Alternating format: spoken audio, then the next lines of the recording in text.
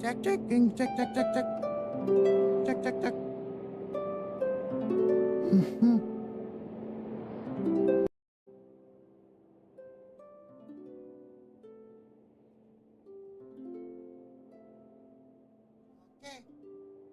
Oke, cek cek cek cek cek.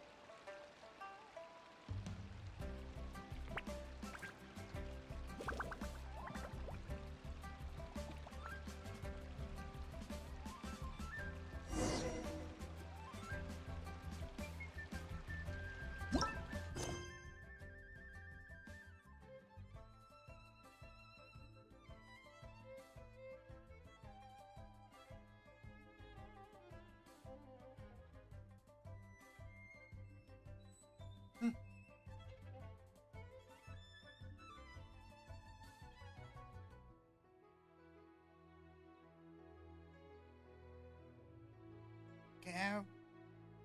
Dek, dek, main-main. Kita main dulu.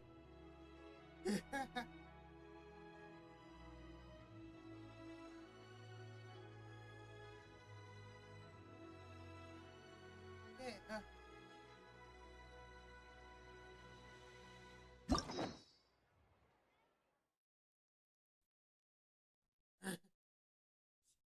ini Mbak Xianyun.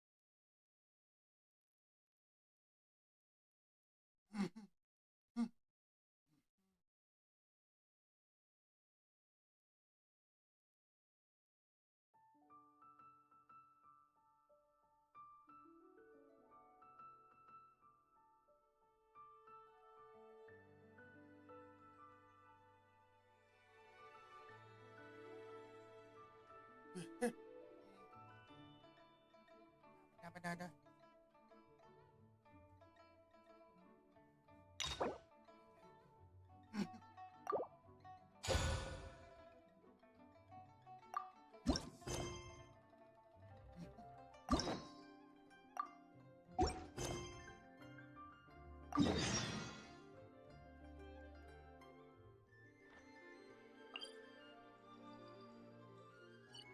What the hell? Sini. Oh, next.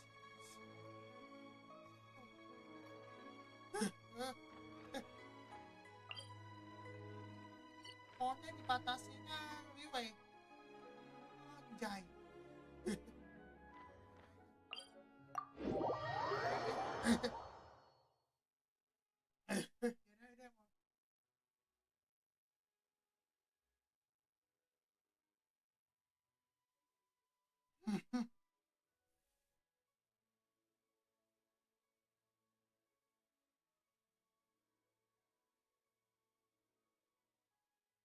Udah, ini quit dulu ya. Quit dulu mau ini borderless.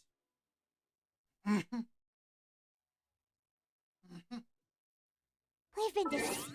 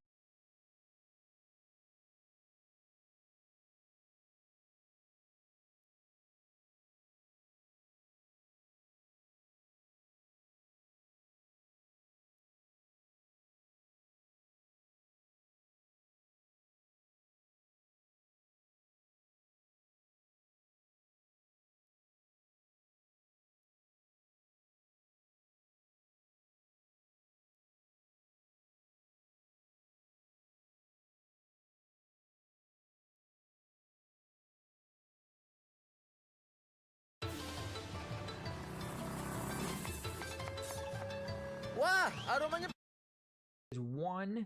Maaf ya, ikan dulu ya nih.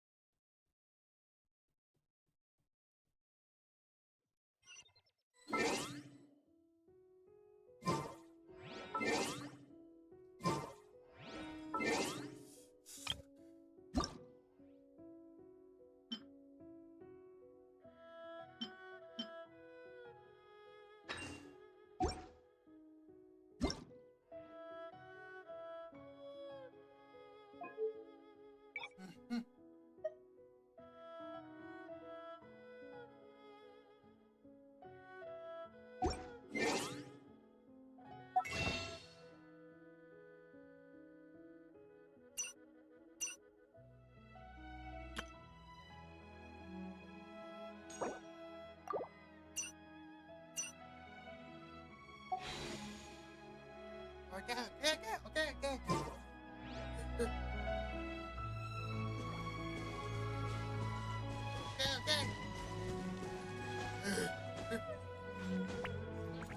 Huh?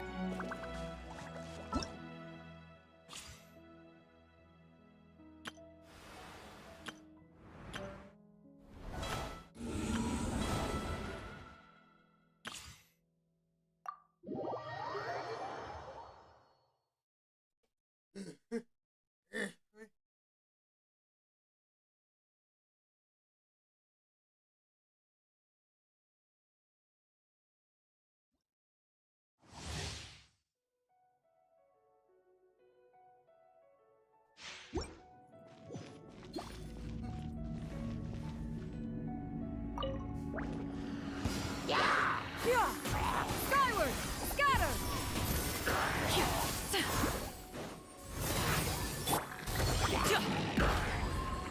Boy. Scatter! Skyward!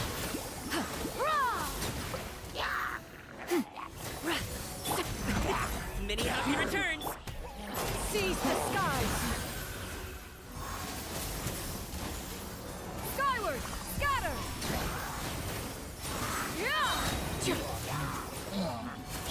Everybody stand back! Scatter! Skyward! Make way for the Adeptus!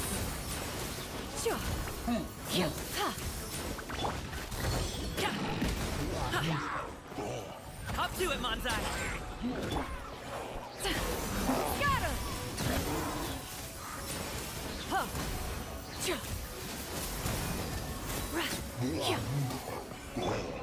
Teamwork is dreamwork! Strength clouds converge! Skyward! Witness the power of what?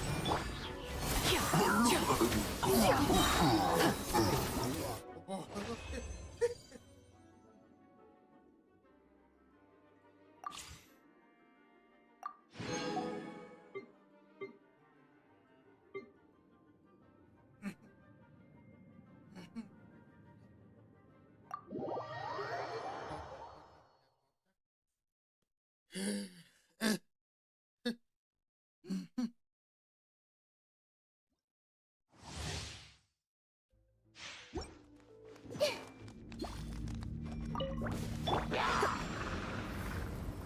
Blitz.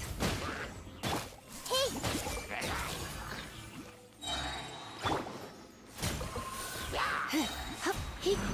Surrender and be gentle. The Temple of Wisdom! After Rite into the fire! You're toast!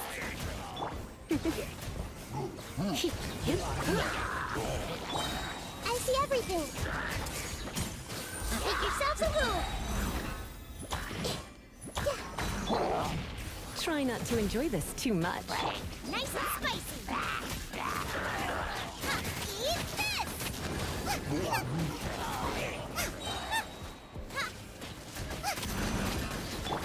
Hey! The Temple of Wisdom!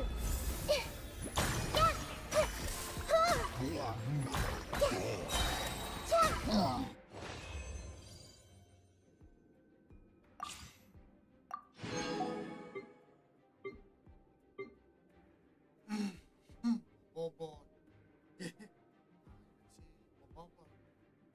Bobo boy, sini.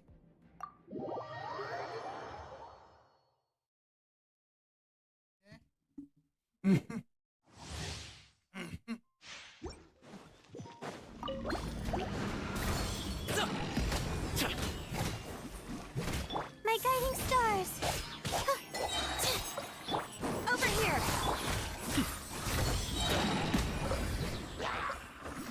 Mighty mythical beast!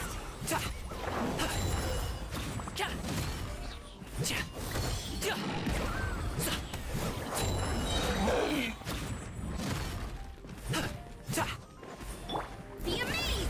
Surprise! Up to it, Manzai!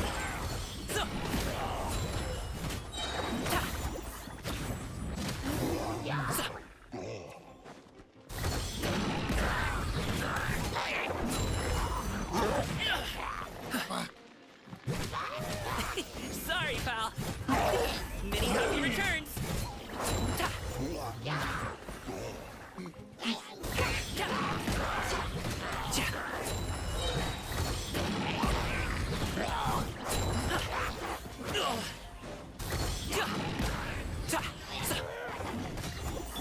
Let the magic begin!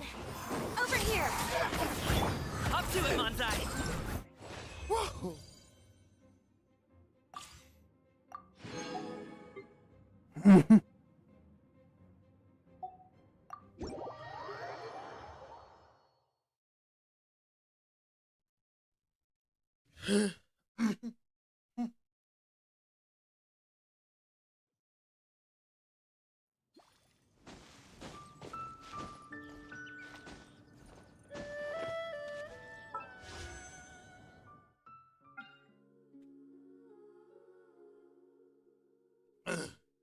It's it.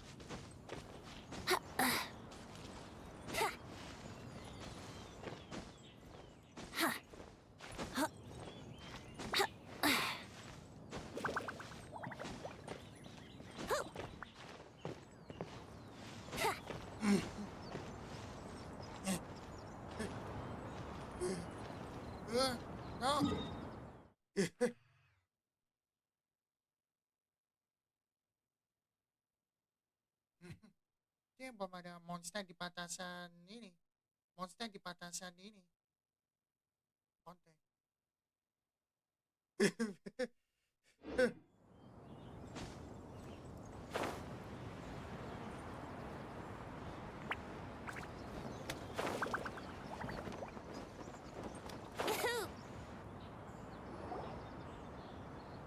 we are, right outside our place. Sampai di depan rumahnya. Do you still remember the first time we Masih came ingat? here? We even brought Waktu pertama offerings kali and ke everything. sini, kita sampai bawa ke sembahan segala. And when we told her that Rex Lapis had been assassinated, she Terus immediately waktu threatened kita to bilang Rex squash Liyue Lapis, Harbor. Paimon Dah, thought she'd be impossible to get along with. Astagfirullah. But now that we've spent some more time together, she's really not like that at all.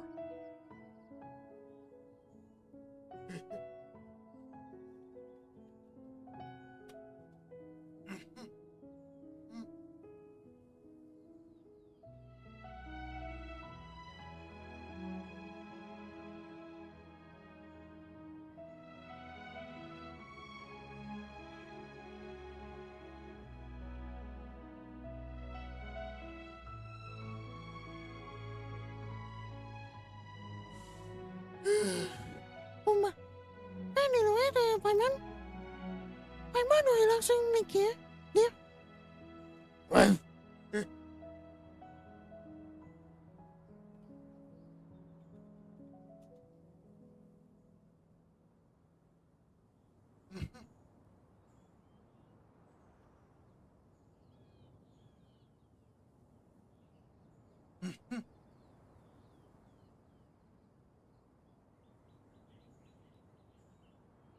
We probably don't need to bring any offerings now that we've gotten to know her pretty well, right? Still, Paimon's got some snacks around here somewhere, so if she really wants something, we can just use that. Kali ini nggak usah bawa apa-apa kan. Toh sudah kenal dekat dengan Paimon.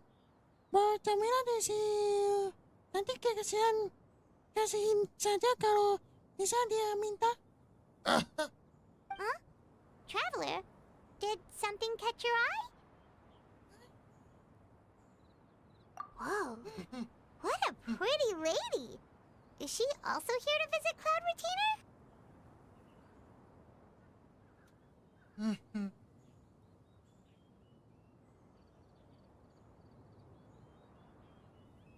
Mungkin dia. Mungkin dia. Yesus cantik juga. Yeah, you're right. All it takes is one look and you can tell she's someone special. As expected of that bird lady, really. She must have a whole bunch of Adepti friends from all over the country.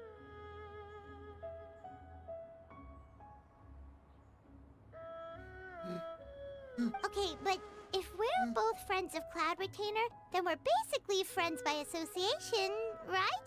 Want to go up to her and say hello? Helping you make more connections is a part of Paimon's job as your reliable guide. Paimon's got this.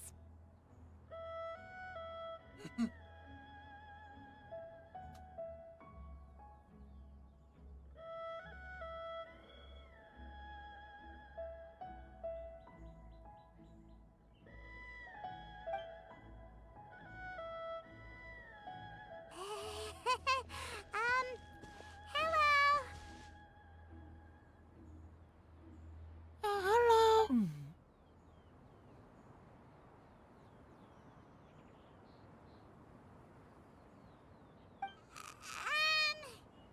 Paimon is Paimon.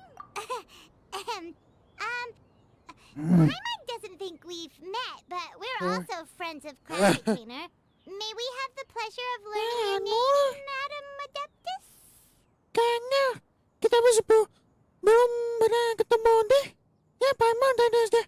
Ini temannya aku. You two.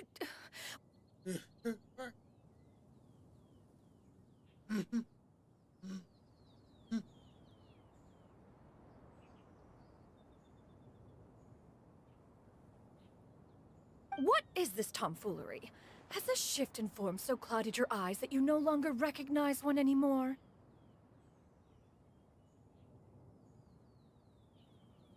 Wait, you're... Huh?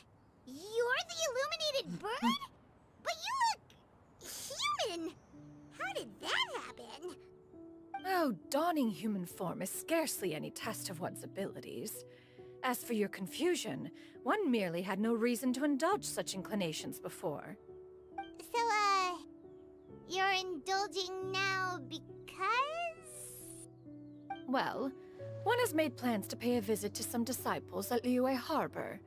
Taking on a human form for such a trip is simply a way to make matters less conspicuous. You? Worrying about keeping a low profile? You're the one who likes to pop up out of nowhere all over the place. In fact, Paimon can think of several examples. Like last year, when you suddenly appeared on the top of a roof without any warning. Or...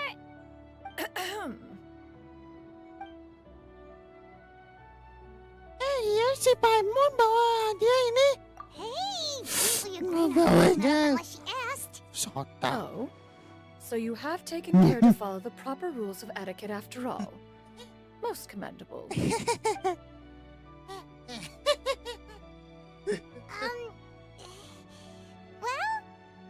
this is all Paimon's got. You don't mind, right? One has never found oneself lacking in basic comforts. On the contrary, it is the gesture that one values above all else. So long as you've shown proper respect and consideration, the quantity or quality of the gift is but a trivial matter. That kinda makes Paimon feel a little guilty for trying to keep them for herself. Anyway, where were we before you reminded Paimon about the gifts? Kami tayo na makatutunggo ng menemui muridnya. Ah, right. So by disciples, you must mean Ganyu and Shenhe. It's also been a while since we last saw them. Maybe we can come too. One planned to extend the invitation even if you had not raised the matter yourself. Shenhe and Ganyu should be quite pleased to see you again. However, one would first inquire as to the reason behind your visit here.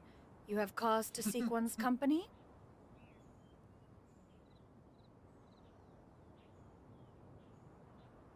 Yeah, we just found ourselves missing you and wanted to see how you were doing. We were hoping you'd tell us one of your stories. Who knew we'd run into your human form while we were at it? Is that so?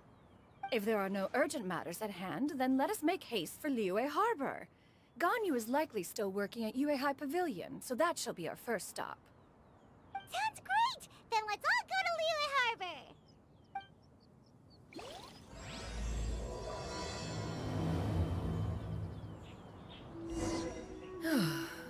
Ganyu has been quite busy with work as of late. One can count on one talon the number of times she returns to Mount Outsong each year. Shenhe has also secured employment recently. In her correspondence with me, she wrote that she shall have no need to return for the foreseeable future. Do they think one was so easily mollified? One shall investigate everything with one's own eyes and decide for oneself if their living conditions are satisfactory.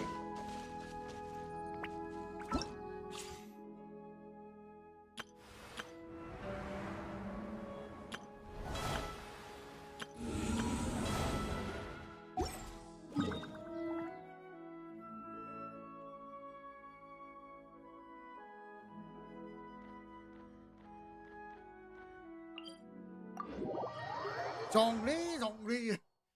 Ni tempat zongli ni. Tempat zongli.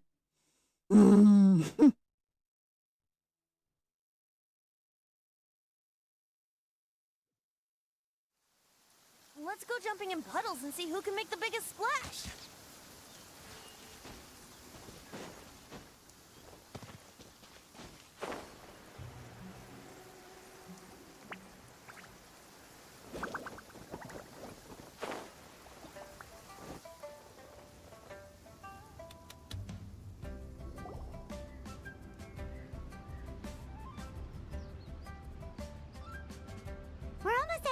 pavilion. Hey, do you think Ganyu will be shocked to see Cloud Retainer like this? Guess we have no idea if Shenhe and Ganyu have ever seen her in this form before. Wait, where did she go?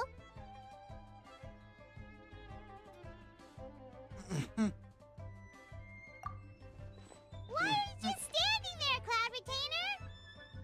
Quietly now. God. One shall stay here. You two can go and meet with her. But why? Isn't it better if we all go together?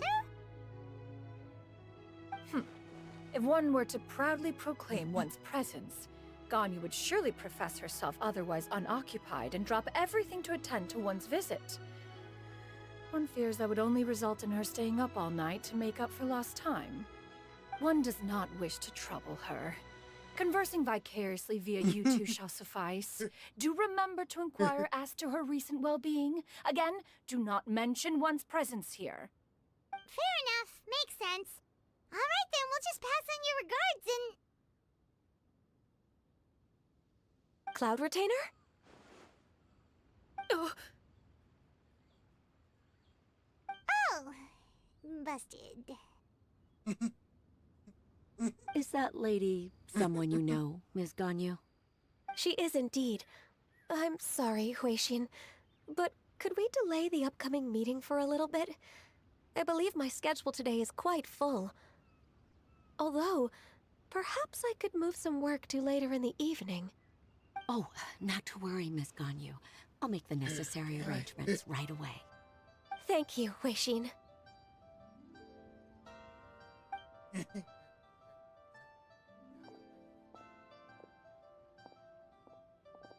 been a while, Ganyu. Greetings. What brings you here today? And Cloud Retainer, too. It's been quite some time since I last saw you in this form. you are quite mistaken. One is not acquainted with this Cloud Retainer of whom you speak. One is simply a mere mortal passerby. Huh? Seems she's not buying it.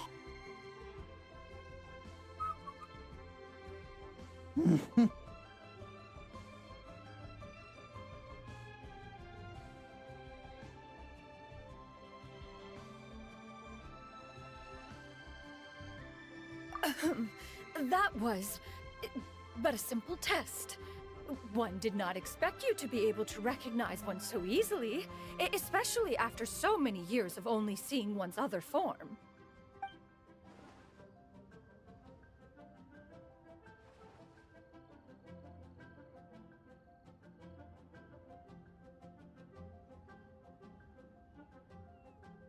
But recognizing you is, my responsibility as your disciple. An apt observation. One was simply passing by while attending to some important business. One thought it would only be fitting to pay you a visit while in the area. Wait, Paimon wasn't aware of any important... Cloud Retainer's right! We've still got something super important to do, so we can't stay here for too long today. Oh, is that so? But it's been so long since we last saw each other. One simply desired to see you and had no intention of interrupting your work. A quick conversation should suffice for today. A more involved reunion should wait until you find yourself less occupied. I understand. That should be fine. While one acknowledges the amount of work that you have to deal with every day, one must also remind you to rest. Though Adepti blood flows through your veins, excessive exhaustion will still cause grave harm to your body. It still makes one nostalgic to see you as you are now, respected and independent. When you were young, you oft begged one to cuddle you to sleep when you suffered from nightmares. Cloud Retainer! Stop! If you insist. We are running short on time regardless, so one will refrain from going into each and every story. Why don't you continue your conversation? One shall simply stand by and listen. Wow, You've been to so many new places since the last time we spoke. If you ever need anything, please just come find me at High Pavilion. Also, forgive me for my presumptuousness, Cloud Retainer, but if you plan to continue appearing in this form, don't you think it'd be helpful to adopt a human name? A human name? Huh. You raise a valid point. Considering the sheer extent of one's renown, Cloud Retainer is surely too recognizable as a name.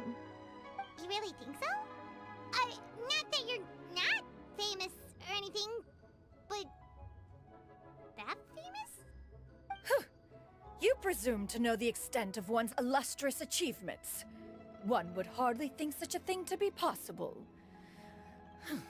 Nevertheless, Ganyu's advice cannot be ignored.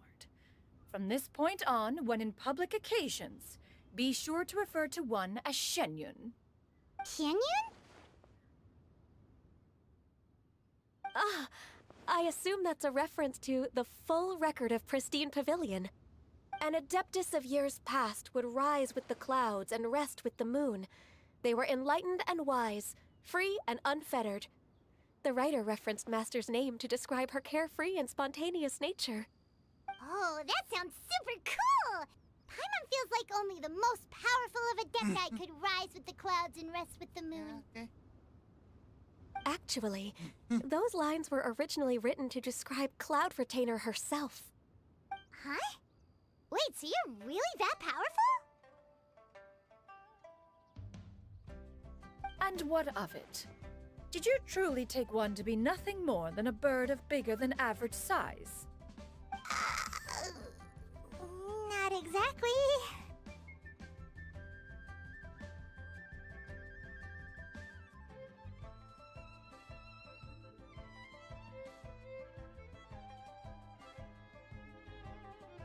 To be fair, Cloud Retainer rarely speaks of her past accomplishments. The tales of her past can only be found in ancient texts. It is said that once, a long, long time ago, there was a severe drought in Liyue. Left with no choice, many people left their homes, while others spent day and night praying to the Adepti. Although I did not live through such tragedy, simply reading about it is enough to gain a visceral understanding of all the pain and desperation during that time. On top of the drought, a noxious gas also began to spread through the land. If not for Cloud Retainer's efforts, much of Liyue would be nothing more than a barren wasteland today. The books had this to say about what happened. Upon arrival, the Adeptus borrowed the wind to return the clouds. Immediately, the clouds gathered together, and abundant rain burst forth from the heavens. Drought and plague were both driven away, and the people were saved. Wow. That's incredible! Mortal records add embellishments to dramatize past events. Yeah. One did merely what one ought.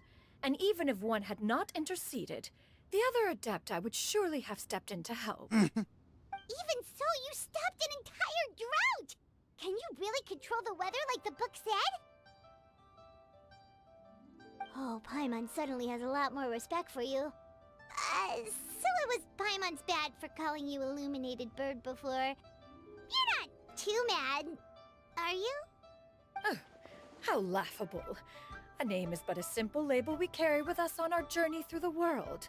Why would one be offended by such a trivial matter? That's a relief. In that case, Paimon will continue to call you whatever feels right in the moment. Well, that is quite enough ancient history for now. Ganyu, have you had word from Shenhe? One has heard that she procured a job recently. Have you any thoughts on her workplace? And what, pray tell, of her monthly remuneration?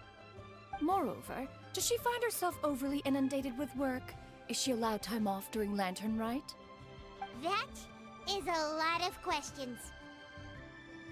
There is no cause for concern, Cloud Retainer. I introduced Shenhe to her employer personally. Wanmin Restaurant's business has been booming recently. So with Chef Mao being swamped with customers, and Shangling still off and out in search of new recipes, I introduced Shenhe to staff the restaurant. I see. Most excellent indeed. One has had the pleasure of being introduced to that family. Xiangling is kind and astute, while her father is loyal and reliable. One has no cause to believe that they will make Shenhe's work difficult. Now, it is almost time to partake in the victuals of noon. One shall visit Wanmin Restaurant in person and see how Shenhe is doing. Huh? But didn't you just say that you had something important to do? Can that wait until after we've eaten? You may return to your work, Anyu. One shall see to this matter on one's own. There will be many an occasion to dine together in the future. One is certain the opportunity shall present itself most readily. Of course, Cloud Retainer. Please take care. Traveler, Ito. Paimon, I'll see Gigabog you yan, some other Penti. time. See you around, Ganyu!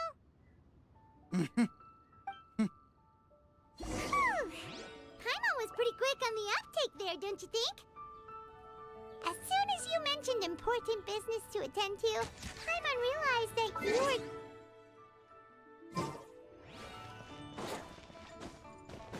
No, in fact, it was not an excuse. One is indeed visiting Liyue Harbor for an important purpose. Wait, for real? The moment is not yet upon us.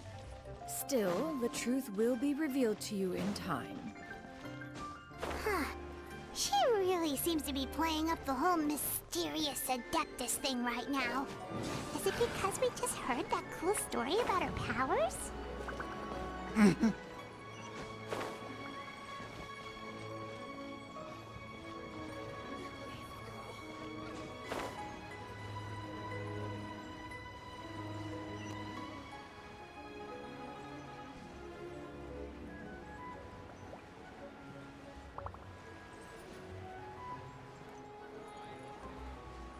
Listen, let me tell you how it is. You get what I'm saying, right? Yeah, how can I not? Not even fine food is enough to distract from the presence of a fine lady, huh? Oh, I'm far more interested in getting her details than ordering any dishes. Hey, how about you ask her? You do it. No. I think you should.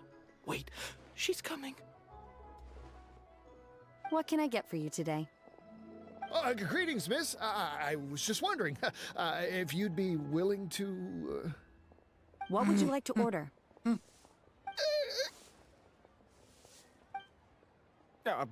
2 servings of more meat to go. Good chat. Bye.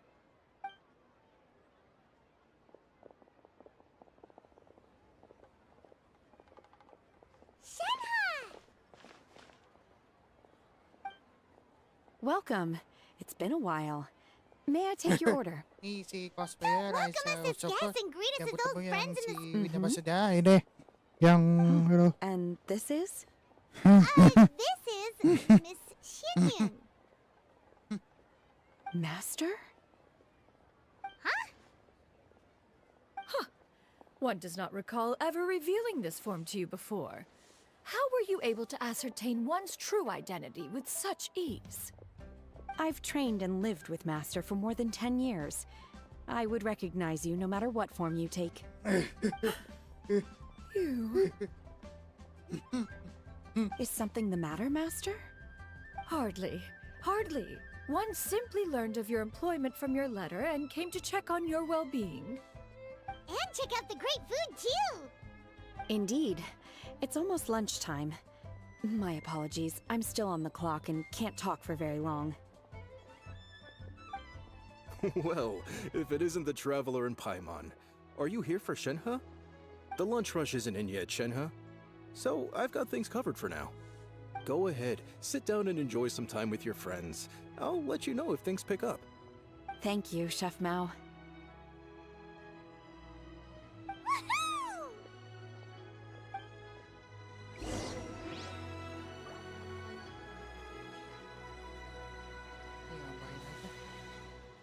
Cheap and tasty chop suey! Wow. Leo's really got a lot going for it.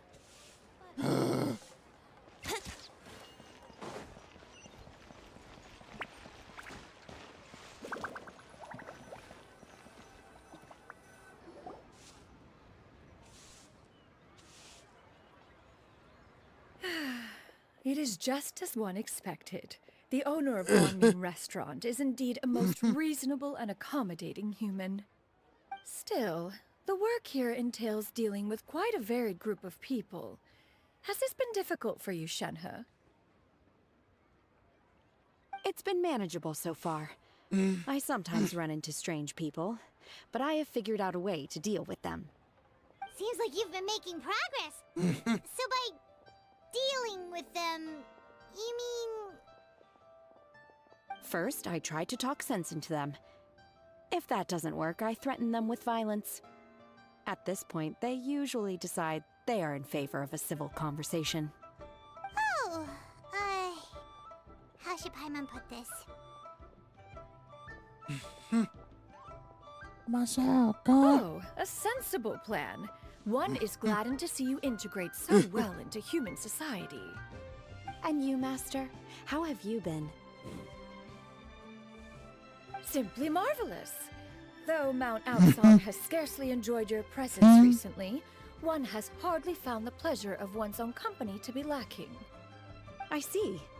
Oh, just as expected of Master.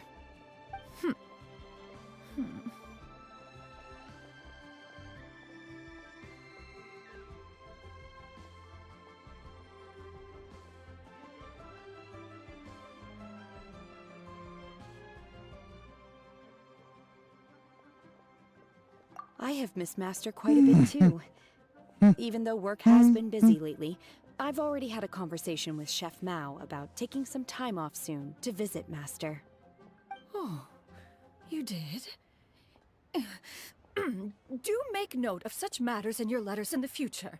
There's hardly a need to keep one in suspense. Whoa, her mood shot up just like that.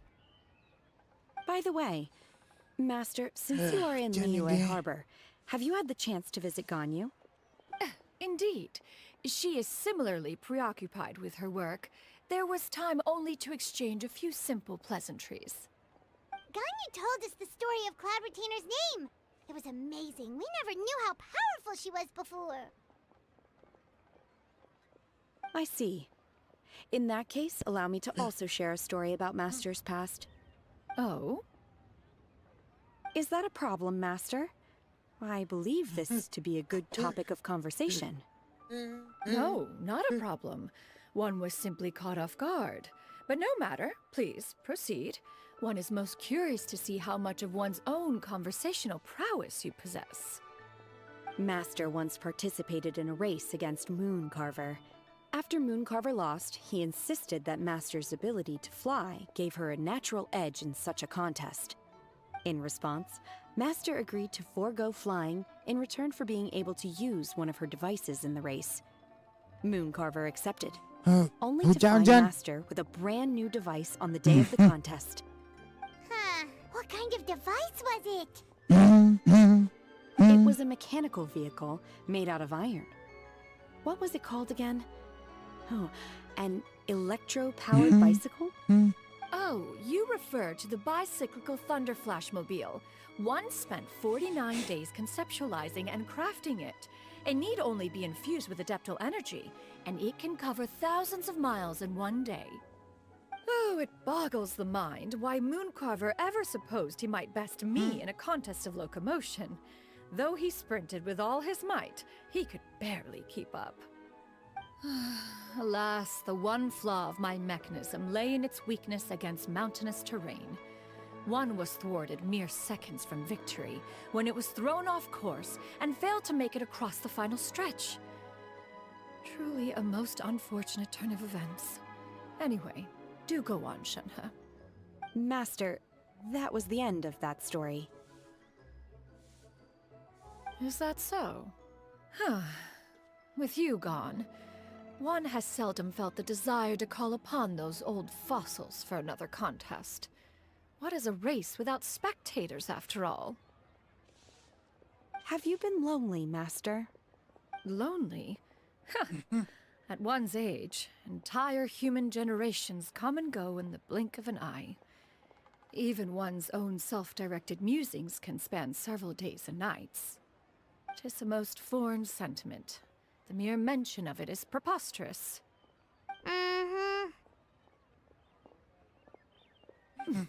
What is the reason for that look upon your face? It's nothing. It's just... Well, Paimon gained a lot of respect for you after listening to that story of you summoning the rain and everything. But all it took was a few words out of your mouth and it's like you're back to being that illuminated bird again. Paimon's just a little bit confused. Which one of the two is the real cloud retainer? To me, they are both master.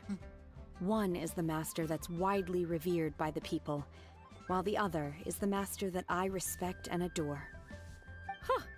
One finds oneself exalted yet again with sweet words of praise and flattery of a most extravagant nature. You chose to exalt one with your words, yet you refuse to grace Mount Outsong with your presence for any extended period of time. One would almost question the sincerity of your estimations. This is not to say that your words paint an inaccurate picture. One has always lived by a single ideal. Eschew all action and abide by no rule. One does as one pleases and speaks as one pleases. Others may critique or praise as they see fit, yet one places little weight in such judgments. She got like, what, 2 sentences of flattery from her disciple? And it's as if her ego is about to burst. Do you have any empty tables?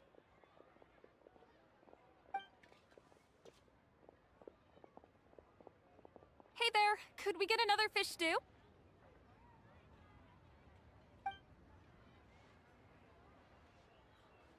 I'm hearing more guests come in. I should get back to work. Alright, good luck with the lunchtime rush, Shenhe. I'll try my best.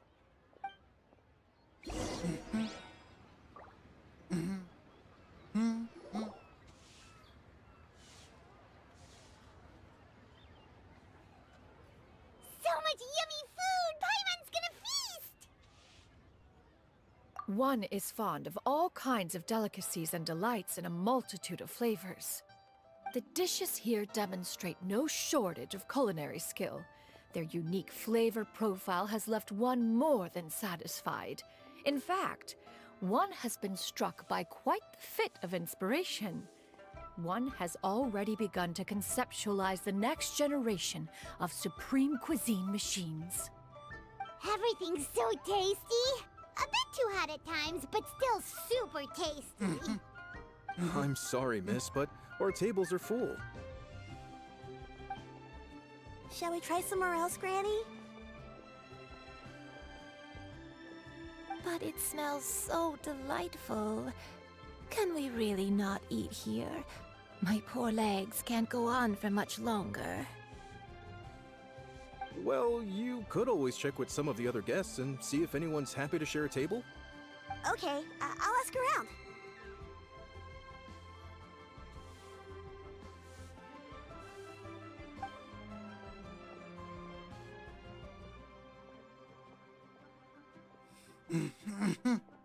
Excuse me. Would you mind letting us share a table with you? There are no empty tables left, so... Ah, well, Paimon doesn't mind. What about you guys?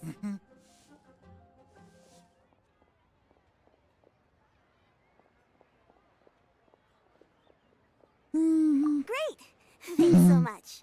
My name is Xianyun, and this is my granny, Yuendai. Granny? Yep. Is there something wrong with that?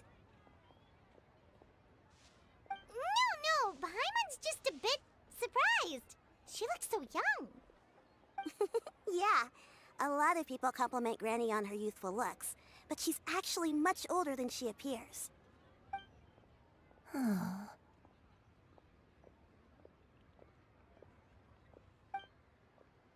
Granny, why don't you take a seat? Come on, it's not polite to stare. Huh. Have we met before? No. 'Tis a fated meeting, then. Please, take a seat. What would you like to eat, Granny? I can order for you. I want braised earthworms. They always pop up out of the ground after a rainstorm. No, not this again. Granny, there's no braised earthworms on the menu. Braised earthworms? Well, that sounds weird. Do people actually eat that? Right, that's what Paimon was thinking too. Need any help? Help? Oh, do you mean with Granny? Thanks, that's nice of you to offer. Granny has pretty bad dementia, so her memory's getting worse all the time. She's always saying things that sound kinda confusing. Actually, her memory's been bad ever since I was little. But it's gotten so bad lately that I even have to remind her who I am every morning.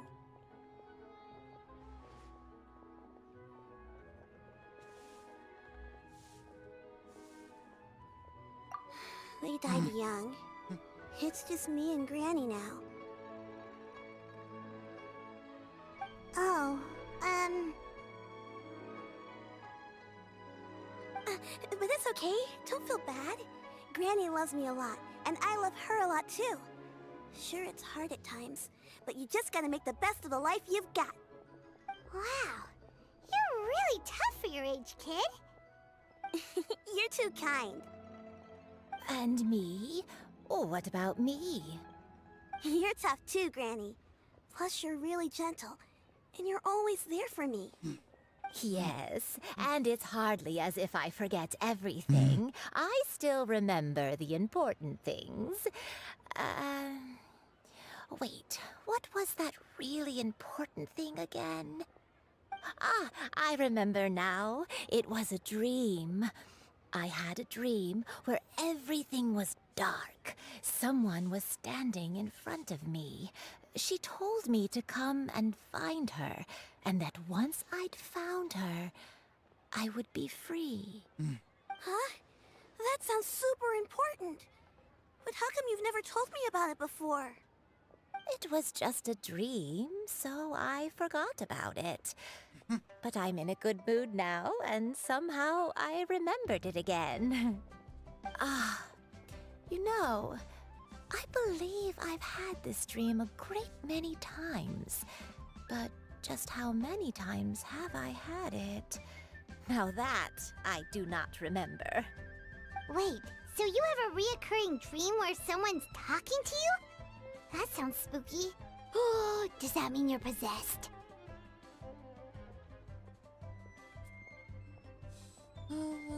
Unlikely. Her eyes are clear and her breathing remains calm and level. One sees no signs of possession. Are you sure? Who do you take me for? Is one not an adept? Am I not an expert? Huh, you're right. Paimon almost forgot you're the expert. In that case, do you still remember what the person in your dreams looked like, Granny? Not anymore.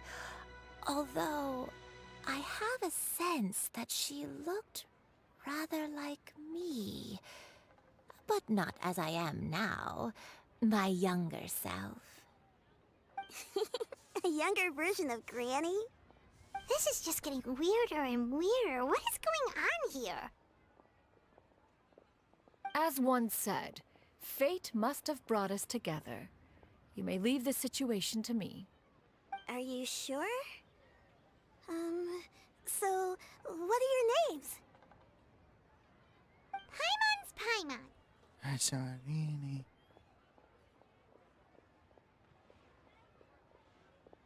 Now a good traveler. Just Xianyun is fine. Thank you all so much for offering to help. But first, I'm sorry for asking, but, how do you want us to pay you back? Oh, we don't need any payment for this.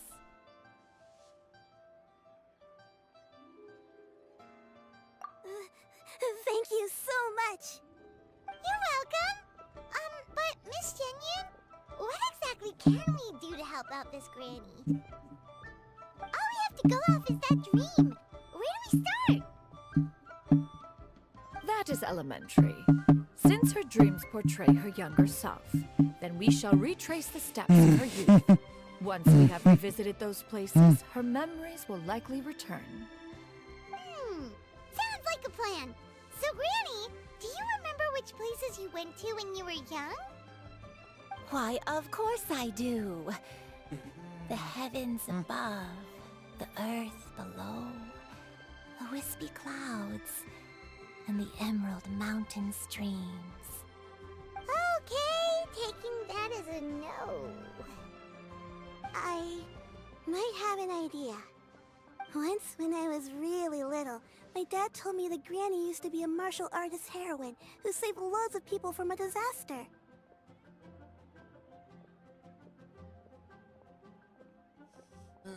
If it's true, then maybe they wrote about it in the history books or something. A martial arts heroine? Oh, Shincho knows tons about Liyue's chivalric traditions. If anyone knows about the heroes of the past, it's him. Let's go find him at the Feiyun Commerce Guild. Are you leaving already? But I'm still hungry. I'll go order some food, Granny. If there's nothing on the menu you especially want, I'll just get a few different things. It seems we must part ways for now. The Traveler and Paimon are bound for the Feiyun Commerce Guild, while Yuendai and Shuyu shall remain here and partake of their lunch. As for myself, I have matters to discuss with Streetward Rambler. Streetward Rambler? Oh, you mean Madam Ping! Precisely. Let us meet at Yujing Terrace once you are ready.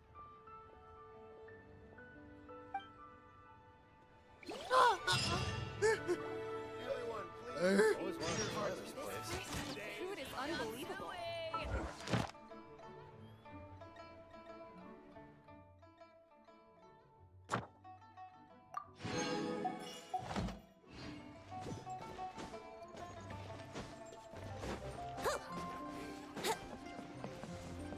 Ad Ast. Thank you for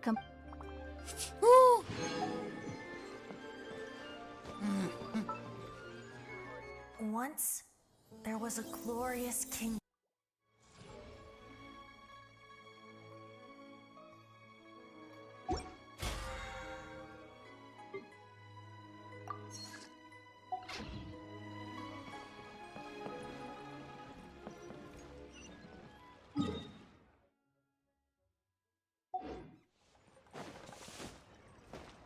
Wouldn't gliding be faster?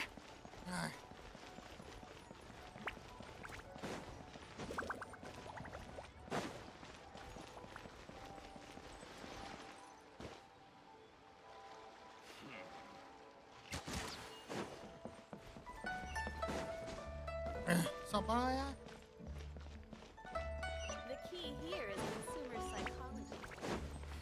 Jingle's out of stock, but we have some. Oh shit, wait.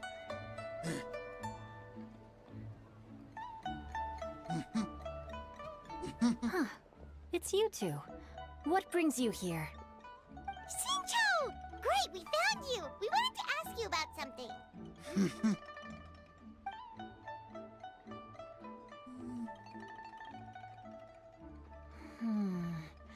That's not a whole lot of information to go off of. I don't know if I can say for sure. Apapun juga bisa berguna. I can't pinpoint her identity from your description alone. But considering her age, I am reminded of a nameless heroine who's been featured in various chivalric novels. Nameless heroine? That's right. The novels often speak of a great drought from 50 years ago. As the people suffered, a nameless heroine appeared and began to clear away evil spirits and bandit camps. The people idolized her, but never learned her name. All they knew was that she always acted alone. Later, though, she supposedly fell in love with a similarly noble-minded exorcist from Mount Tianheng. They were well matched in more ways than one, often fighting together as a fearsome duo of otherworldly strength. After the drought ended, the heroine and the exorcist left the public eye and began living a reclusive life in the mountains. All that remained were tales of her incredible accomplishments. The way this nameless heroine faded from fame into obscurity later in life is not too dissimilar from Miss Yuendai. I hope that's somewhat helpful. Thanks a lot, Shincho. We knew it'd be worth talking to you. It's nothing at all. Just something I came across while reading.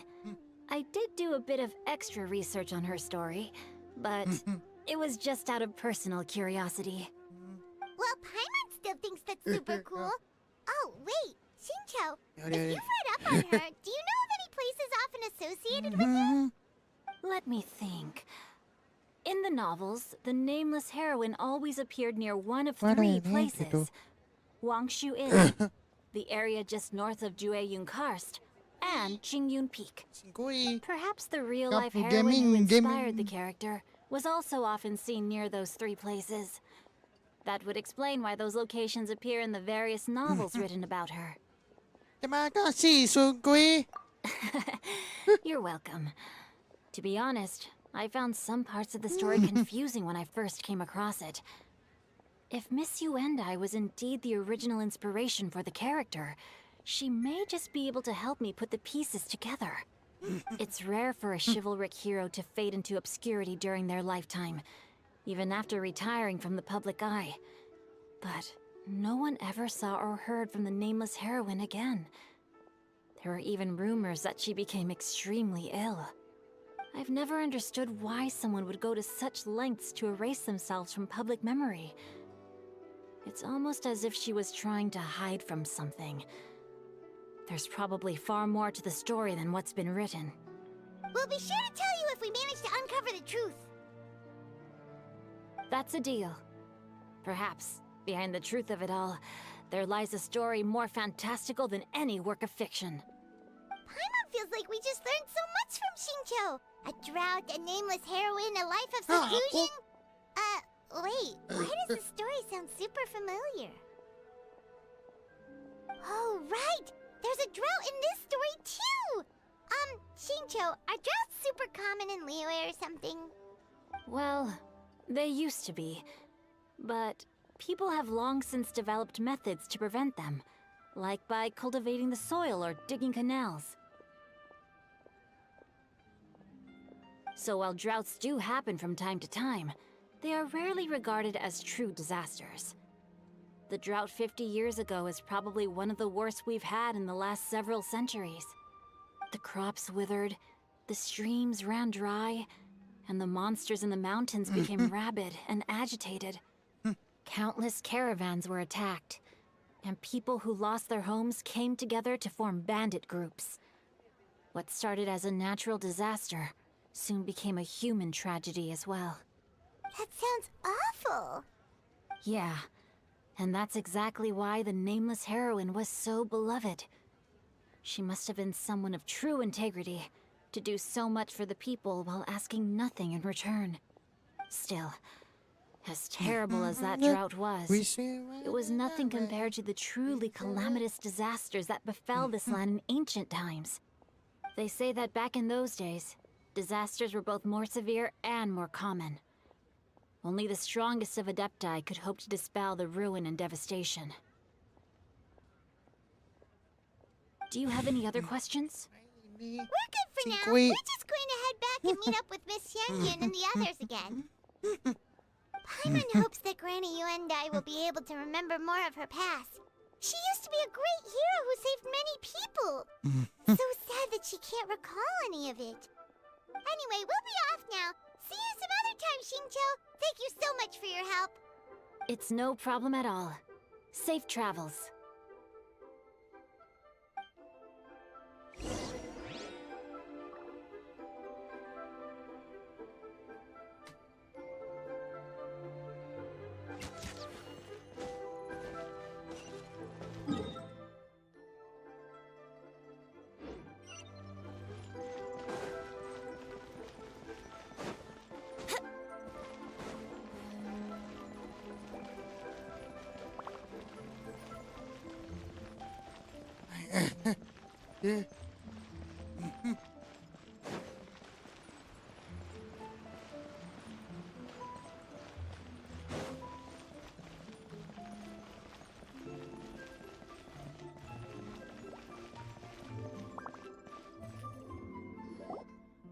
I have recorded the tune that you requested. I hope it will be of help to you. Oh, thank you. Straight with Ping, what has amused you so? Oh, it's no serious matter. I was just reminiscing about the last time I saw you in this form. Time has wrought such change in this world, and yet you appear just the same as ever. Time has little bearing on one's existence, nor has one keenly felt its effects whilst dwelling at Mount Outsong. Nevertheless, Ping, one would like to seek your counsel on a personal matter. Oh, why so formal all of a sudden? I must say, you're making me a little nervous. What is it? Well, the inquiry is as such. Approximately how much more would one need to afford a comfortable life in the harbor, not unlike the one that you yourself lead? It does not require as much as you may think. Still, do you mean that... Cloud Retainer, Madam Ping! What are you two talking about? Nothing save for some trivial matters. Have you unearthed any useful details? Shinto has a theory, but let's save it for when Chuyu and Miss Hyundai have joined up with us again.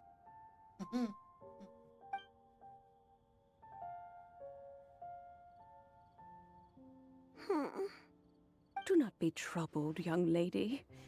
Here, have some tea.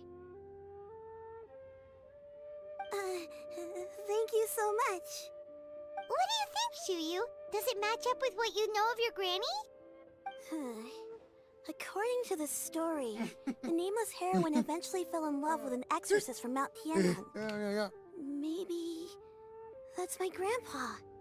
I don't have many memories of him, but there was this one time I found a box in our attic full of a bunch of weird sigils.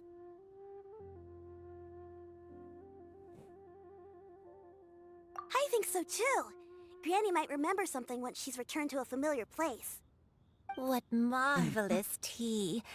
I can taste the dew's sweetness in this cup.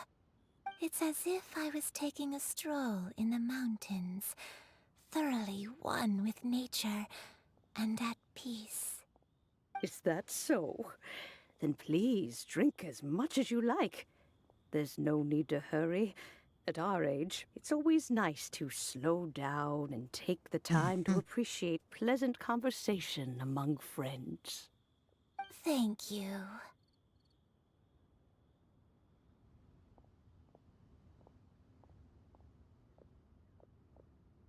Okay, since we have the time, can I ask you something? Sure thing. What would you like to know?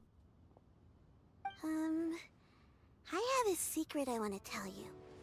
Let's go talk over there.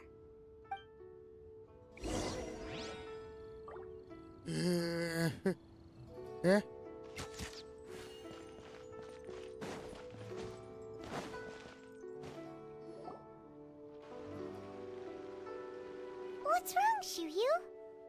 Well, I've been kind of meaning to ask ever since we started talking in the restaurant, but are you guys all adepti in disguise? Oh! About that.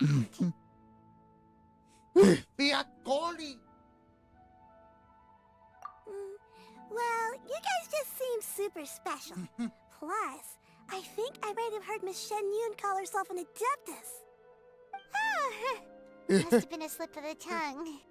Xianyun, since you were the one who, misspoke, maybe you can explain to Chuyu here what you really meant by that.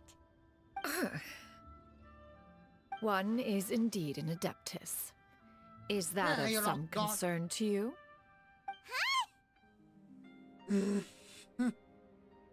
I knew it.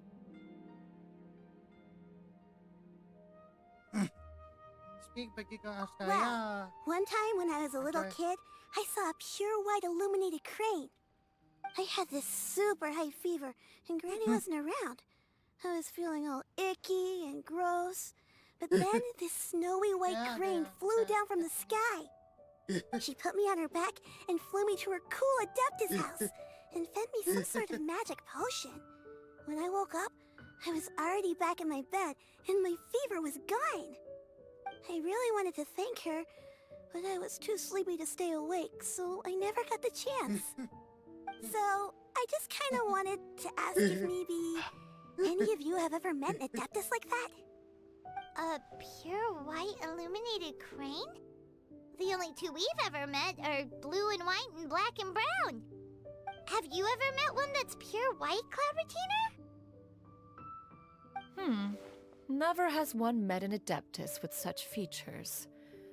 One surmises such a description is but a hyperbolic embellishment that oft results from narrative accounts. That's weird. Was it really just a dream then? Well, even if it was just in my head, it doesn't matter that much anyway. All I really want is to help Granny recover her memories. I'm really grateful for all your help. Leave it to us! Now that we know the 3 locations, we just need to visit them one by one. Let's go to Wangshu Inn first! Okay, I'll go get Granny.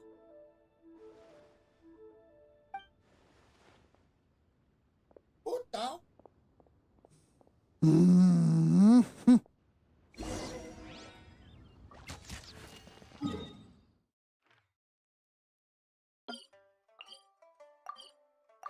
Wangshu Inn. Tempat di Wangshu Inn.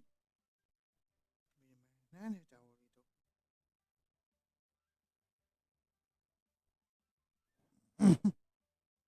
Ya, bawa pedal. Pedal. Bawa dulu ya.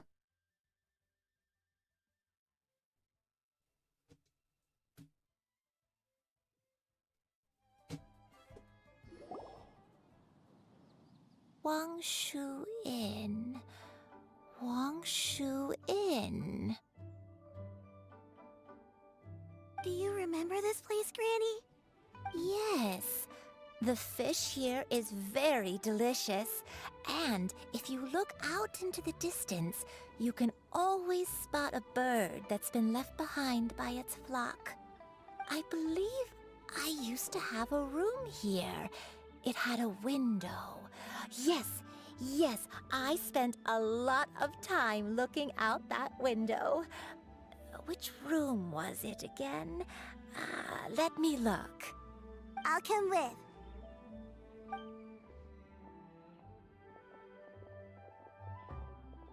Paimon's still having some trouble understanding what she's talking about, but if she's so familiar with this place, that must mean she lived here, right? Wait, huh? Whoa! Shell! What are you doing here all of a sudden? You scared the living daylights out of Paimon! I sensed a non-human presence and decided to come take a look. If you're here, then there's likely no trouble afoot. I suppose there's no cause for concern. It's been a while, Cloud Retainer. I see you have returned to your previous form.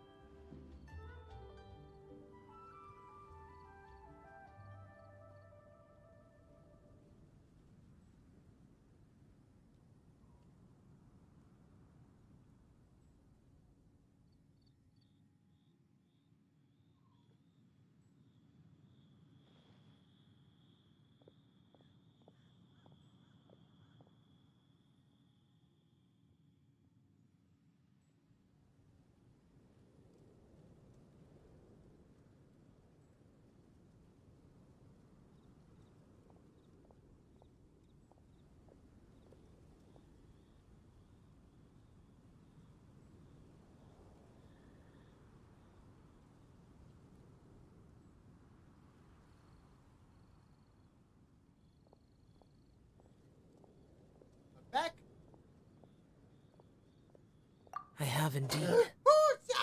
I fought alongside her in this form on many occasions during the Archon War. Oh, wow! What was she like during the war? Oh, wait, let Paimon take a guess. Was it anything like this? Behold, the glory of one's newest invention, the Bang Bang Continuous Fire Mechanism. Hands up and surrender, or be prepared to face the full might of the Adepti. An impressive imitation. Paimon knows her all too well. Even so, Cloud Retainer was not always as ostentatious as you describe. You may be unaware, but her talent with Adepti sigils is just as formidable as her skill in mechanics. The Archon War reached its peak after Guizhong's death. The Cloud Retainer who fought beside me in those devastating battles was taciturn and solemn, only speaking when she had... A Cloud Retainer who barely talks? Paimon can't picture it. But what happened after that? If you were so powerful in your human form, why did you decide to take up your bird form again? Once one had bid farewell to the world of mortals, what use would one still have for such a shape? When dwelling between mountain and forest, away from the struggles and troubles of the mortal world, a mortal form is hardly the most fitting of choices. After the war, Cloud Retainer retired to Mount Outsong, only revealing herself to the occasional visitor, and always in her avian form. Although I do believe there was an occasion some 30-odd years ago, when she decided to don her human form. I believe it was for the purpose of... One believes there is little need to relive bygone matters. Granny, are you okay? Back then, at this place, Perhaps this conversation should end here. I shall take my leave now. Should you encounter any trouble, you need only call my name. However, given that you are traveling with Cloud Retainer, I trust you are in good hands. Everyone! I think Granny is finally beginning to remember her past. Slowly now, calm your mind and recount what has been recalled. a long time ago, I stayed here to recuperate from my illness. Huh. So what Shinjo said was true! You did fall ill! Was that why you went into hiding? I don't remember. The thing I can remember is that it took a great toll on me, and there was no cure for it. I was confined to my room in Wangshu Inn, where I spent many days unconscious. I'd come to every once in a while and stare at the migrating birds outside the window. It was a solemn sight. I remember crying, but I'm not even sure I knew why. One day, I met a traveling merchant.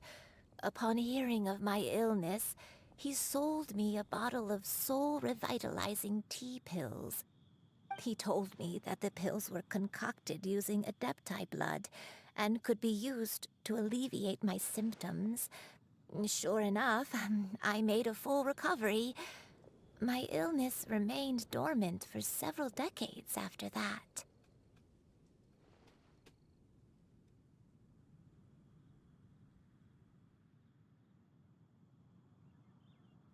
Wait, but if your illness remained dormant for several decades, are you saying that what you're going through now is just a relapse of what happened all those years ago? And it was all thanks to the pills that you managed to keep the symptoms in check? Paimon's brain kinda hurts. Do you remember anything else? I'm sorry, I don't. Oh, if only I wasn't so useless. Hey, you're not useless. You've done so much for me. Watched me grow up. Raised me. How could you say that about yourself? Oh, fret not, dear child. Granny was just a bit frustrated. That's all. The recovery of a person's memories is a gradual process. Finding pieces of one's past is always superior to not finding anything at all. Let us make haste to the next location. Next location. Next location. Oh, why don't we go to the area north of Dwayunkar's next? There isn't really a landmark there, so where should we start? Oh, Paimon's got it. Let's check out the houses in the area first. After all, if she was there for any length of time, then she would have stayed somewhere, right? Oh, Paimon's really got her thinking cap on today. At this rate, we'll recover all of Granny Wendai's memories in no time.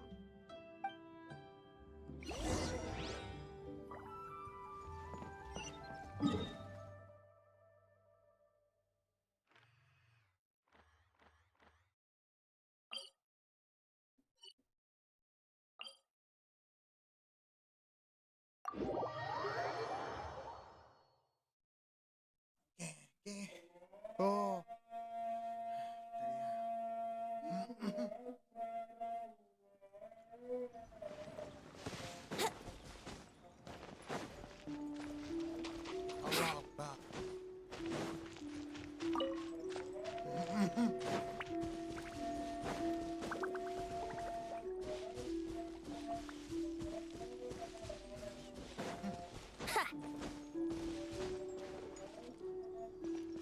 Whoa, why are there so many treasure hoarders here? Guess it's time to round up the bad guys.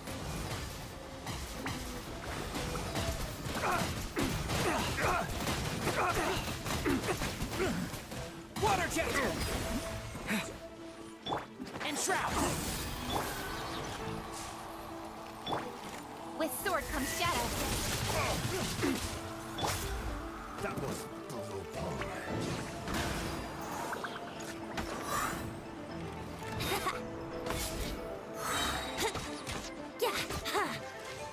A hunter become.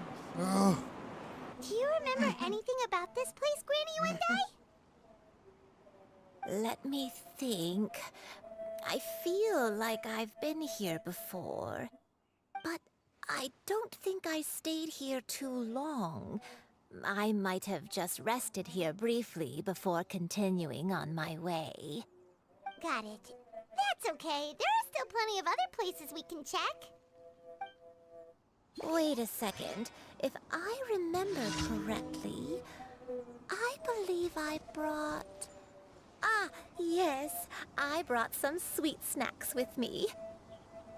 Go on, take some. You need to eat a lot if you want to grow big and strong. Oh, thank you. Then Paimon will help herself.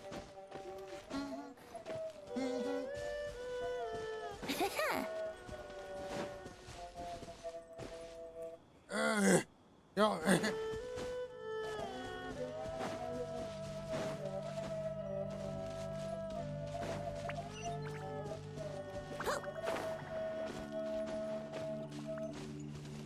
Allah Akbar, ini hari kiamat.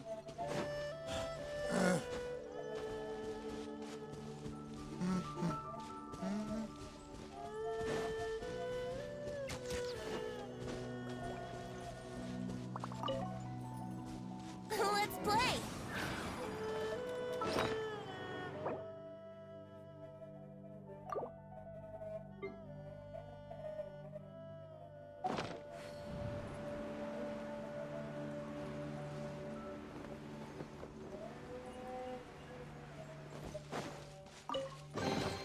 What a find! I wonder how many bottles this will be worth.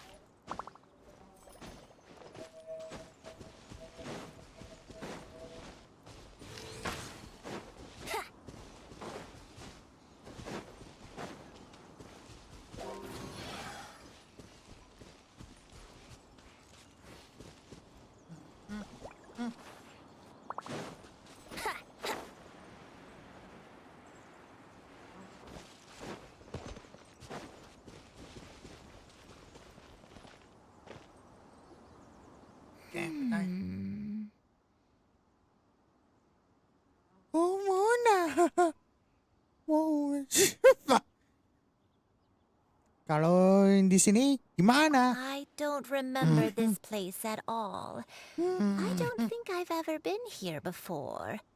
Still, I was thinking, this place feels perfect for a game of hide and seek. Huh? Why a game of hide and seek? I'm not sure. Maybe it's because I used to play that game a lot with Shuyu when she was younger. I don't remember playing it that much. Are you sure about that, Granny? We only played a few times, and we stopped once we realized I was no good at the whole seeking part. Ah, is that so? Then I must be mistaken. Not here then. Let's try somewhere else.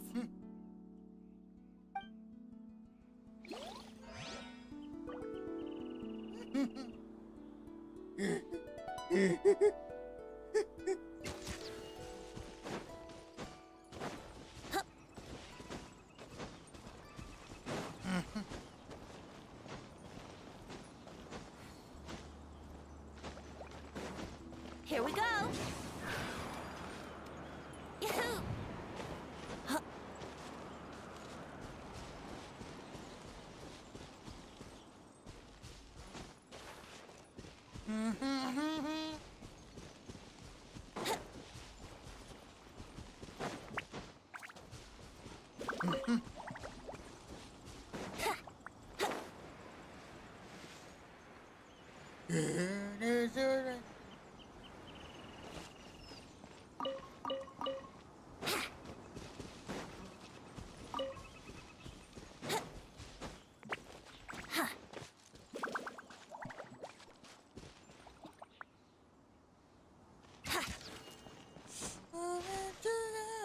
I know.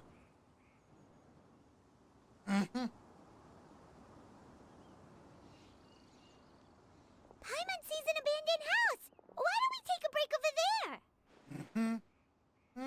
This place. It's...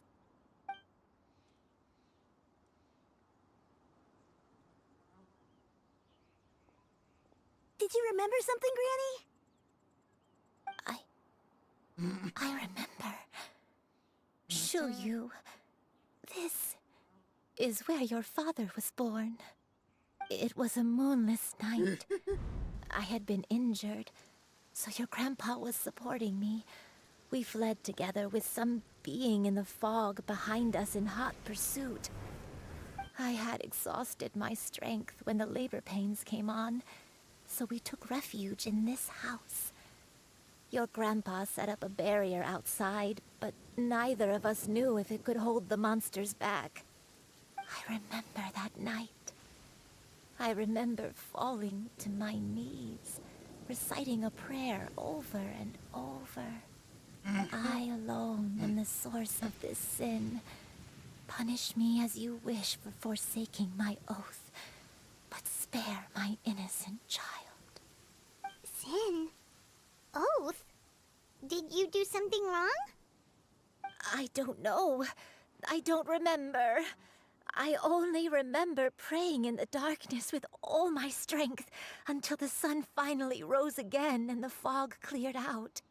Eventually, the house was filled with the sound of my baby's first cries. That baby was your father. I remember I clutched him tight to my chest and wept tears of joy. It was the first time I'd ever felt such happiness in my life. My dad? He was my pride and joy, and so are you, Shuyu. You're so much like him, and I love you both so much. But you're always going to be different from me. Why? Just what did I do? I don't care what you might have done, Granny. You'll always be the person I love more than anything. You're too sweet, Shuyu. I'm lucky to have you with me. If not for you, I would not have had the courage to come here, to try to remember what I had forgotten. All right. Let's not stand around any longer. There's one place left, yes? Let's go take a look. If one recalls correctly, the next place should be Xianyun Peak. You and I, how fares your health?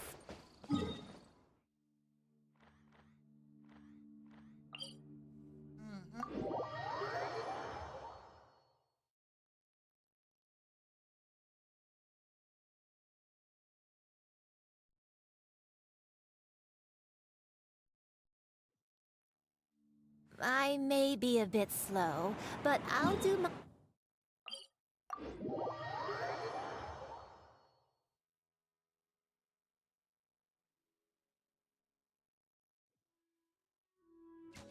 Climb on, I shall carry you to the top. Oh, such lightness of weight. All those who grow old grow frail in the end, do they not? First, you lose your memory, then your health. Eventually, you end up losing everything. My only wish is to depart this world with a lucid mind, to free myself of this torment and the burden it places upon others. Fret not, you have my aid in this endeavor. Brace yourselves.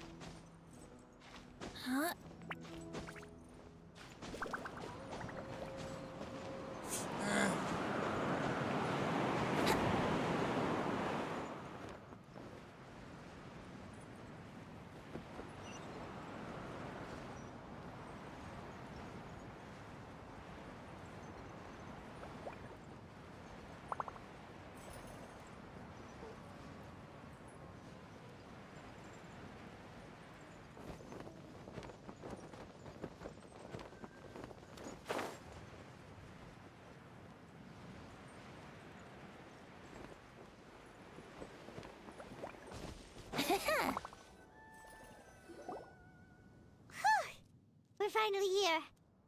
Does this place feel familiar to you, Granny One Day? Let me see...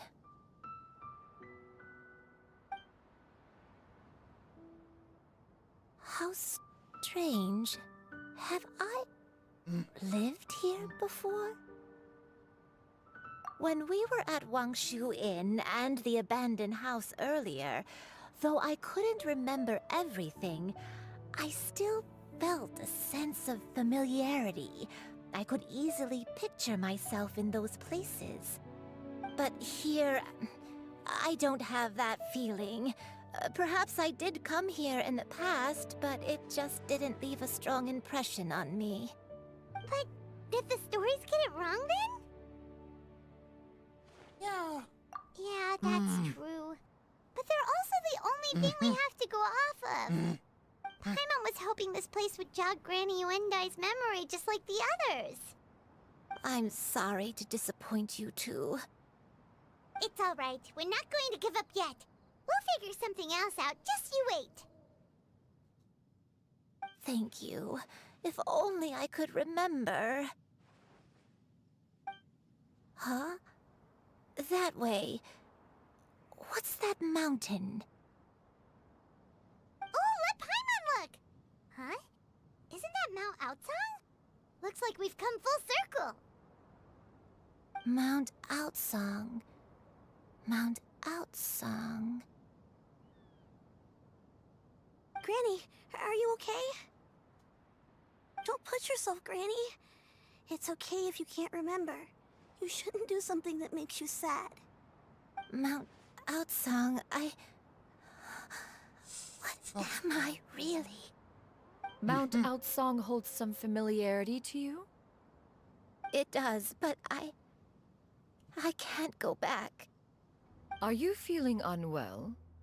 My head, it feels all heavy and dizzy. What is wrong with me? Cloud... Miss Xianyun, is there anything you can do? Let us go to Mount Outsong. Leave the rest. Wait, really?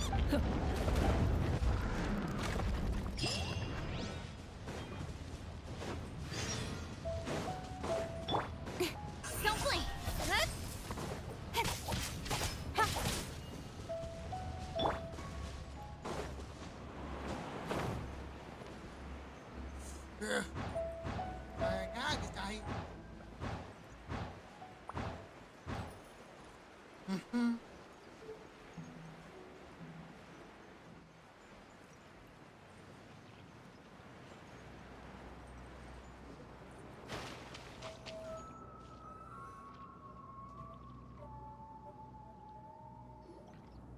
Come on, just tell Paimon already! What's this thing you've prepared? Here, this is it. Huh? But isn't this the mechanism that you were tinkering with when we first got here? Oh, is it another invention of yours? Precisely. A recent one at that. I am most pleased with the result. I call it the Suspensus Somnium mechanism. It periodically releases a soft breeze, which when paired with a gentle adeptal tune, can help the listener subconsciously relax and even enter a semi-hypnotic state. Soothing agitation and anxiety, relieving exhaustion and insomnia, its potential uses are numerous indeed. And of course, it can also aid in the recovery of lost memories. Whoa, what a cool gadget! But if you had it all along, why did you keep it to yourself until just now? We could have come to Mount Outsong right off the bat and saved Paimon a lot of floating. How preposterous. Had Yuendai not recalled much of her past through her own efforts, the device would have nothing to draw upon. We Adepti can only help those who first resolve to help themselves. Had she lacked such determination and strength of character, one would have little to offer in way of assistance. Paimon thinks she gets it now. Hey, what's that other thing? As previously mentioned, a gentle adeptal tune is required to take full advantage of the mechanism. One secured such a tune from Streetward Rambler. Only with her melodies can the mechanism reach its peak power. Whoa, Paimon can feel what you mean. Paimon's body feels light as a feather. It's as if she's lying down on a warm patch of grass after a super satisfying meal. And you, Yuendai, is the mechanism helping you to relax? It appears she has already succumbed to the depths of reverie. Come, join one on this side. We shall give her some time to herself.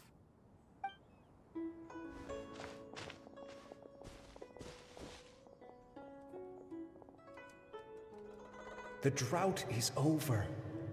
But why do you look like you want to cry? The potion. It's nearly run its course. I've never regretted meeting you. Not even for a second. Please. Please, no.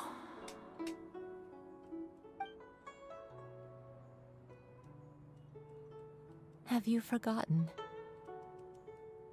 This is the world you left behind. One of gentle breeze and morning dew, perfectly straddled betwixt the realms of heaven and earth. This is your home. This is where you belong. You should have never left.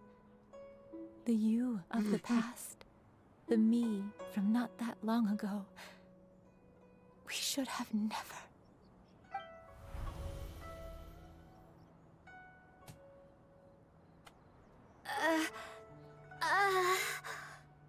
So that is the truth.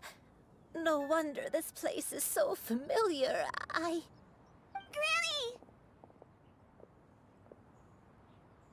Granny?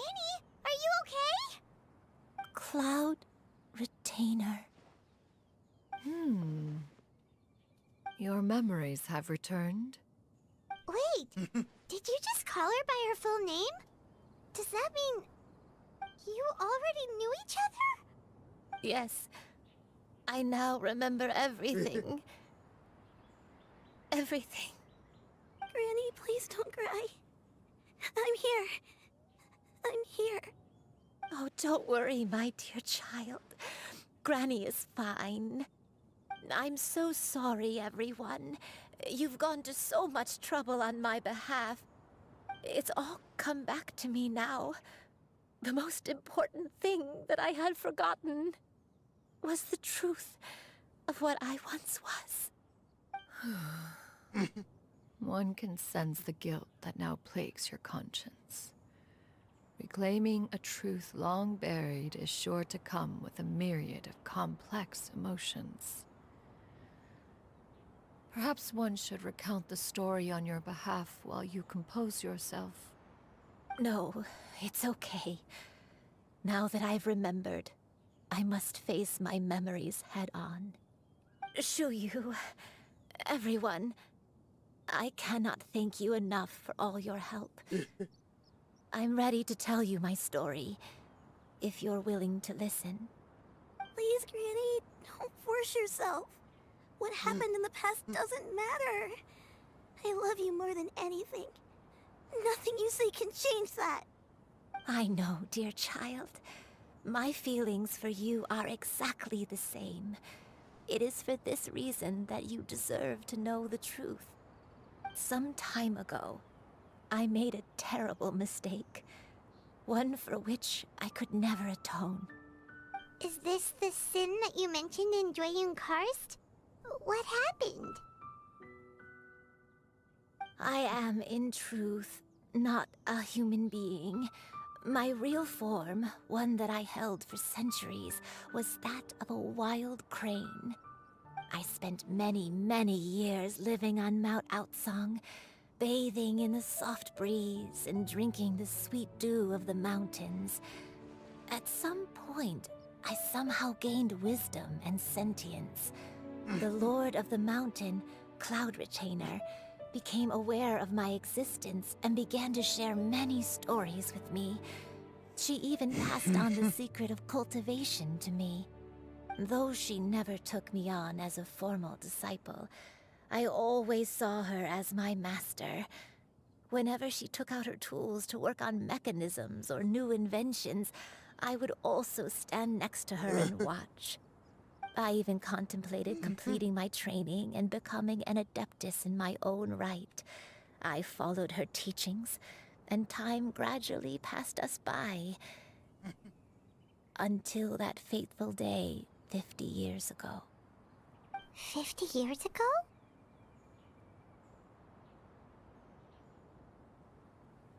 That's right. Master regaled me with many stories of her past deeds. From them, I learned how she had saved people from a similar crisis in the past. She was the one I looked up to the most. More than anything, I dreamt of becoming an adeptus like her. I wanted to travel the land like she had, relieving suffering wherever I went. But I was still far from being a real adeptus. I possessed no ability to take on human form and fit in with the crowd.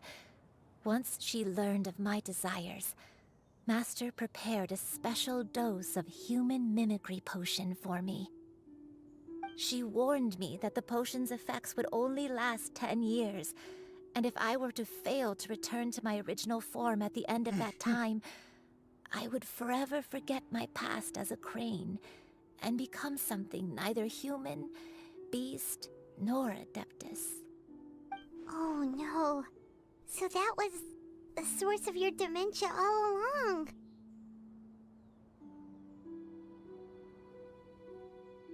Was it because of Grandpa? Indeed, I fell in love. Though he was human, he had spent his entire life training on Mount Tianheng. When we met, it was not only my first foray into the world below, but his as well. Although clumsy and impulsive as he was, you'd think he was the real strange bird among the two of us. But still, just like me, he cared deeply about the world and wanted, more than anything, to cleanse it of all pain and suffering. I could not help but fall for him. But my time continued to tick away. Those 10 years passed by in a flash. Yet I did not want to leave his side, so I... Oh no, what happened next? I committed an offense. I wanted to stay with him, even if it meant living a life full of pain and suffering, even if it meant that I would eventually turn into a monstrosity. I knew I had betrayed Master's hopes, but I was too ashamed to face her. So I wrote her a long letter instead and asked someone to leave it outside her abode. I was convinced that she would not support my decision, and I lacked the courage to speak to her face to face. In my shame, I fled and tried to hide from the world, such that no one would be able to find me again. But that was only the beginning of my troubles. I began to suffer from a strange illness. My memories became hazy and confused, and I could no longer keep myself awake. I understood that my pain was caused by my refusal to return to the life I was fated to lead. Along with my memories as a crane, I soon forgot the true cause of my suffering as well. I knew only that I had committed a sin. All I could do was pray for forgiveness, even if I had long forgotten what needed to be forgiven. Looking back, I was beyond lucky to have come across that traveling merchant at Wangshu Inn. It was such a fortunate coincidence that we were there at the same time. If it weren't for those soul-revitalizing tea pills, I probably would have... Granny, what's wrong? Coincidence? Why did I ever think it was a coincidence? Tea pills concocted using the blood of an adeptus? No, it couldn't be. Master, don't tell me. Back then, that merchant was actually...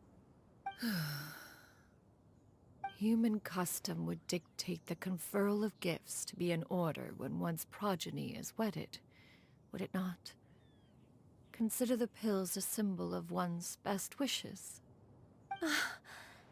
So when I tried to conceal my name and mistakes from the world and hide myself away in perpetuity, the only person I managed to deceive was myself. You knew where I was all along. One still remembers when you were but a fledgling. You possessed a certain fondness for a particular game. You would hide yourself among a group of wild cranes and ask one to pick you out from among the flock. One found you with such ease every time. 'Tis a truth most evident. One always recognizes one's own, no matter what form they may take. Wait! Paimon's confused! So, Cloud Retainer, you found Yuendai again? But how? When? And what happened after that? Perhaps it is now time for one to recount the rest of the tale.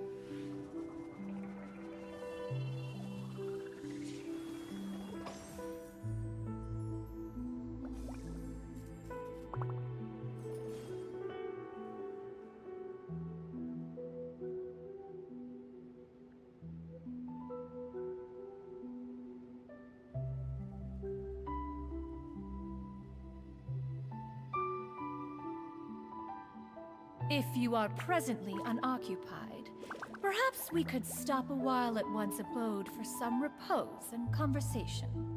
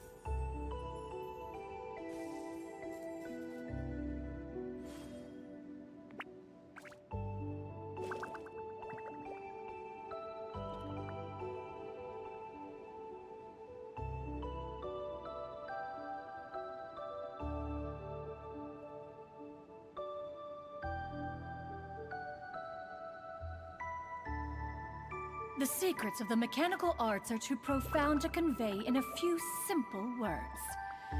Oh, but why must the listener grow weary whenever I begin to divulge them?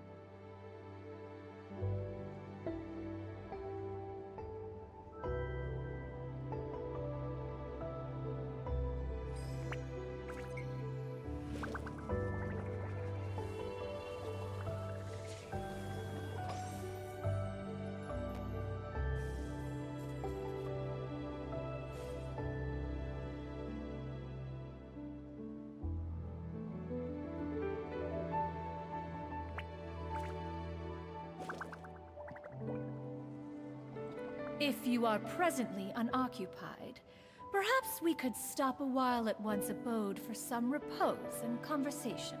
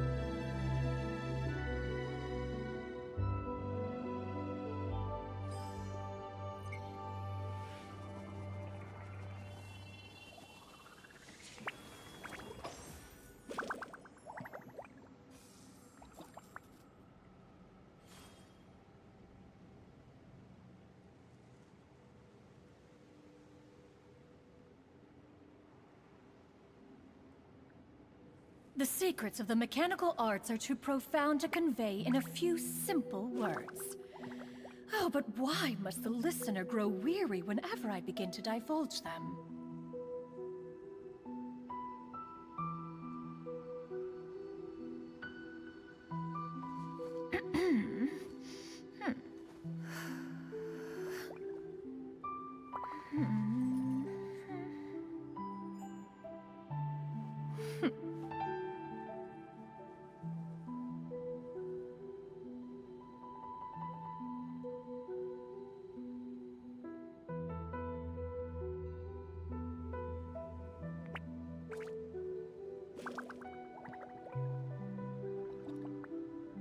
Peace prevails throughout the land, and all things are made new, as buds in the spring. This is an auspicious era for humanity.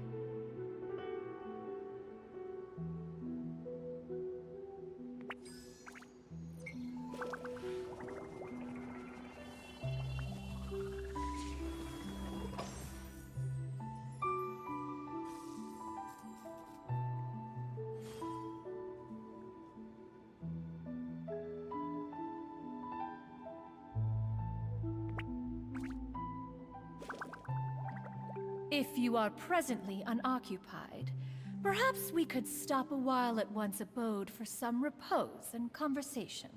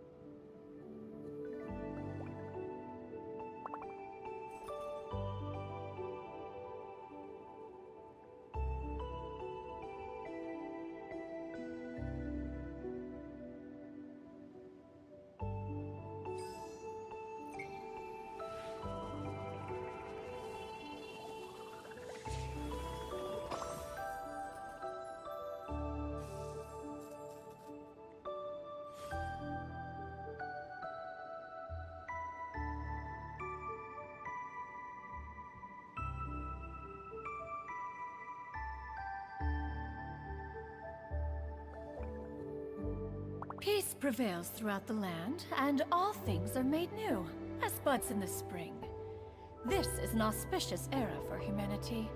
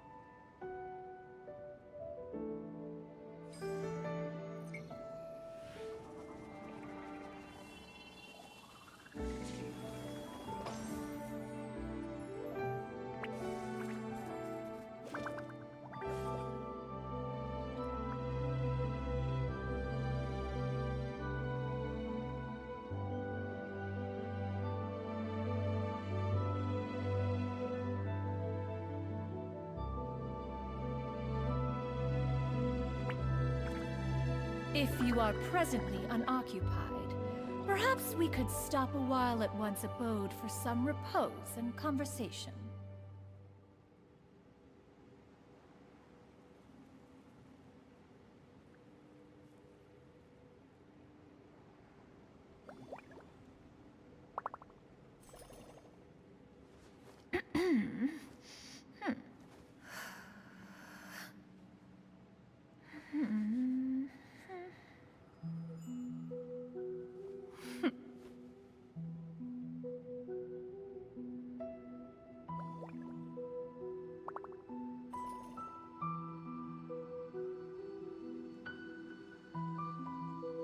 Peace prevails throughout the land, and all things are made new, as buds in the spring. This is an auspicious era for humanity.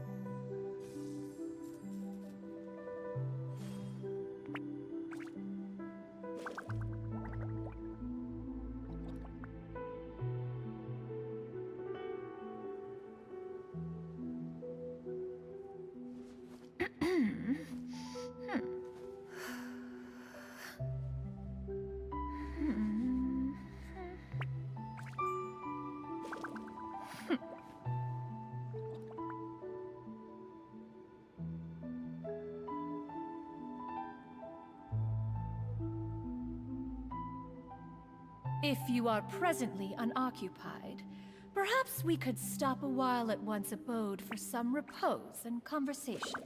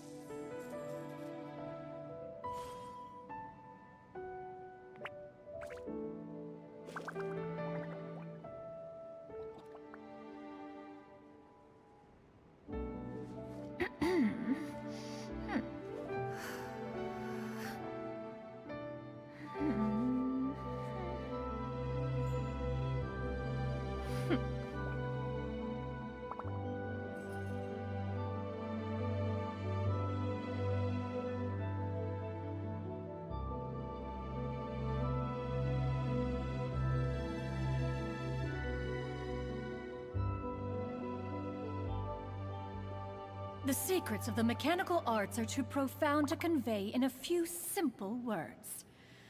Oh, but why must the listener grow weary whenever I begin to divulge them?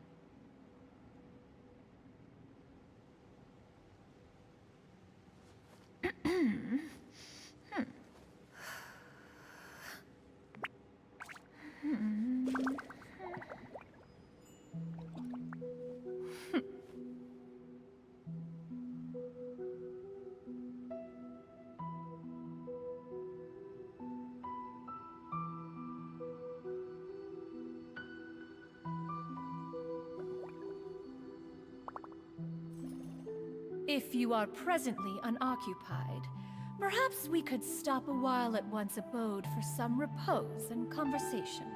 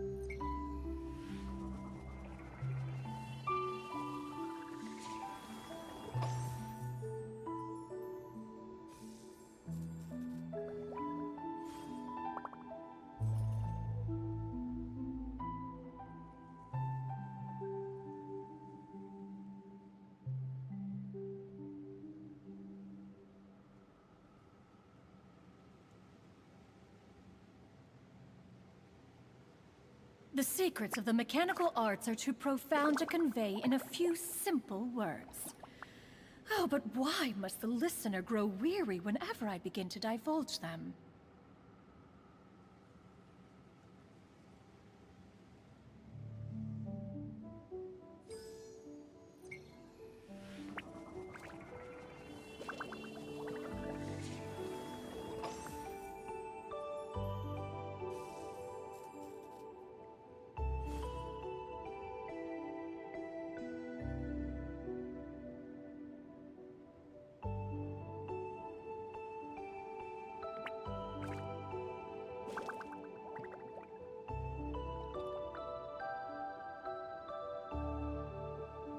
If you are presently unoccupied, perhaps we could stop a while at one's abode for some repose and conversation.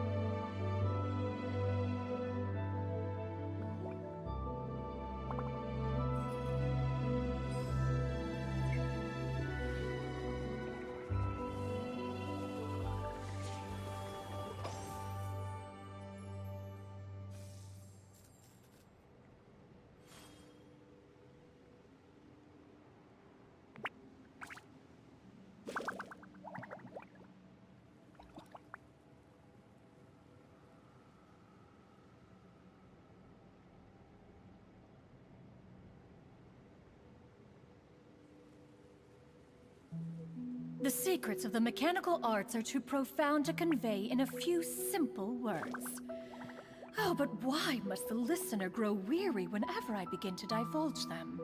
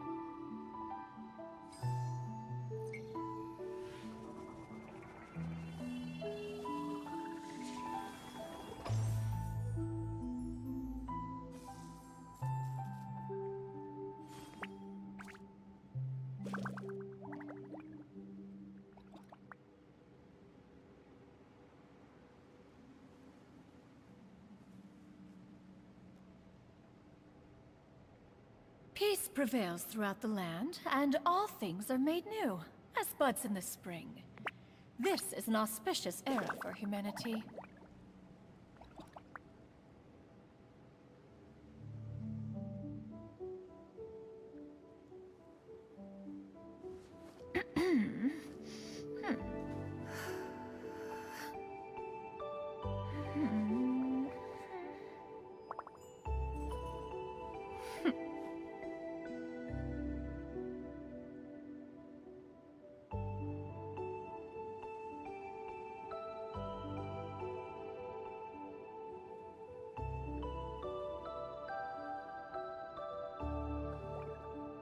The secrets of the mechanical arts are too profound to convey in a few simple words.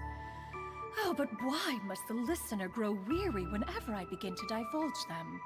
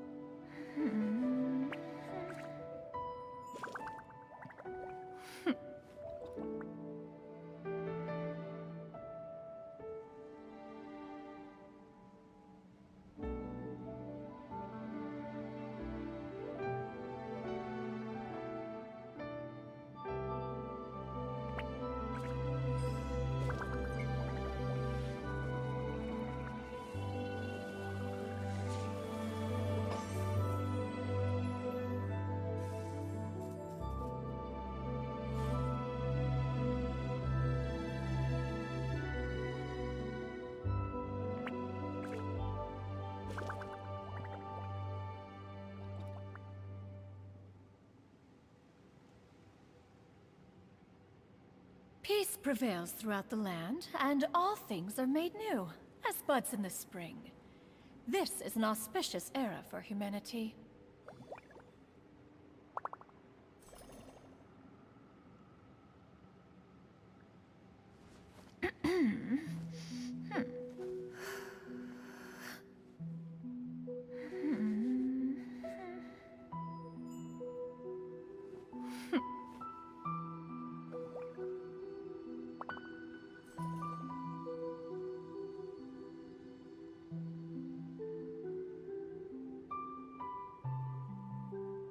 If you are presently unoccupied, Perhaps we could stop a while at one's abode for some repose and conversation.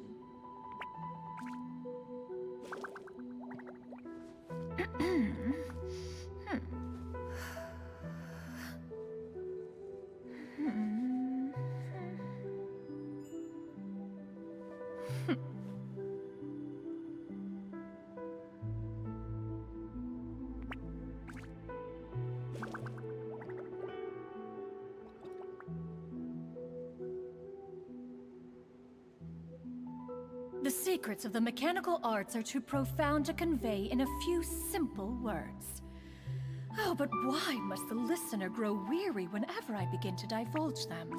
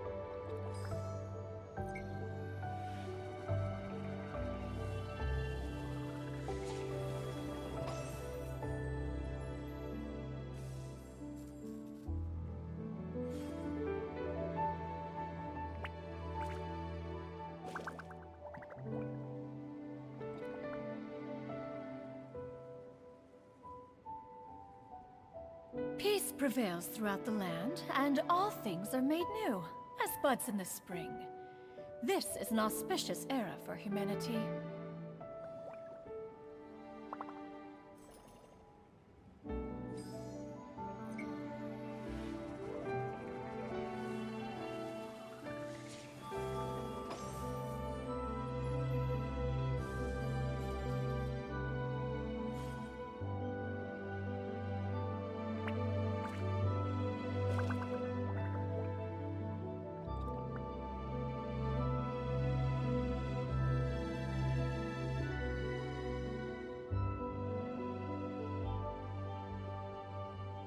If you are presently unoccupied, perhaps we could stop a while at one's abode for some repose and conversation.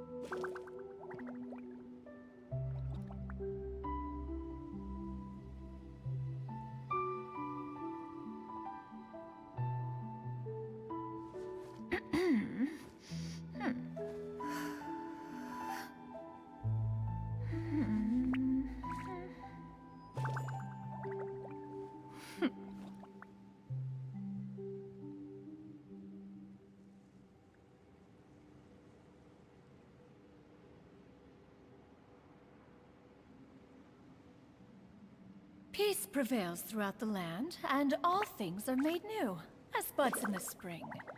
This is an auspicious era for humanity.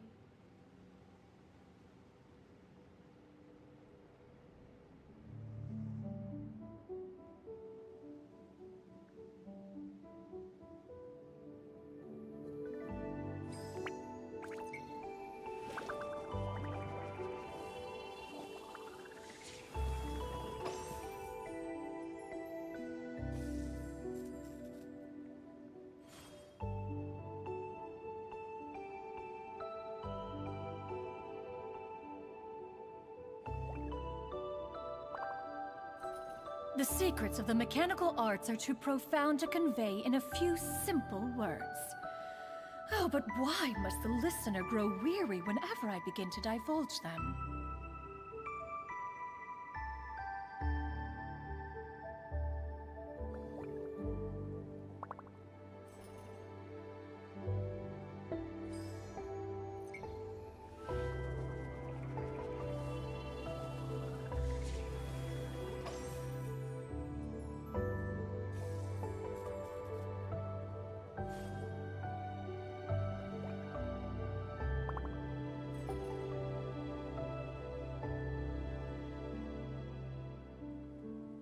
If you are presently unoccupied, perhaps we could stop a while at one's abode for some repose and conversation.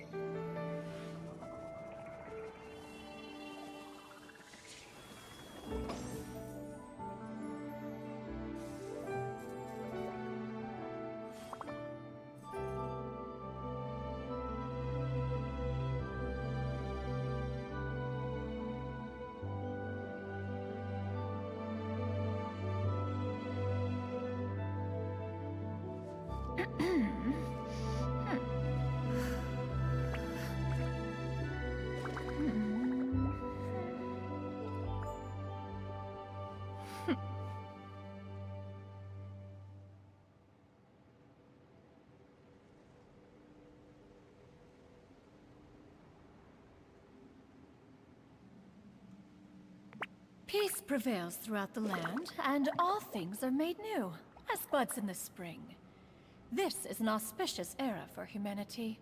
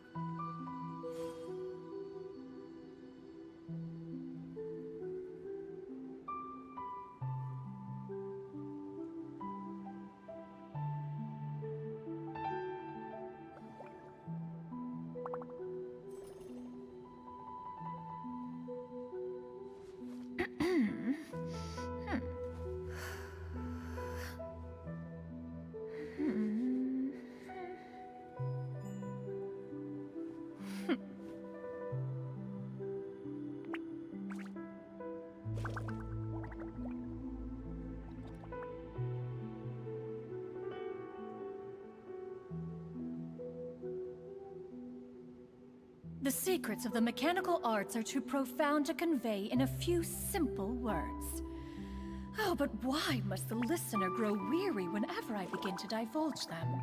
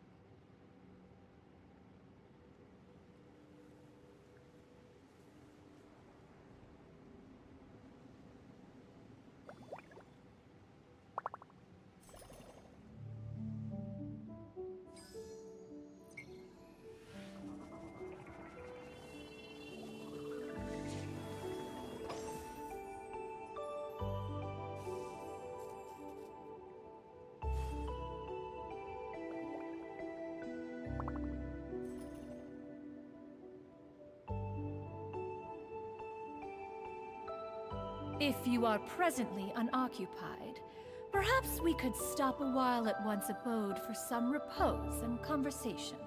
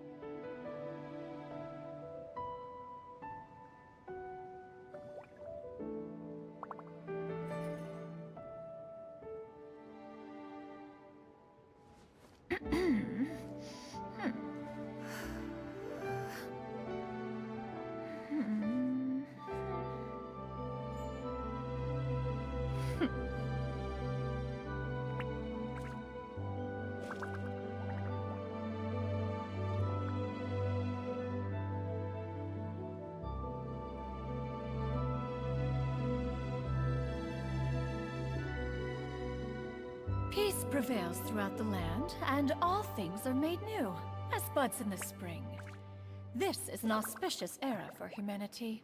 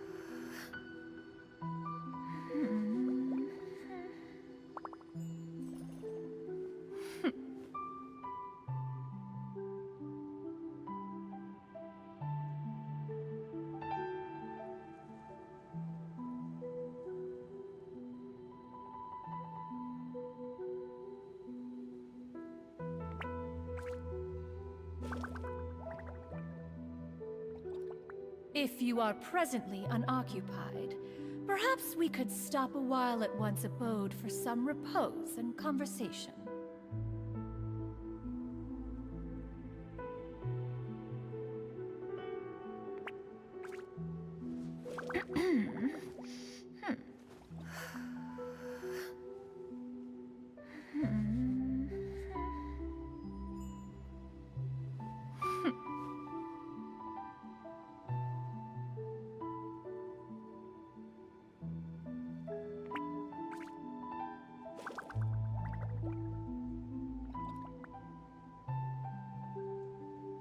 Peace prevails throughout the land, and all things are made new, as buds in the spring.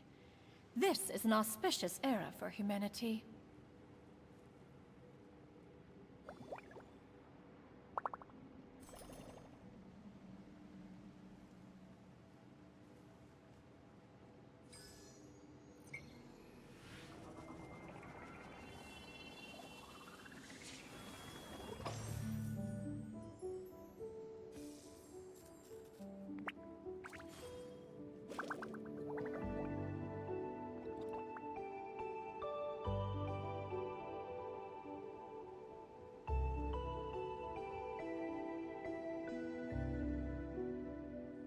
The secrets of the mechanical arts are too profound to convey in a few simple words.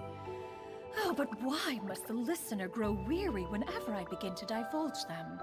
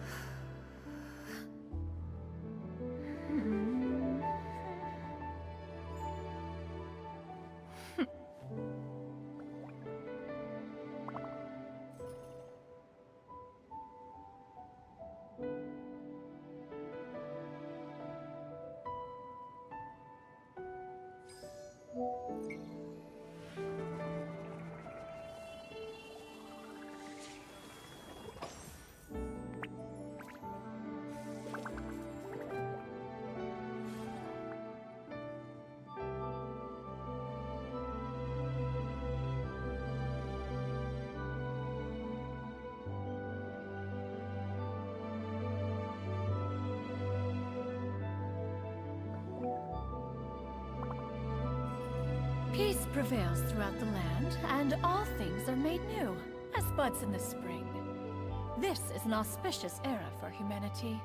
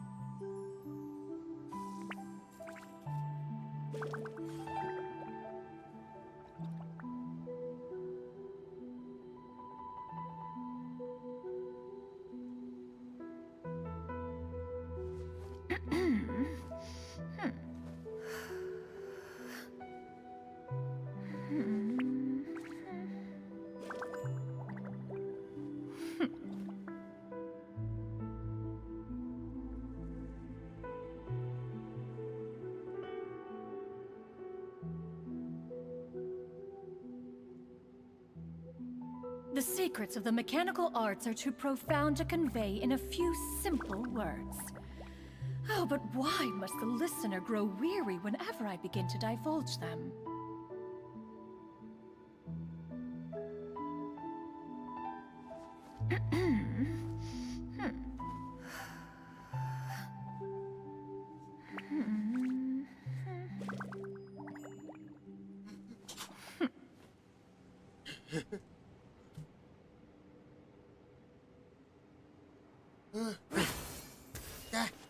One was furious upon receiving your letter. Seized with anger, one set out to bring you to your senses.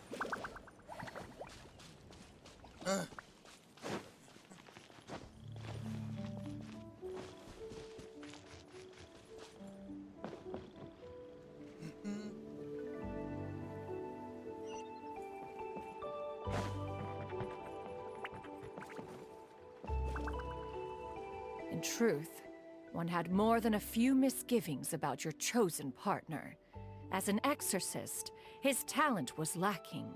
One could hardly say his skill with sigils was any better. But soon, one came to appreciate the devotion he bestowed upon you during your illness. He never uttered a complaint and rarely left your side. Unwilling to begrudge someone of such character, one decided to overlook his aforementioned deficiencies, glaring though they may have been.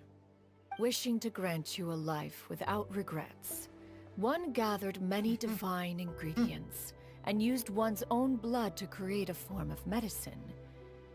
Though imperfect, it managed to suppress the more dire effects of your illness.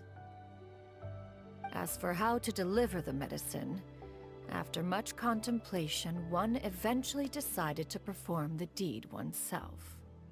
One took great care to alter one's features and select the appropriate attire. Only after meticulous scrutiny did one finally set out for Wangshu Inn. As one expected, you were most ignorant of one's true identity. You showed not even the slightest inkling of recognition. one was quite torn. Should one have celebrated the success of one's disguise, or mourn the loss of your acquaintance?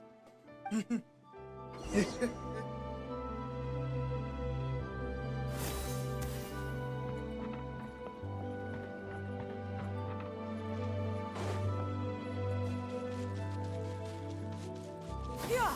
Skyward!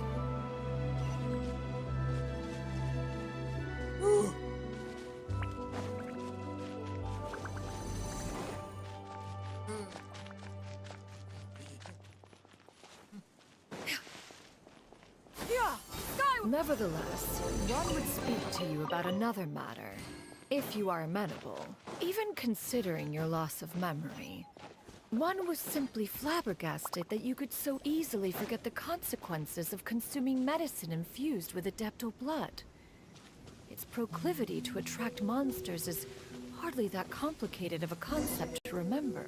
To think that you tried to travel while weak from sickness and heavy with child. Had one not intervened to clear the fog, all of you would have been lost during the night. Yeah! Skyward!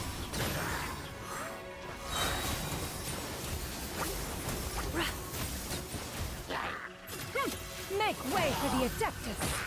Yeah! Scatter! Skyward! Yeah!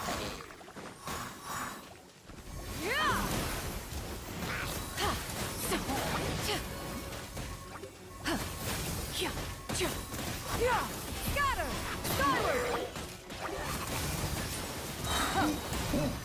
Seize the skies!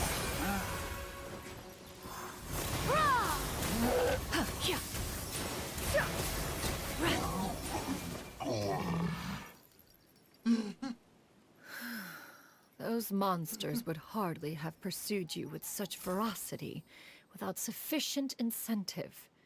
They were likely incited by the presence of godly remains. Said godly remains, in turn, were likely drawn to the trace of one scent on your body. One was, after all, an active participant in the Archon War. Some of the gods were likely shattered by contraptions of one's very making. In the end, one was relieved to see you endure through the night. At the break of dawn, one heard an infant's cry pierce through the air, and one saw you carefully cradle the child to your chest. Although certain mortal matters remain foreign to me, one could not help but be moved by your joy. To see you happy, that was more than enough.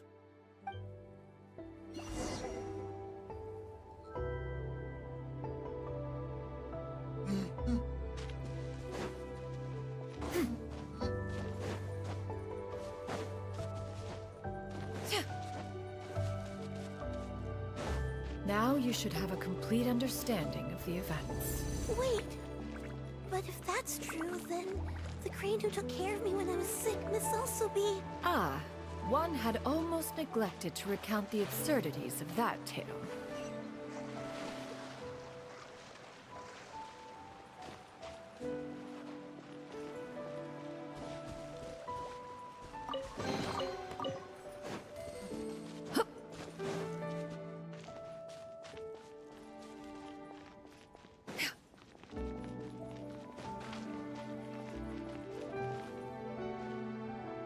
Just as you and I troubled one with her antics, so did you give one many a headache. Upon finding you burning with fever, one made plans to bring you back to one's abode for treatment. However, upon seeing one's form, you began to cry, refusing to get on one's back. When one asked you why, apparently you believed that one could not possibly be a true Adeptus, because all illuminated cranes are white from tip to toe. One had no choice but to apply powder to one's body to conceal the variegated nature of one's appearance. You became more than amenable enough when one stood before you devoid of any other coloring. It bears mentioning, however, that as a crane, you and I was nearly entirely pure white in color. Though you had never encountered her in that form, you still recognize the essence of her being. Perhaps fate brought you two together in more ways than one.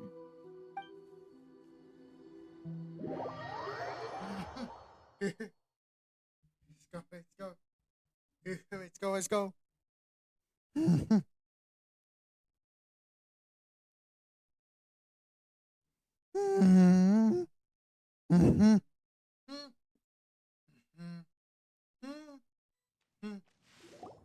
Now all has been revealed.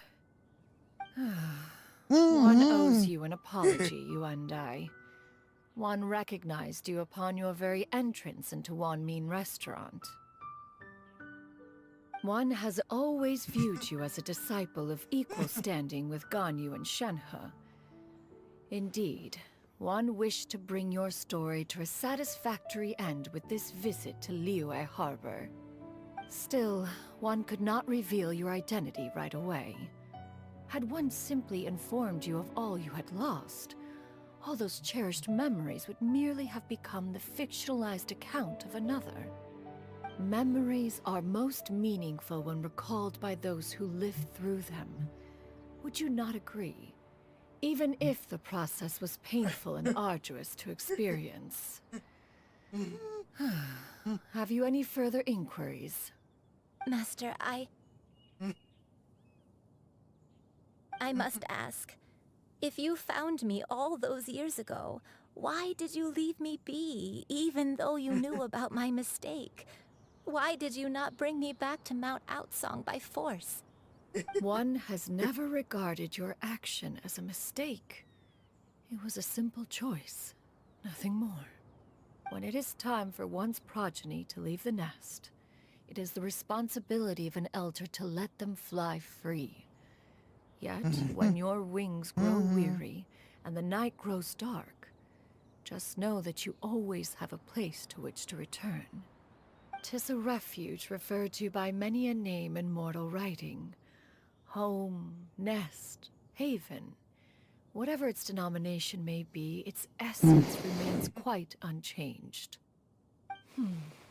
One speaks, of course, of a place not unlike one's own abode.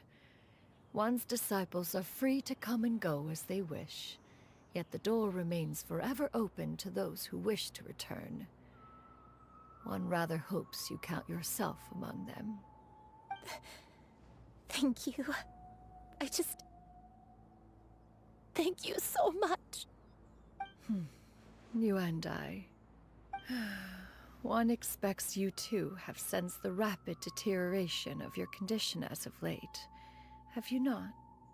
40 years ago, you chose a path without a future. Though one used one's own blood to provide you with a few decades of extra time, it merely delayed the inevitable. One may have extended the path, yet one was unable to alter its final destination. Even the power of an adeptus has its limits. Had your condition continued to deteriorate, you would have forgotten your life as a human entirely. In the end, you would have turned into a creature lacking in the ability to even comprehend its own monstrousness. Fortunately, you were able to avoid that scenario by reclaiming your memories. Though one sped the process along by providing some guidance, the result is entirely a reflection of your own effort. So, what's gonna happen to Granny? One will help her reclaim her original form as a wild crane. If it be fated, she may recover her sentience one day. She's gotta go back to being a regular crane, huh?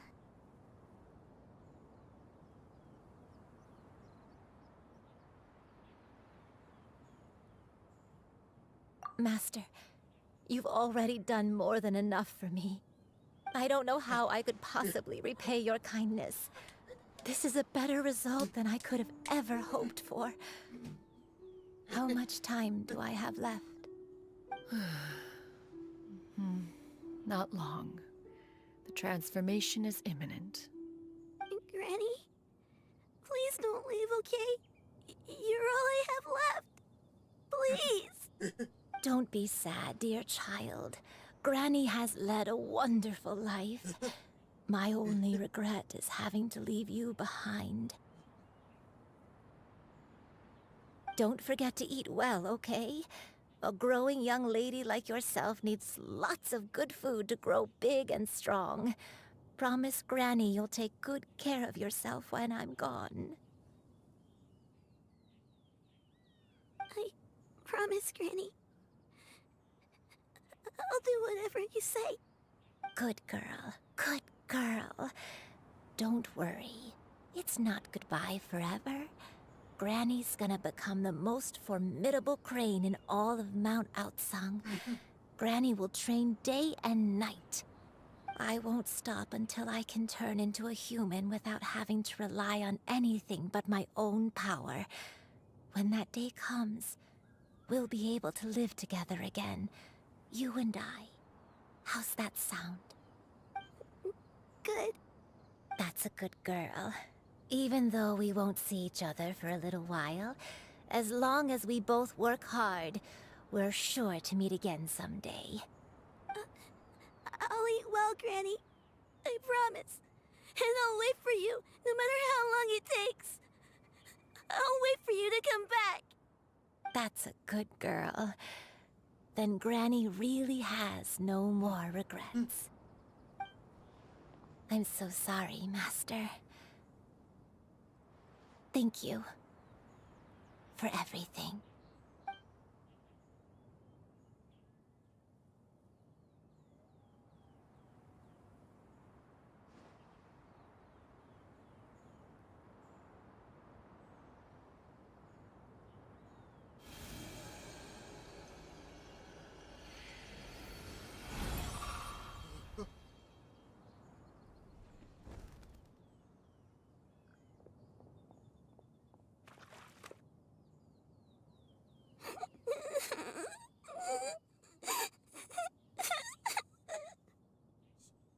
Xianyun. Let her be. At her age, crying is a natural, if not fitting, response to such an event.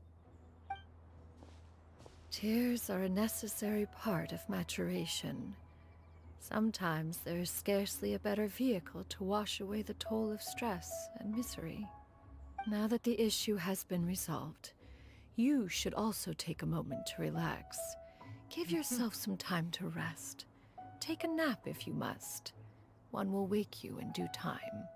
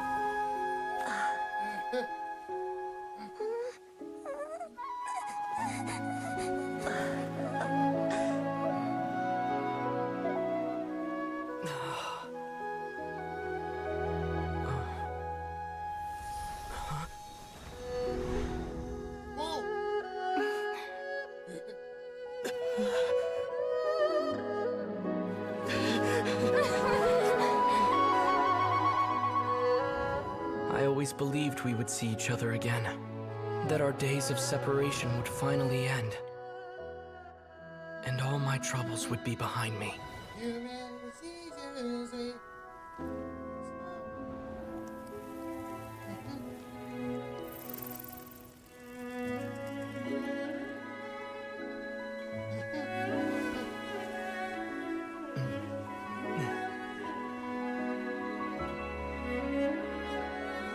If only things could stay this way forever. You my teacher. Oh, yeah. Set the wall. A nightmare? Curious. If you're relaxed, shouldn't your dreams be pleasant? It was a good dream. It's just... You weren't ready to wake up.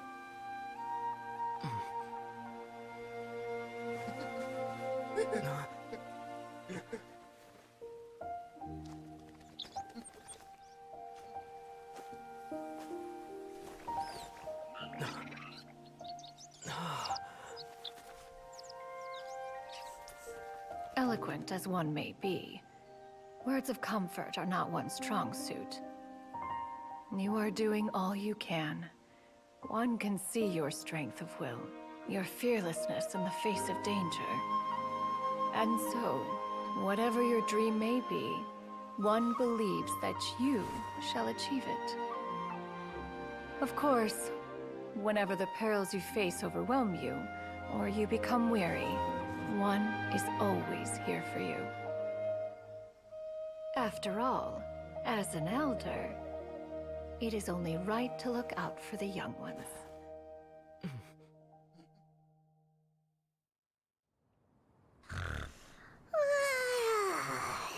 Grilled chicken drumsticks. Huh?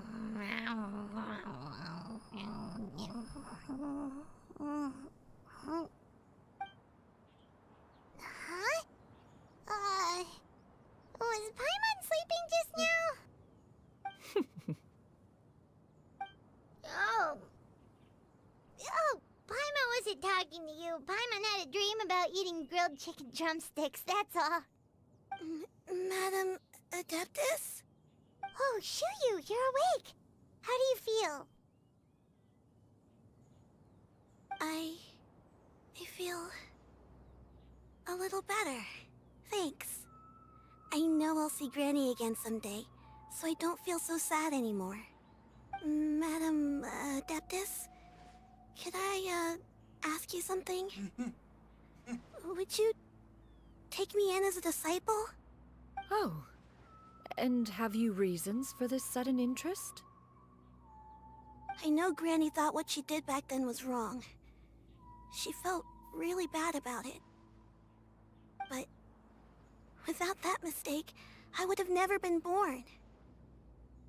Even though Granny lost her memories, she never forgot to show me how much she loved me. So, I thought maybe one day, I could become a cool Adeptus like you, and help a whole bunch of people, just like Granny wanted to do. Upon some reflection, one supposes you are no mere mortal. The fact that Yuendai's blood flows through your veins is proof enough of that. If this is what you desire, one shall make it so. Thank you so much, Madam Adeptus. No, I mean... Master. Xianyun, are you sure about this? Paimon's gonna let you in on a little secret. We've seen Cloud Retainer's 2 other disciples, and they pretty much eat nothing but bitter herbs like Genshin and violet grass.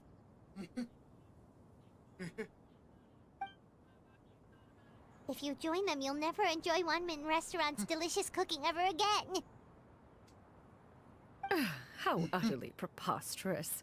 One has never enforced such a rule. Every individual must find their own path to enlightenment. So long as one retains a pureness of spirit, one's dietary proclivities are quite irrelevant. Well, you say that, but Paimon's not seeing any tasty treats up here now, is she? Although Mount Outsong is rich in natural beauty, its location does preclude access to certain finer mortal comforts. That is precisely why one plans to relocate to Liyue Harbor. Shu Yu shall have the honor of becoming one's first disciple in the human world. Whoa! You're leaving Mount Outsong?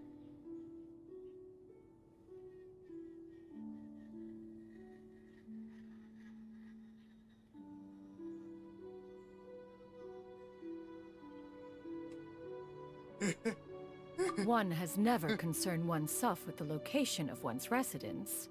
From the very beginning, one has sought only solace and peace. Yet in the end, all of one's disciples ended up in Liyue Harbor. Ganyu, Shenhe, you and I, they all chose a life among the mortal world. One has reflected on this fact for many years now. One can only assume that it is due to some failing on one's part as an elder or master. A failing, perhaps, of recognizing what it was they truly wanted. One is most curious as to what aspect of Liyue Harbor could have enticed them to remain there. One could hardly offer an opinion on the matter, but perhaps some time in the harbor will prove instructive. Why are you all so silent? Paimon is, just a bit shocked, that's all. So, does this mean we can grab a meal together in Liyue Harbor sometime? One has precious little time to squander. However, if one finds oneself otherwise unoccupied, one would not be opposed to the idea. One will be assuming the identity of a human while residing in Liyue Harbor.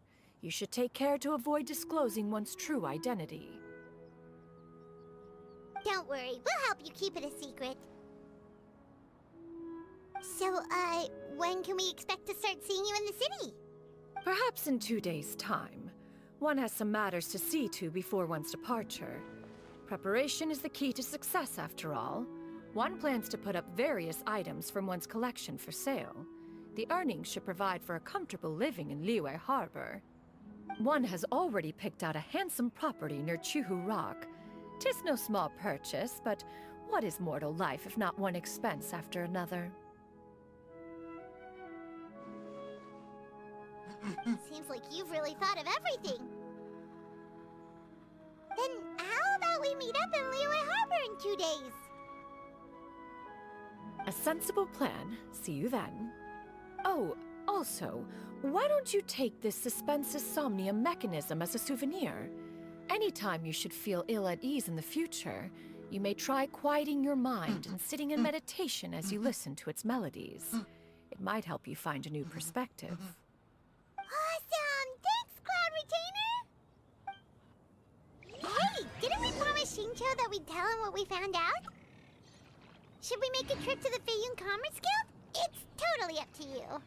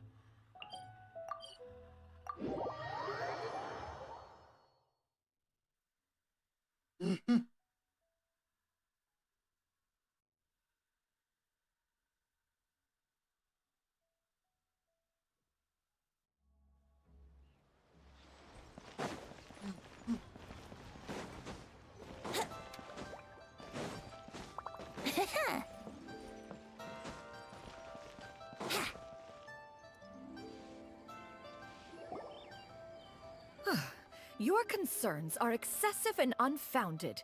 This is but a simple collection of ordinary valuables. Such intense scrutiny is hardly necessary.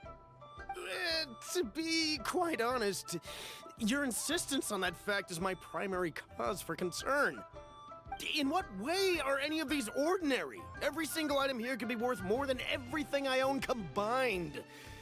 I simply can't risk shelling out that kind of mora without proper scrutiny. If I'm wrong, I would never be able to earn it back, not even if I worked every single day for the rest of my life. I have to be careful. Yes, you can never be too careful. We're here, Clow! Miss Xianyun, what are you guys arguing about? Ah, perfect timing. This ignoramus is questioning the authenticity of my wares.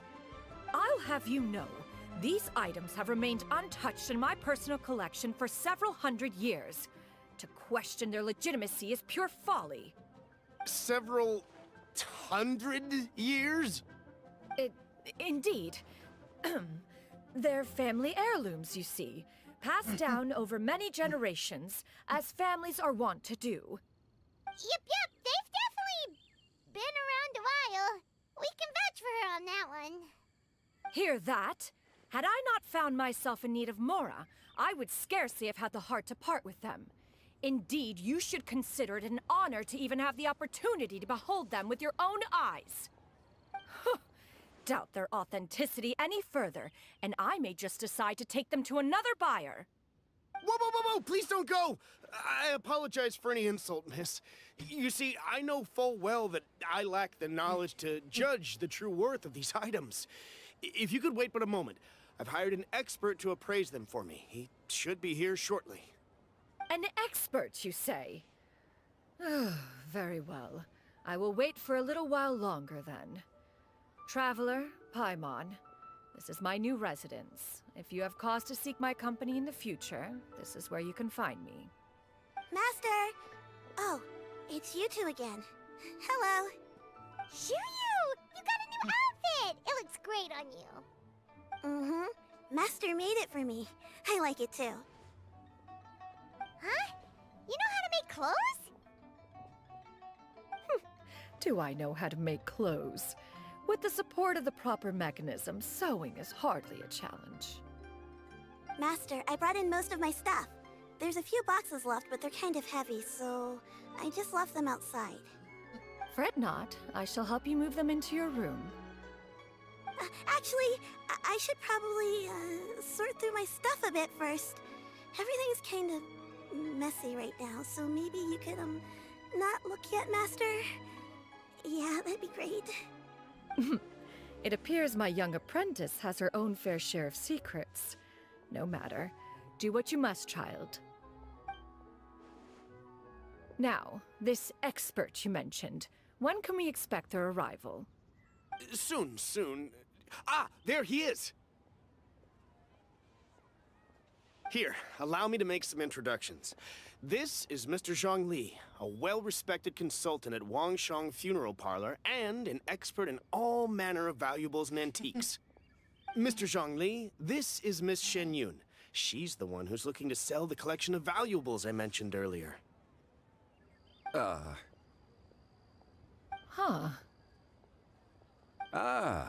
If it isn't Miss Xianyun. It has been quite some time since our last meeting. What a serendipitous reunion. Indeed, most serendipitous. Have you been faring well as of late, Mr. Zhongli? Quite well, thank you. I was fortunate enough over the past few days to enjoy both a stroll in the mountains and a fresh brew of tea from the most recent harvest. The experiences left me with such insight and peace. Huh. So you two are already acquainted? Indeed. How fortunate we are that fate has brought us together again. If you are otherwise unaware, allow me to inform you that Miss Xianyun is a well-regarded collector and appraiser. She is well-versed in all fields, and oft-celebrated for her impeccable taste. You stand to gain much from this opportunity. You are too kind, Mr. Zhongli. True collectors pride themselves on their wealth of knowledge and eye for detail. I can say without a doubt that you are foremost in that regard. Why, you flatter me, Miss Xianyun. It would seem that you are as self-effacing as ever.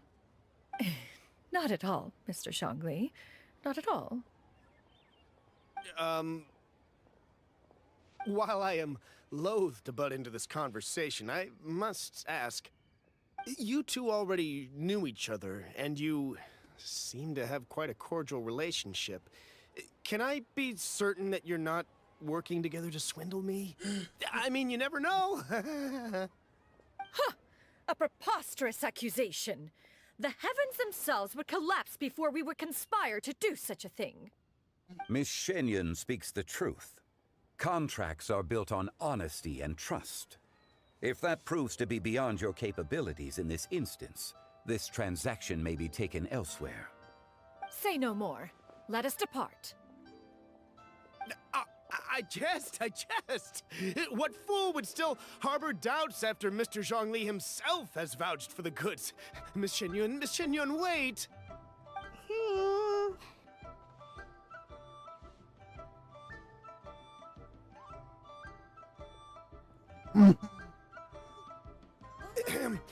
I deeply apologize for doubting you. So, Mr. Zhongli, could you please give me a final verdict on the value of these items? There is no cause for concern. They are indeed rare and precious valuables. Take this mechanism, for instance. Though one may not immediately perceive its purpose, its structure and appearance are exquisite enough to merit it a place in any fine home. The same can be said for this one here. Few could hope to possess an item that so perfectly blends mechanical wonder with geometric grace. I am sure you have heard from your travels that the study of mechanisms is among the most wondrous arts in this world. With that in mind, I earnestly recommend procuring every last item in this collection. All right. Since I hired you as my consultant, Mr. Zhongli, I shall, of course, trust your good opinion. Then, in that case, Miss Xianyun, I'll take the lot. However, since the final sum is quite large, how about we start with an initial deposit through the Northland Bank? The Northland Bank? Huh. Oh, you refer to the fiduciary house. Oh, very well. I fear people only use the term bank nowadays. In that case, I'll be off for now. I'll return to collect the goods once you've received the funds.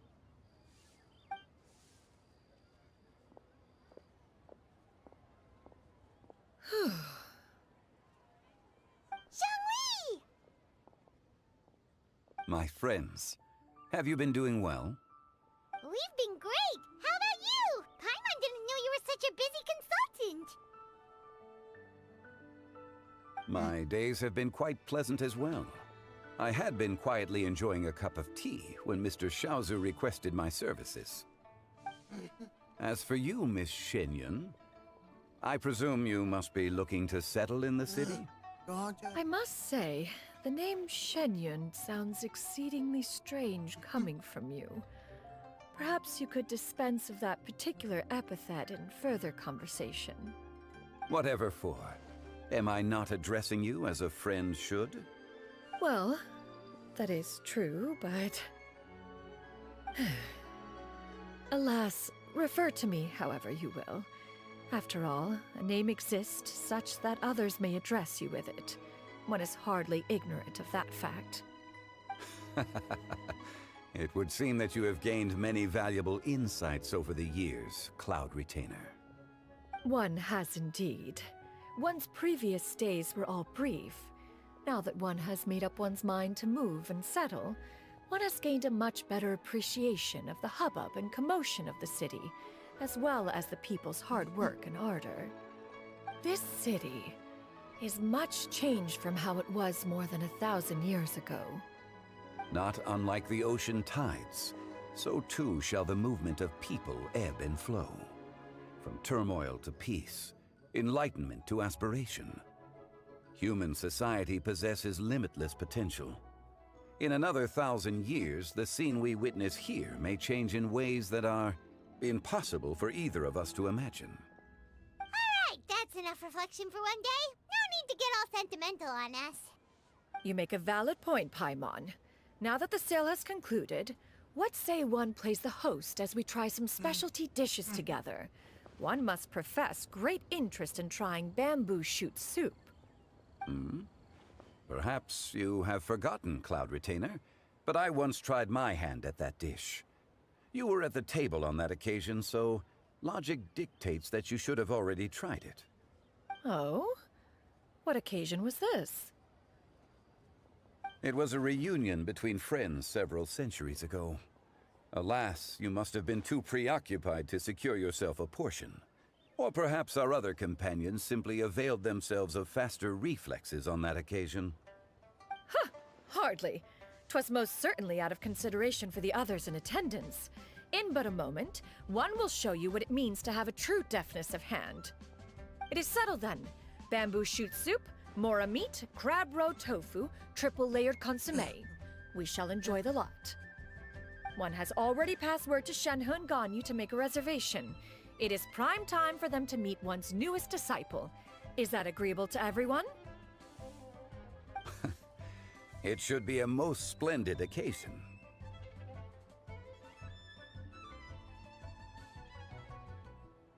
Makasih. Shuyu, come now, it is time to dine. This gentleman over here is Mr. Zhongli. He is, A humble employee of Wangsheng Funeral Parlor. Pleased to make your acquaintance. Nice to meet you too, Mr. Zhongli. That should be everyone, right? Let's go!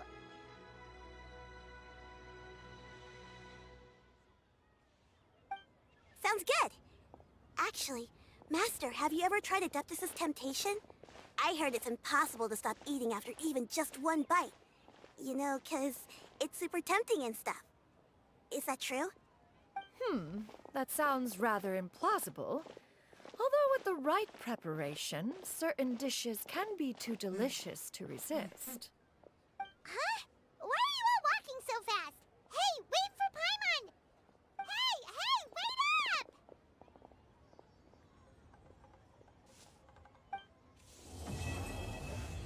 Habis. Okay.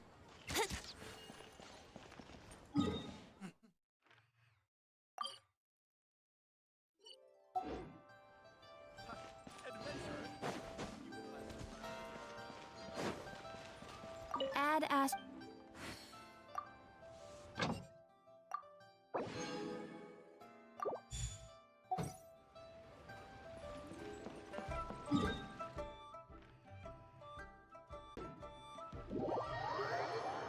Okay. Lanjutin. Okay. Batasan.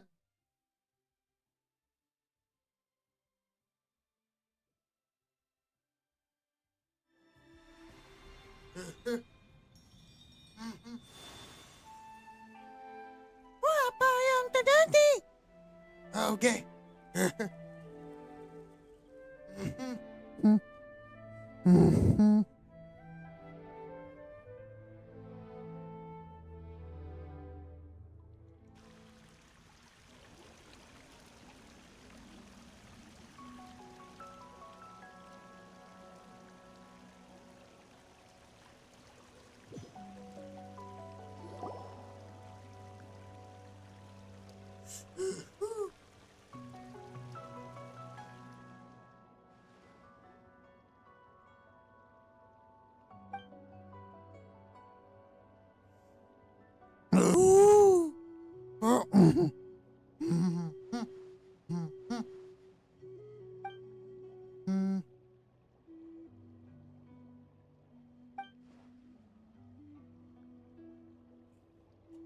Sekian pernah kenal ya.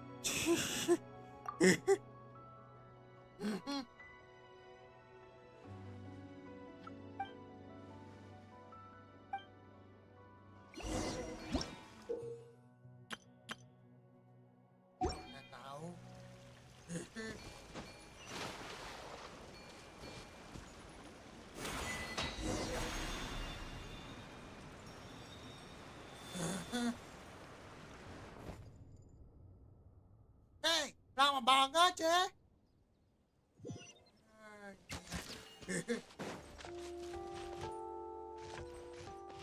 Ya. Benti.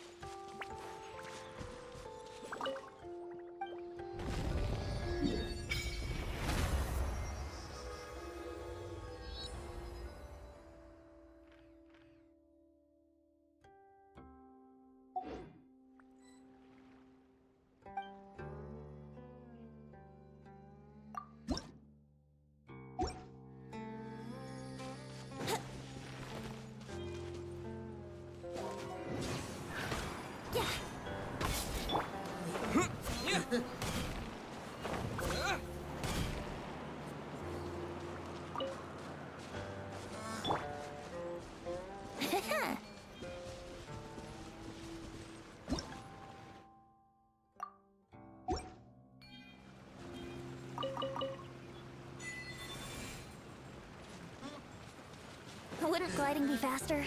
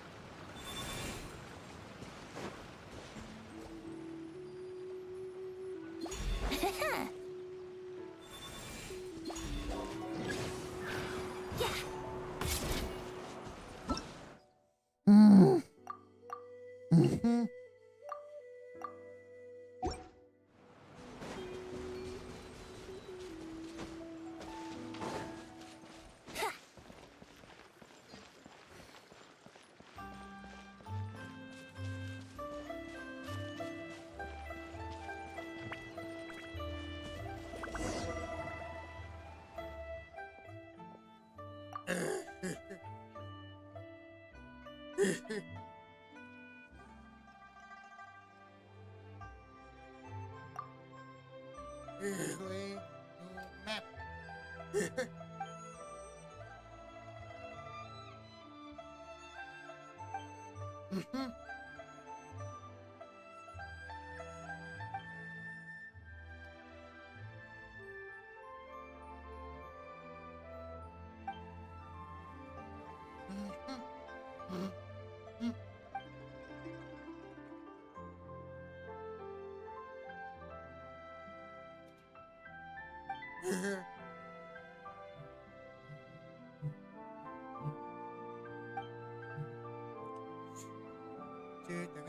Tôi đến tôi muốn là phải dốt mấy sẽ quỳ ở cái này mình cao đánh chắc là ta cô kia cái rồi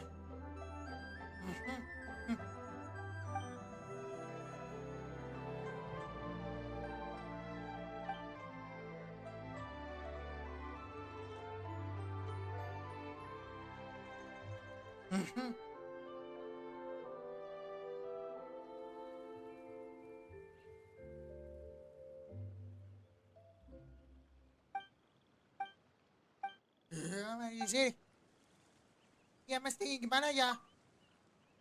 Salah, ya gimana ya? Salah, bukan kita orang bang. Ayo gini. Oke, oke. Sana, tunggu ya.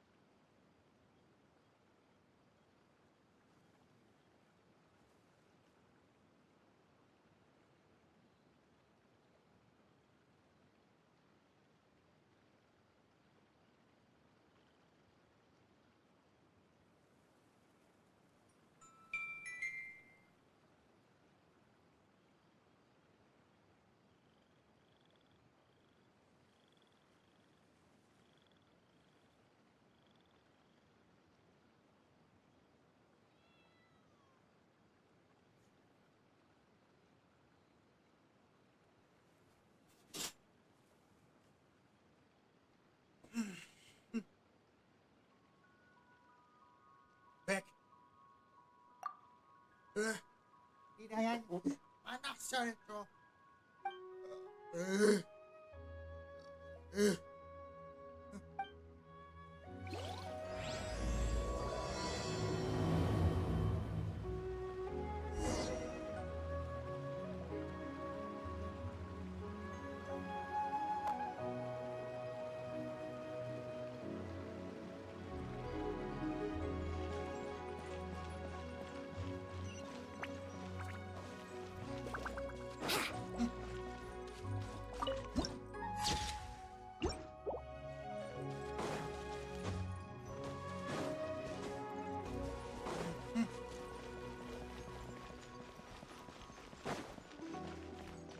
Wouldn't gliding be faster?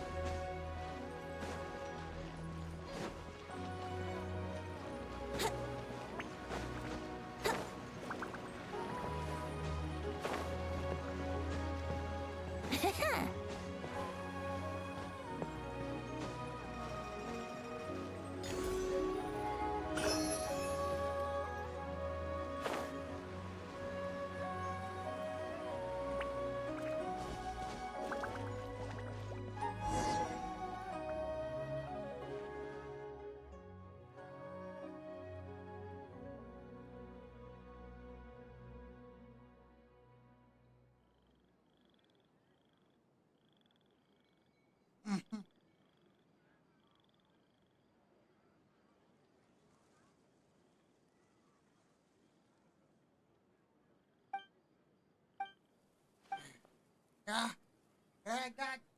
Panas siya.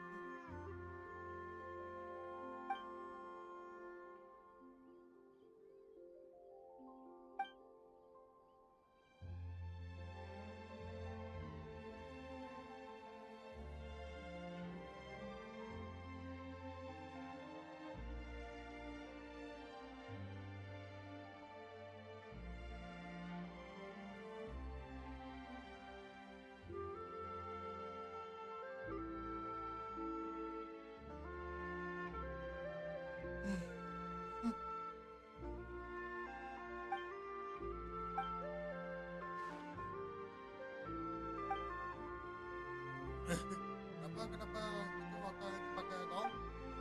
Oke.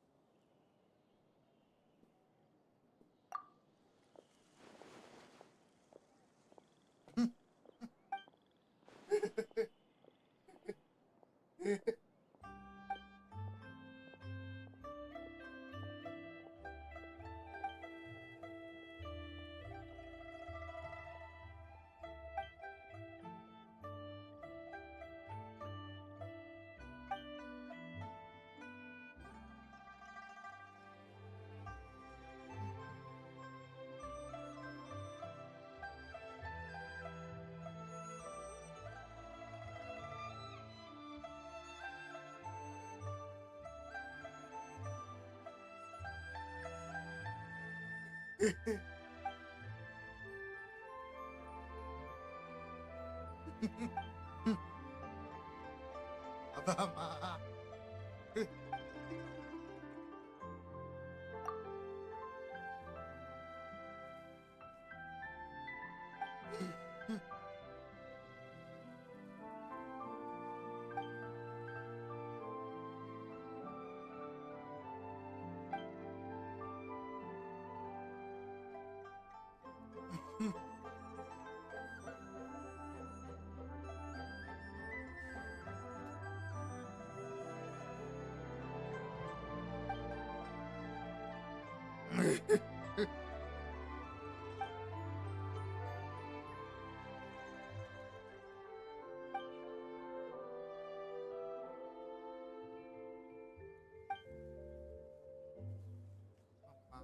Itu sih.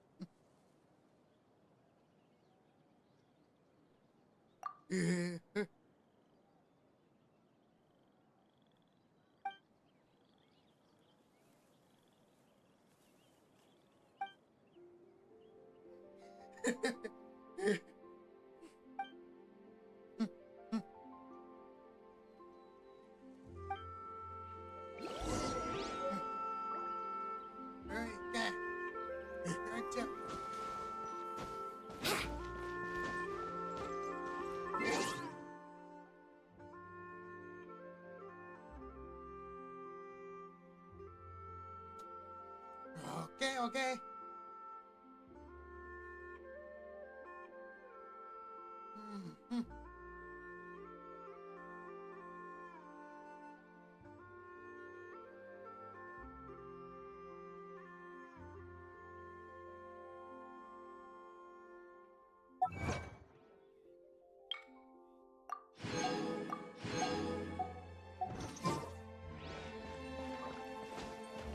Wouldn't gliding be faster?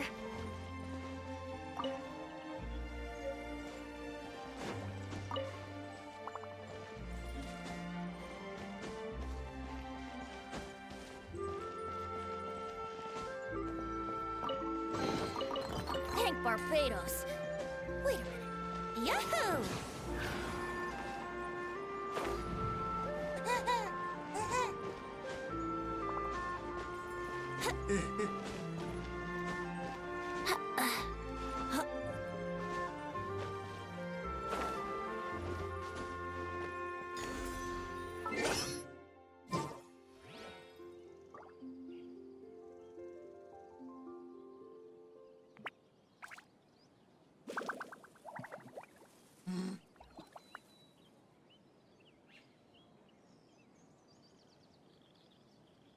Sure, I'll play you another tune, but it'll cost you an apple.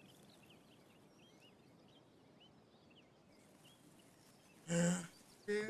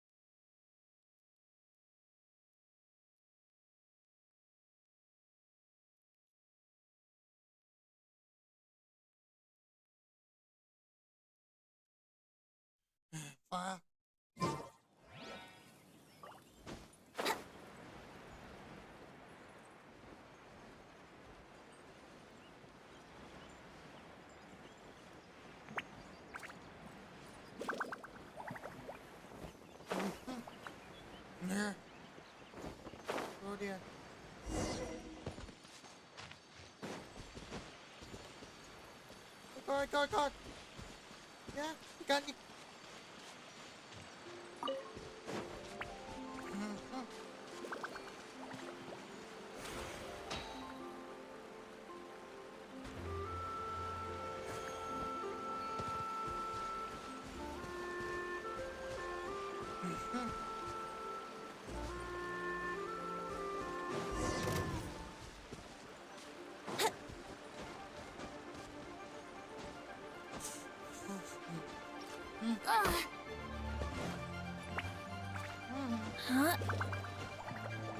Fine.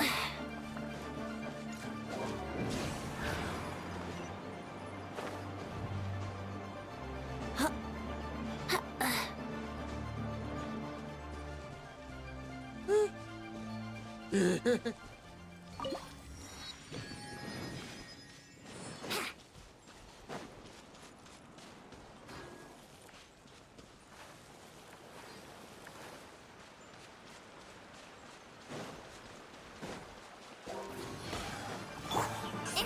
Hey! Good. Time for takeoff.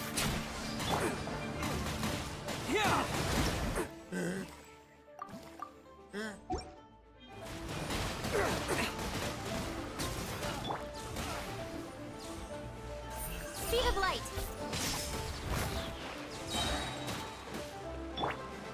I'll approve you! Nowhere to hide.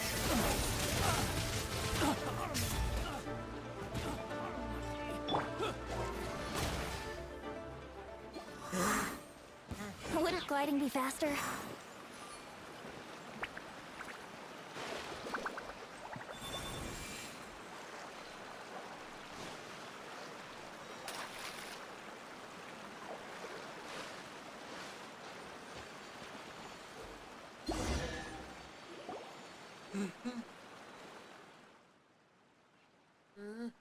Zin.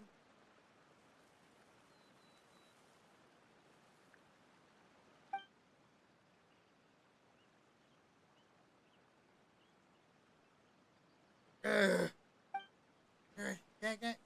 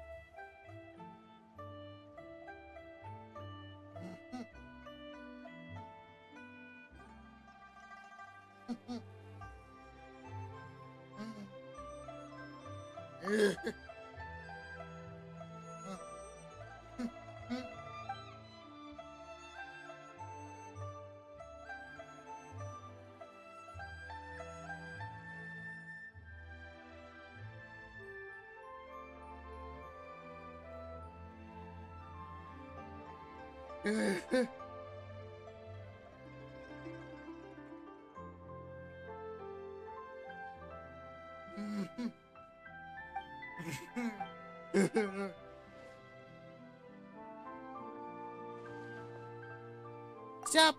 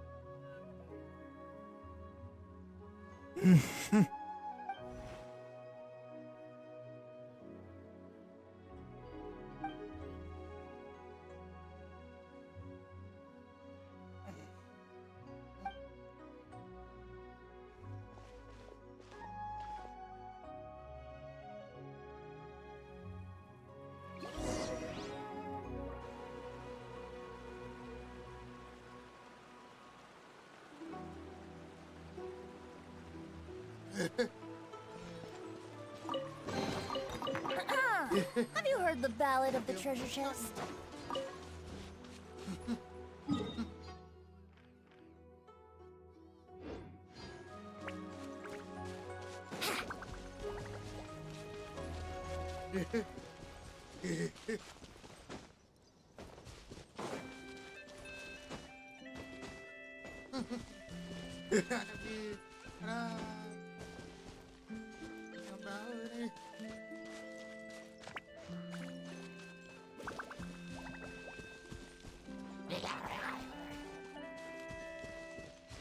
Brace yourselves. Think you can get away?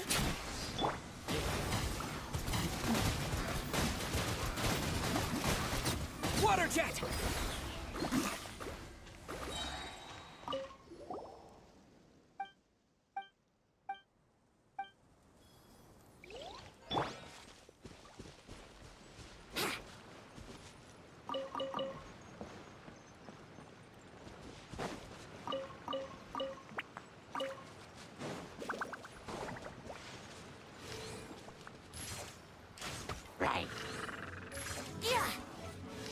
Yahoo! Incoming!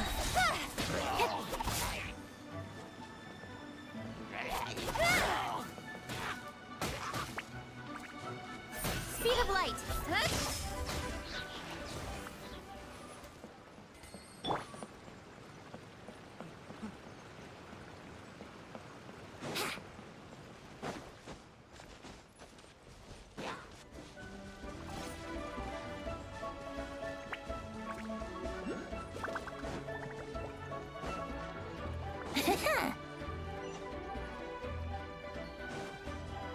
Wouldn't gliding be faster?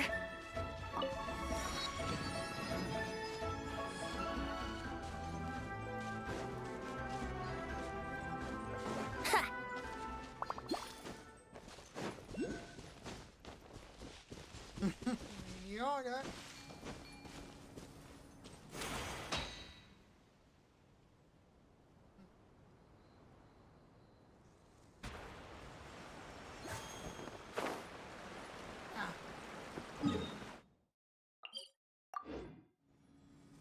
No.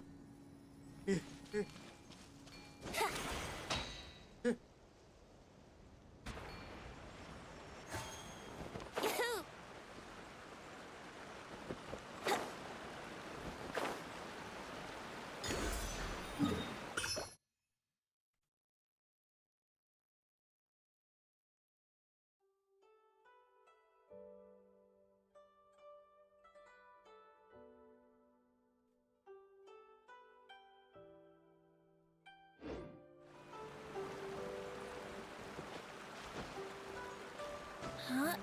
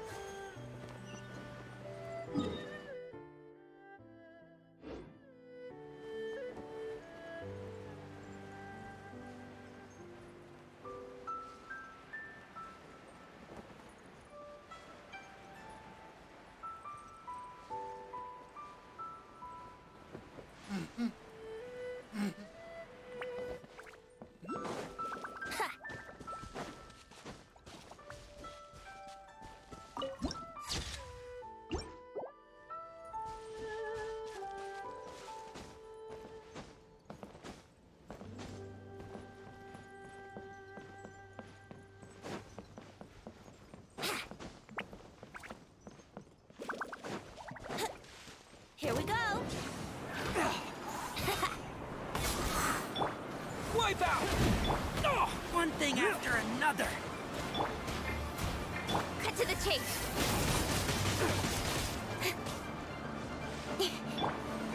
You're open!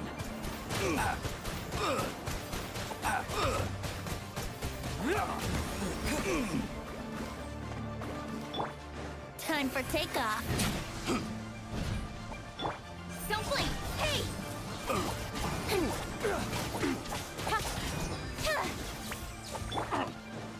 One with the forest. Let's play! You're open. Cross.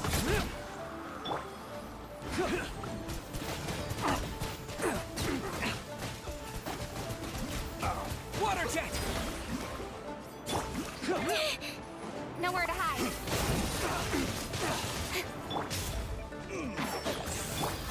Here we go! Think you can get away?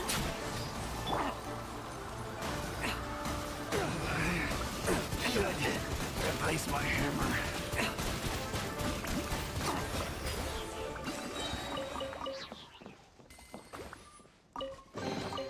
Is this...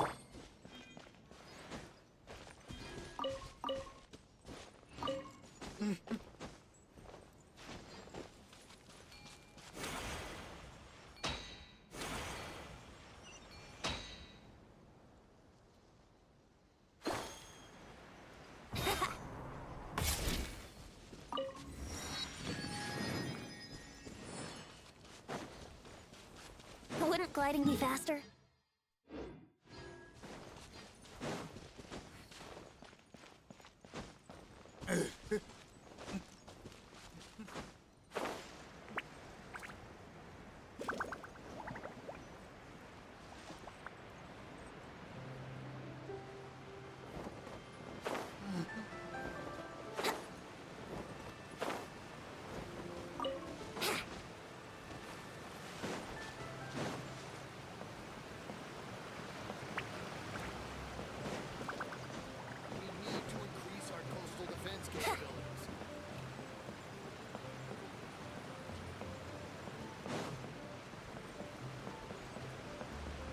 Oh yeah. Sige, tatang.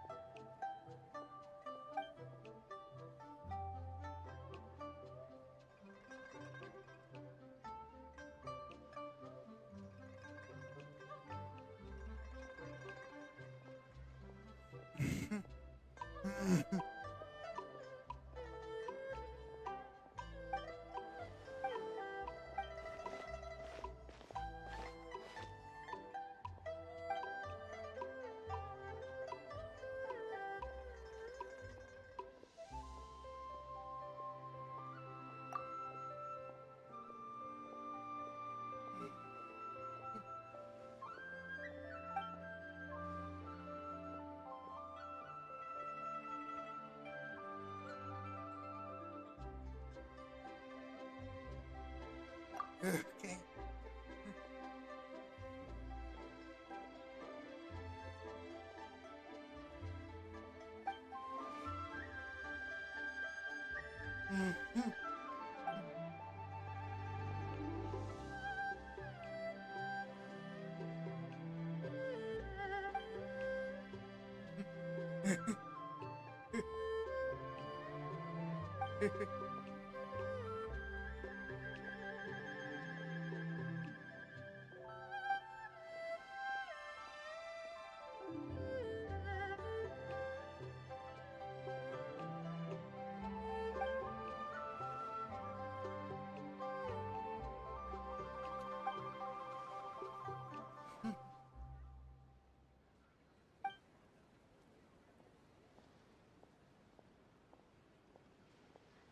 Soalnya dari desa teh desa cowok.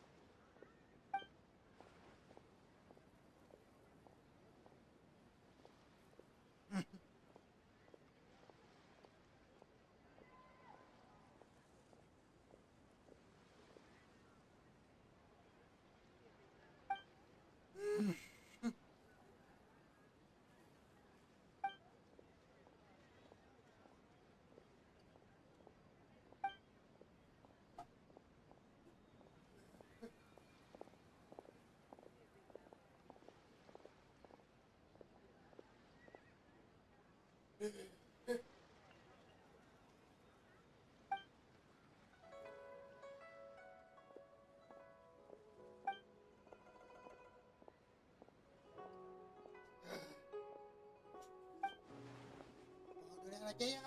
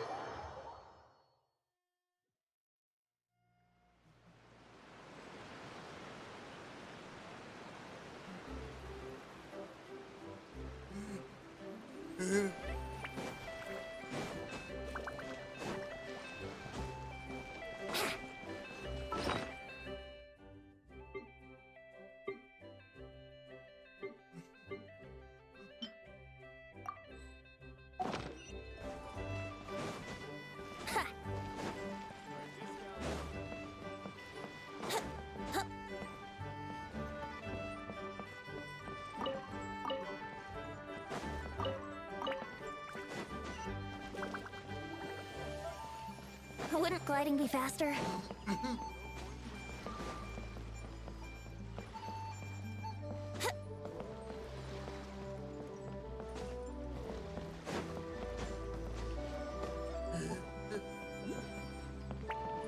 Yahoo!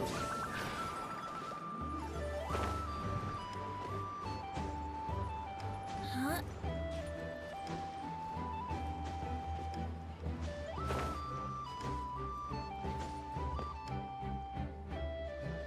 Here we go.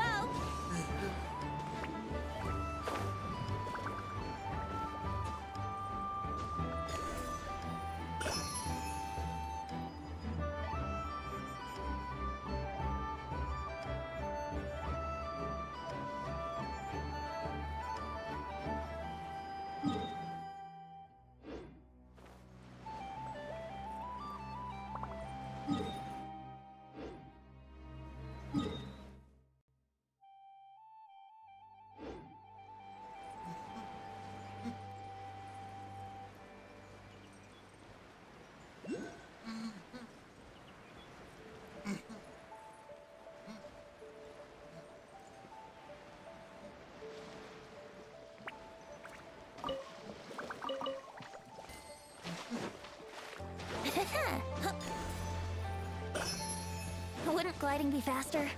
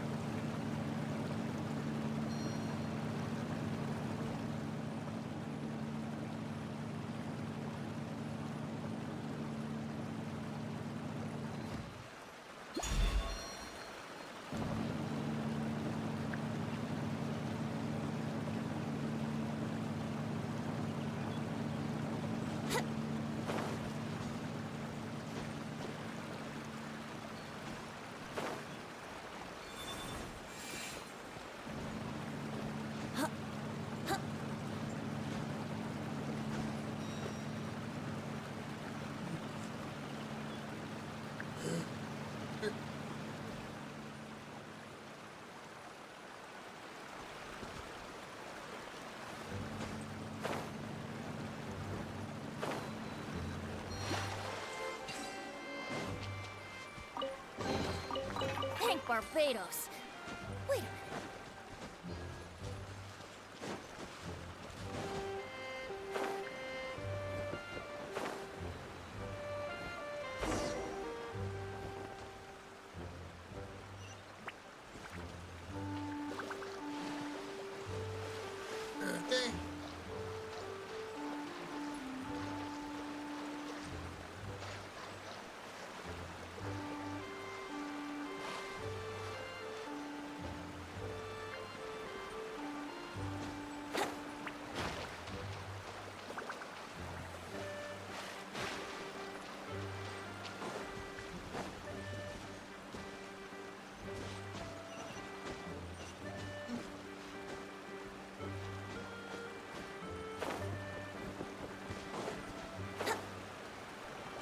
Brace yourselves.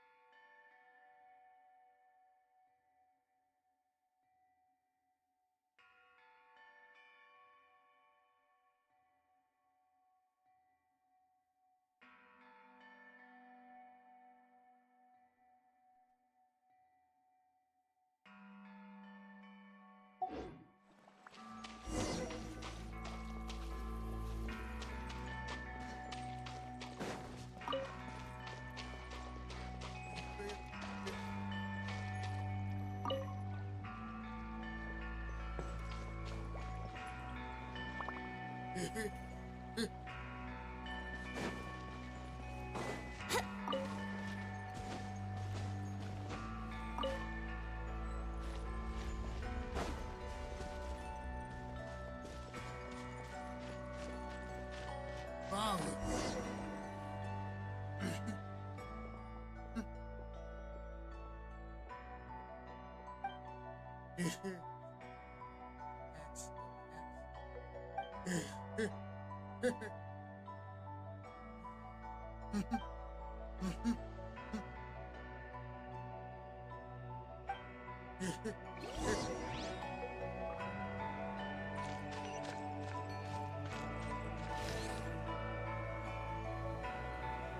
Wow.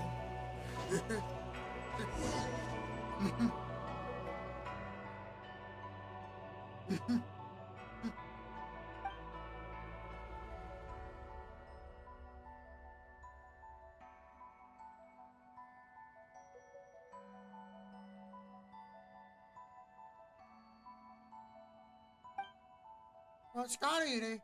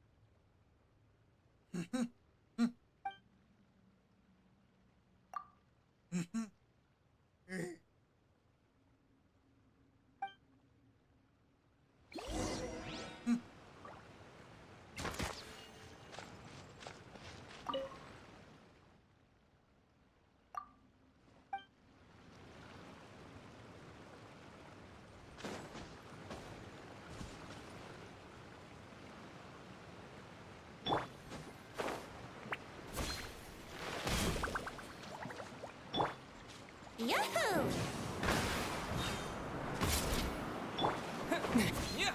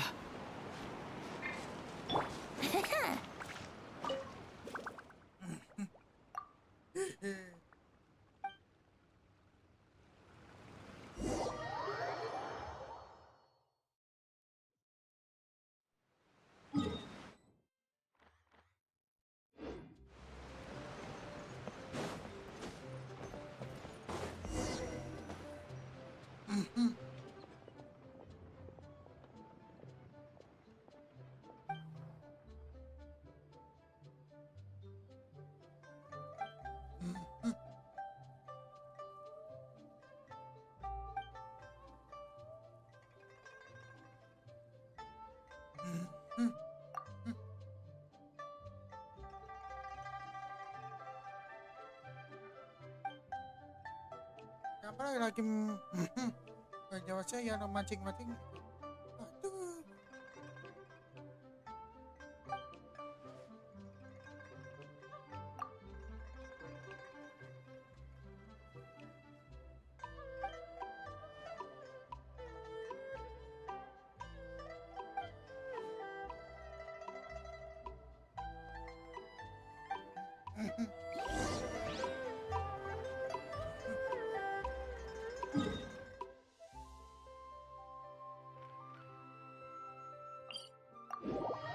Aduh.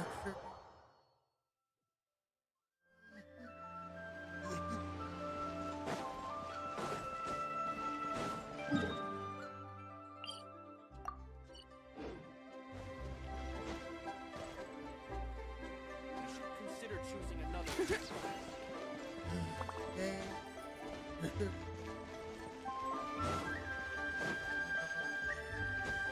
Wouldn't gliding be faster?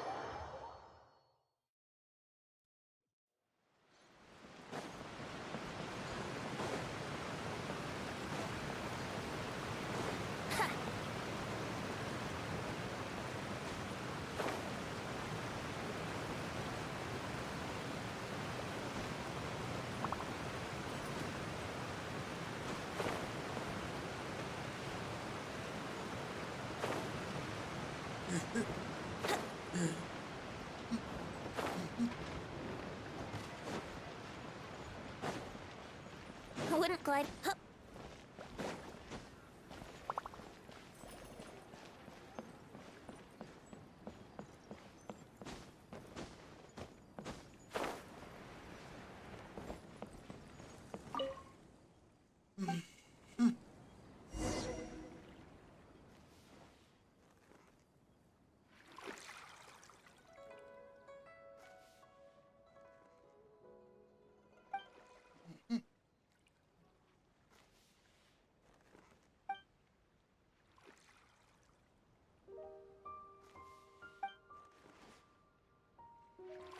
Oh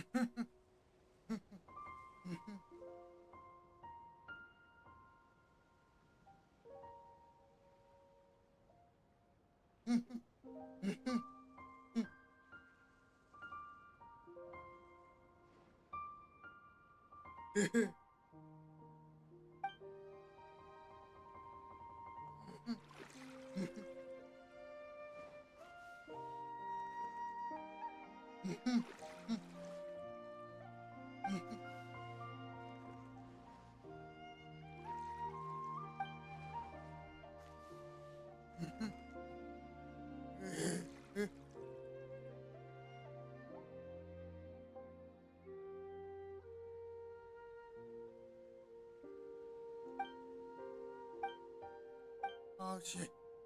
Hey, Bahu! Jaga.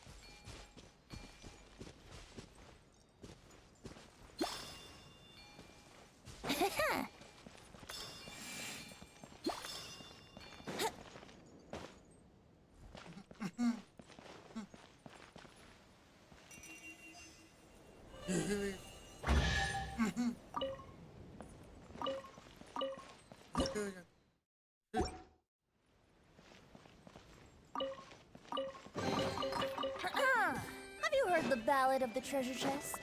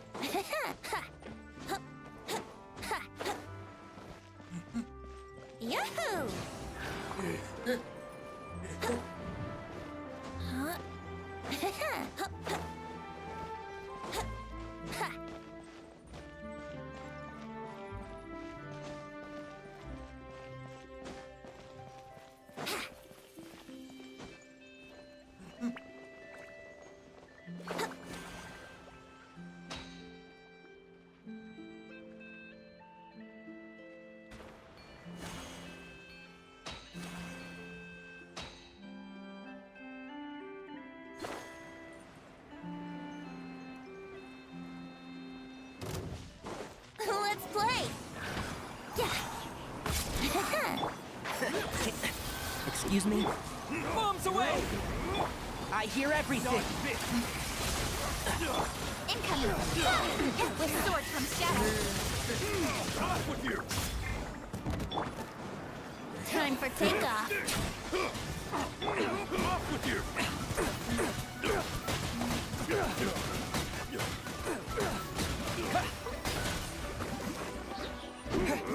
Nowhere to hide!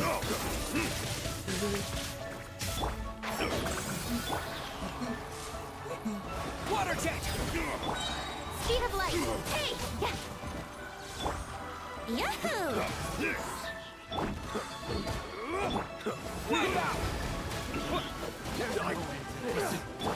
Think you can get away? Let's nip that in the bud. Don't blink!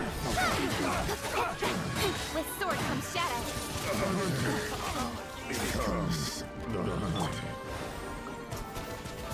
Direct assault! Go! Speed of light!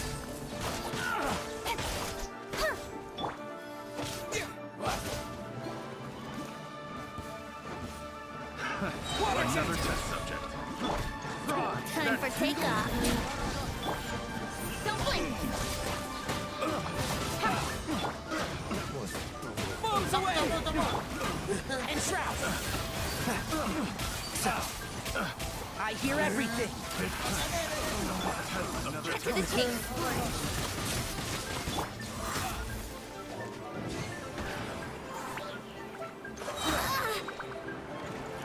Think you can get away?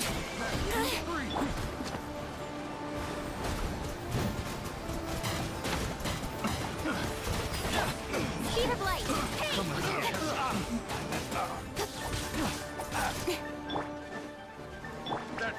Here we go!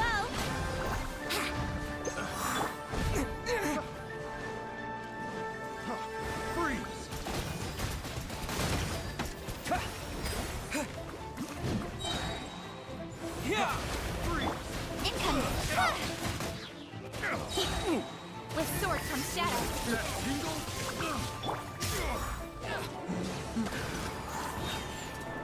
Wouldn't gliding be faster? Time for takeoff. Speed of light.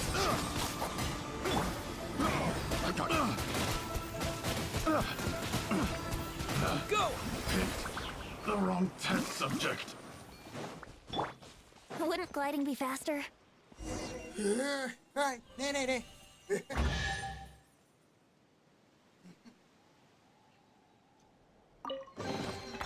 Thank Barbados. Wait a minute.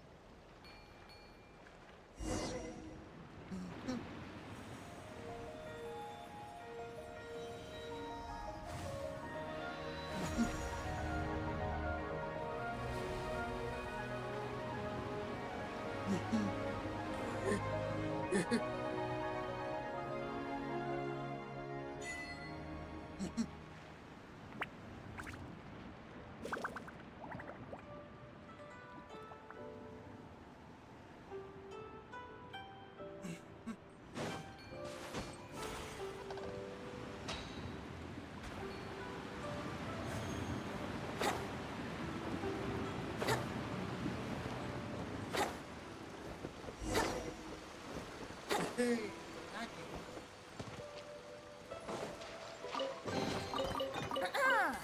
you heard the ballad of the treasure chest?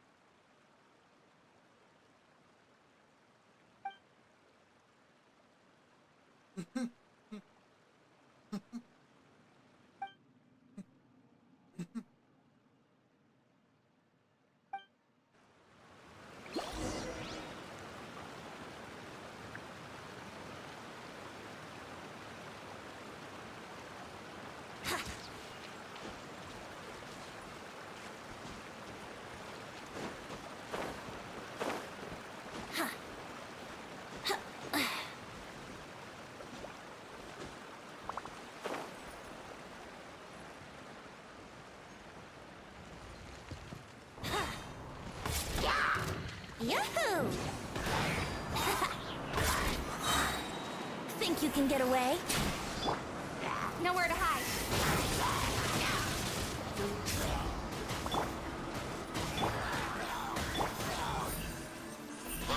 Hey!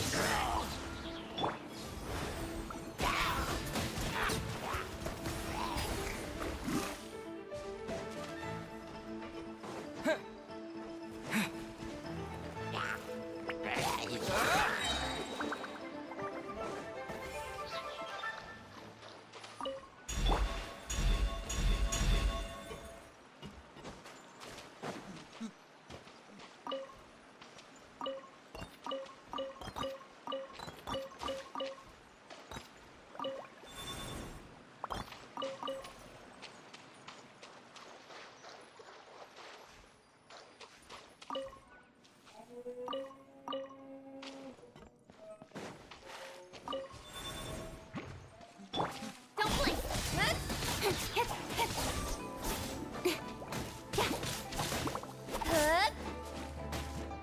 Incoming! Hey!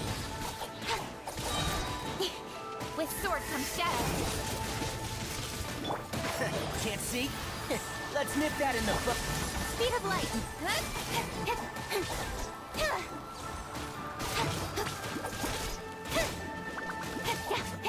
Incoming!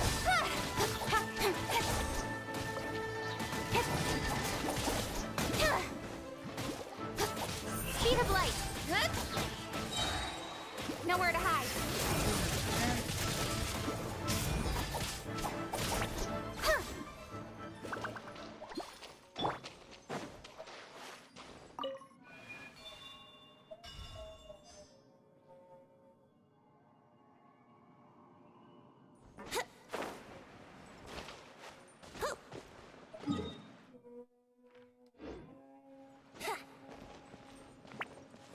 What a good. Wipe out! Don't blink!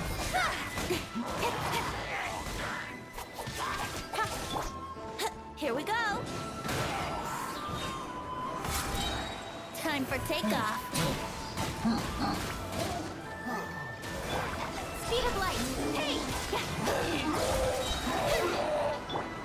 I hear everything.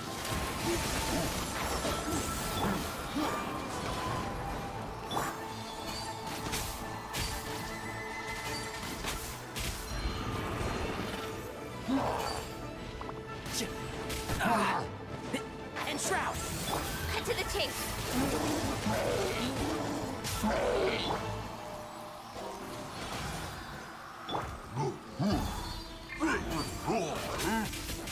Think you can get away?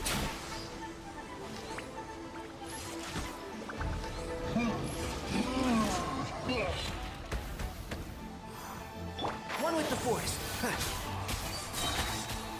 So, I'll approve you. Don't blink!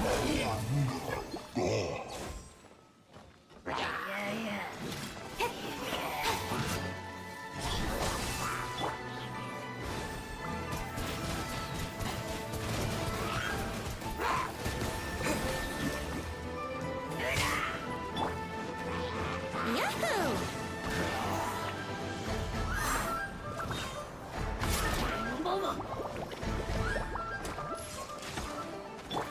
Speed of light!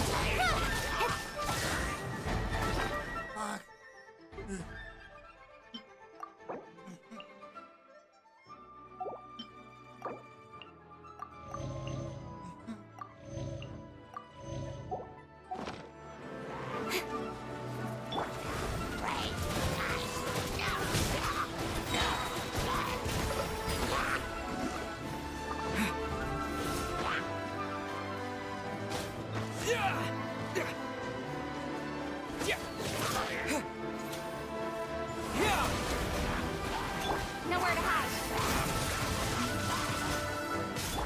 And shroud. Time for takeoff.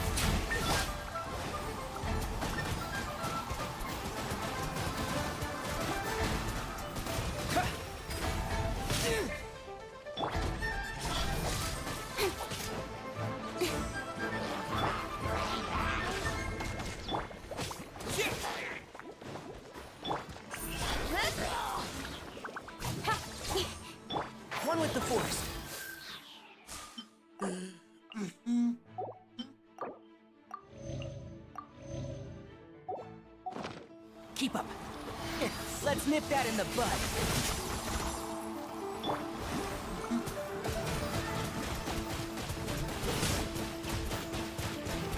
Go!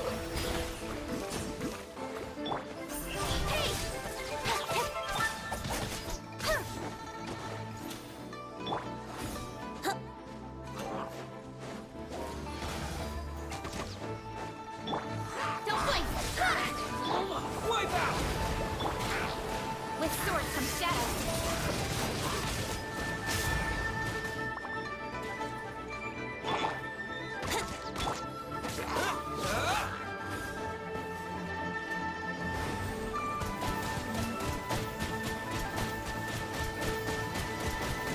Go! Speed of light.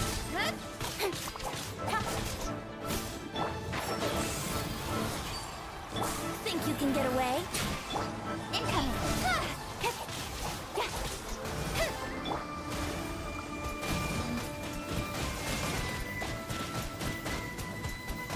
Go!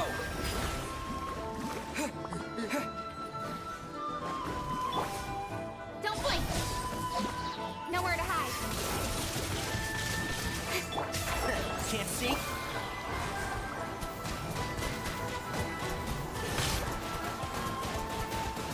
Go! Incoming.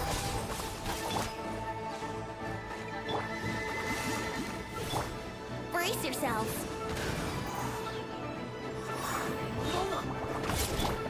Speed of light. Hey!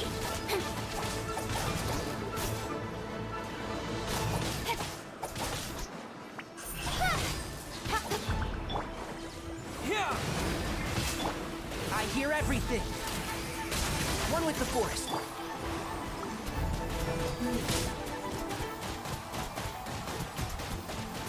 Water jet! Time for takeoff. Incoming.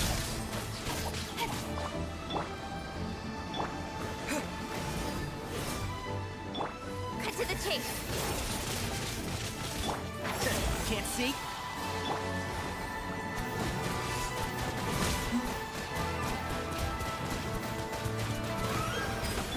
Don't blink. Hey!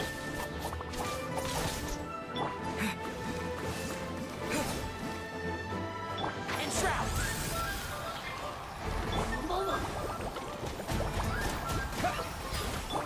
Speed of light.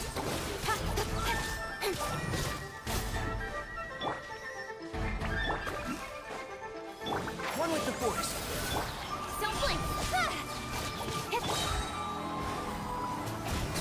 Go!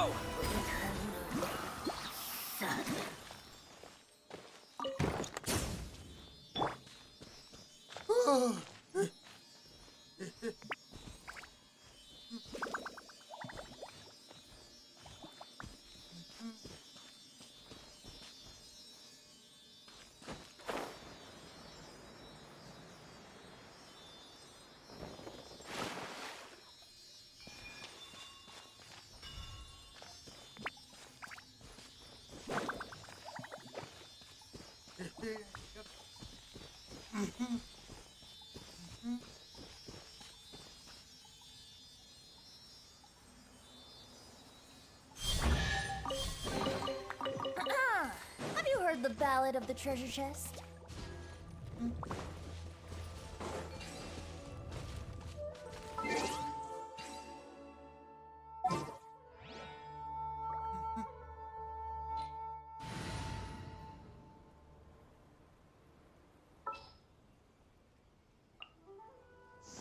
Send one, send them all.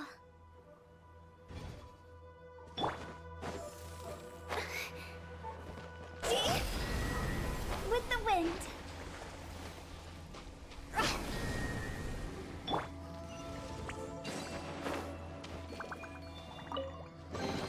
What a find! I wonder how many bottles this'll be worth.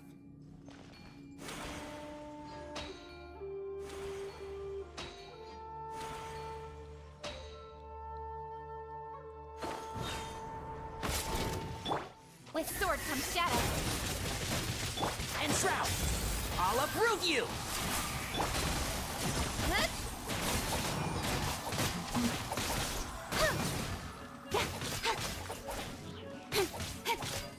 light!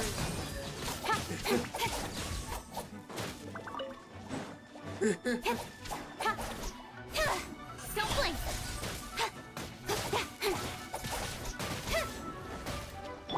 One with the force. Speed of light!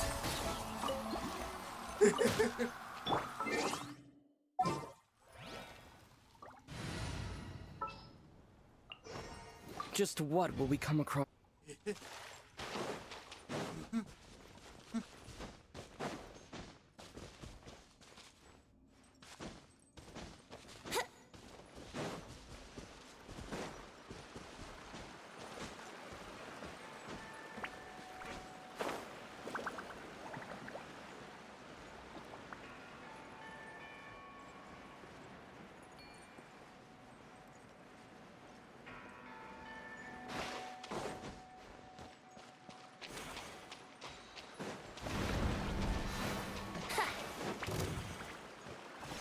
Wouldn't gliding be faster?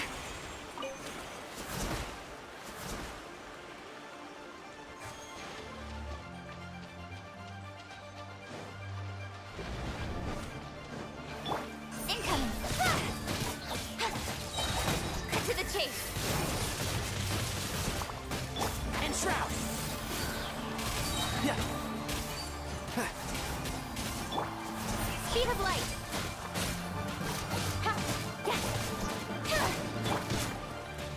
Think you can get away?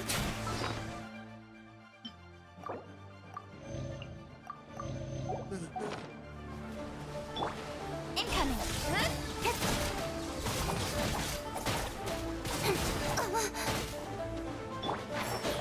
Here, let's nip that in the bud.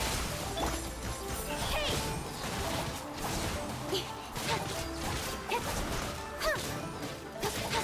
With sword comes shadow.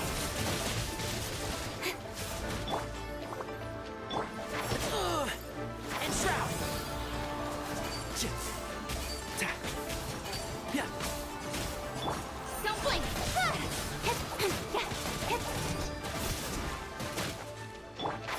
Can't see.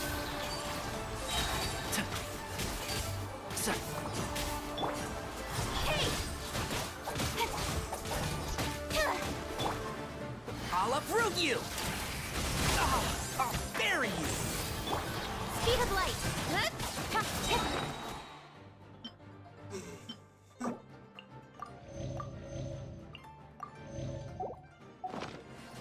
Cut to the chase!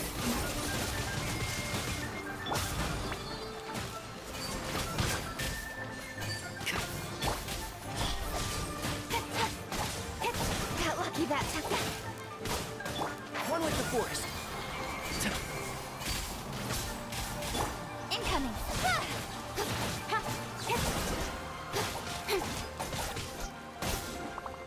Time for takeoff. How rude! And shroud.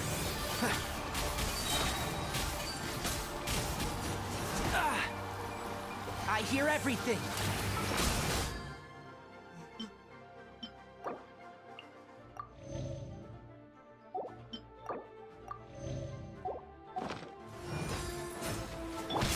Speed of light!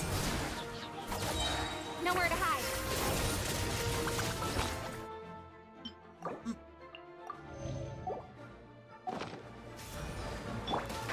Can't see.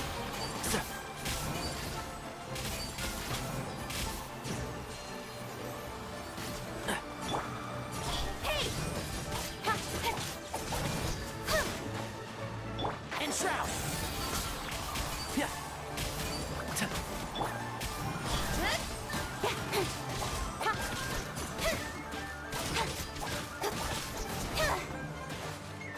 Incoming! Hey!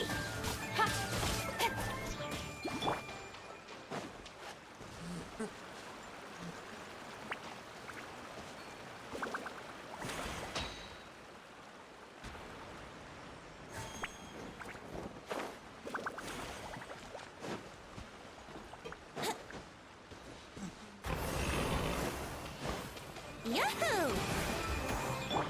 Speed of light! I'll uproot you. chase. Incoming.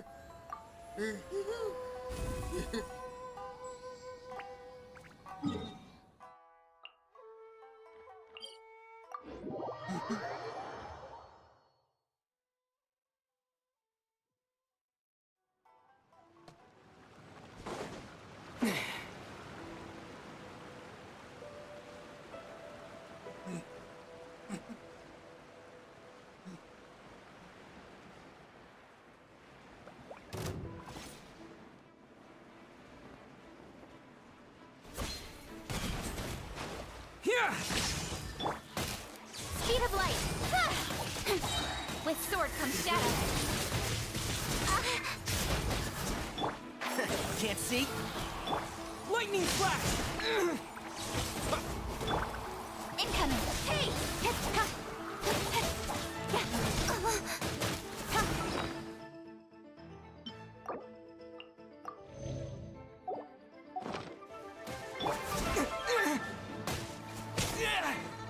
And shroud!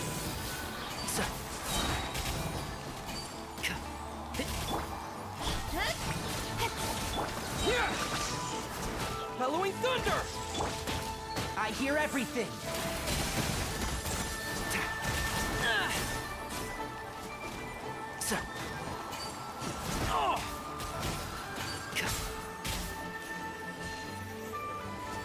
Dust to dust.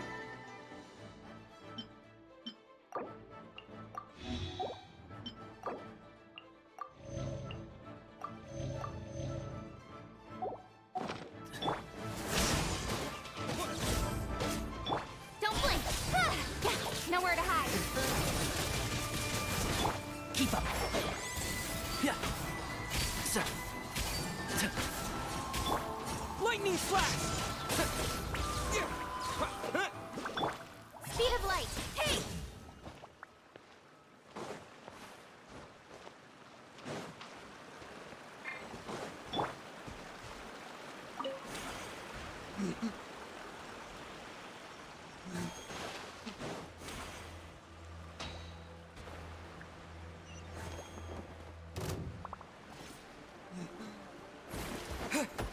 Here!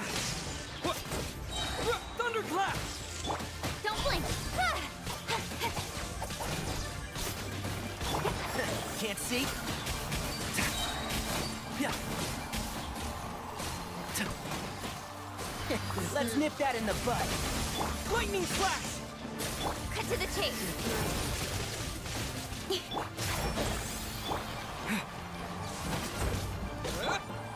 Hey! Take this!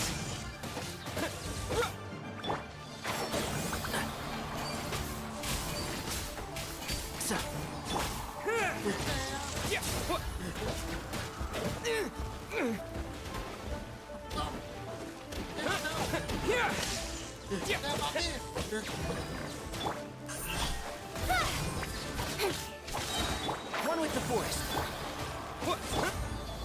I'll uproot you! Keep up. Nowhere to hide. Speed of light.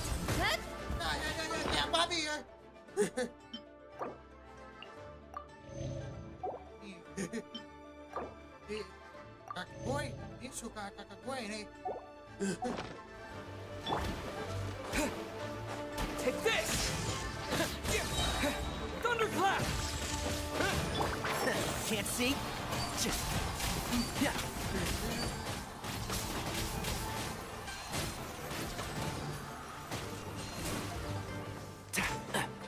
Here! Incoming!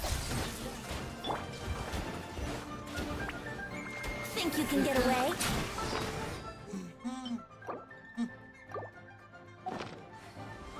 One with the force.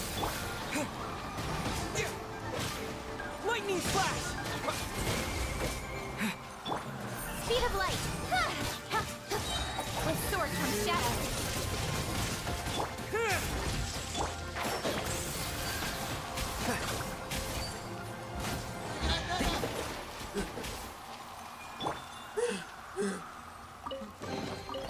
Thank Barbados.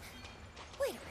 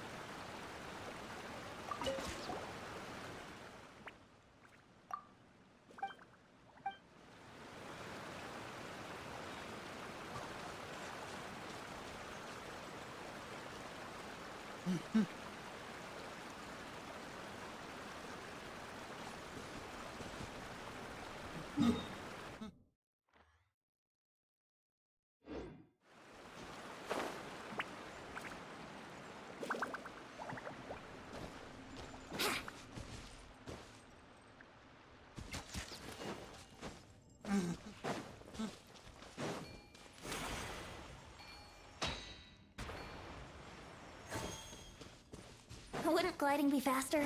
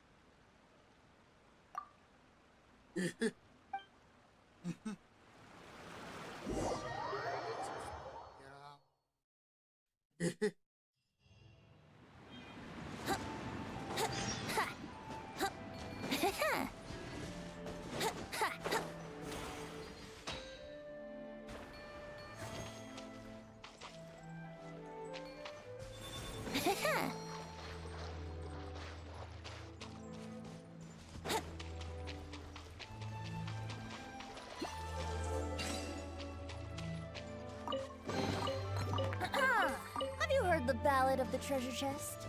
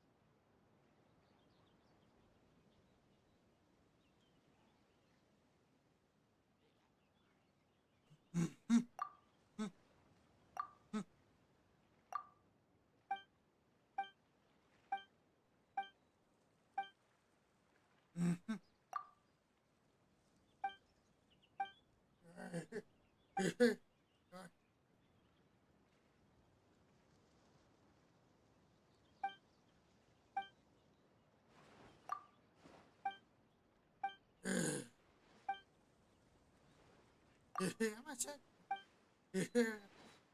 Astaga.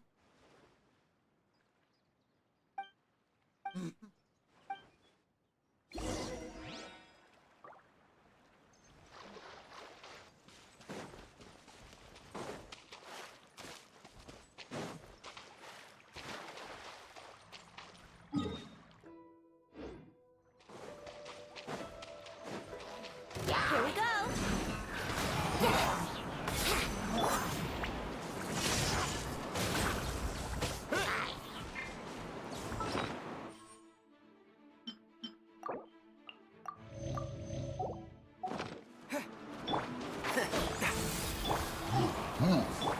Don't blink.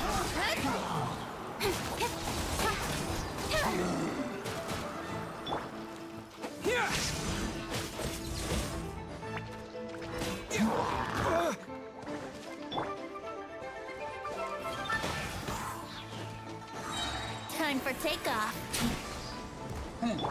Thunderclap! Lightning slash! Incoming. Hey!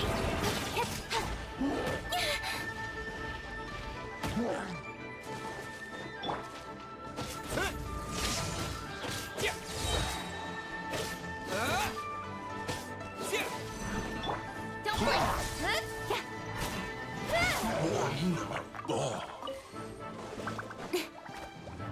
Cut to the chase.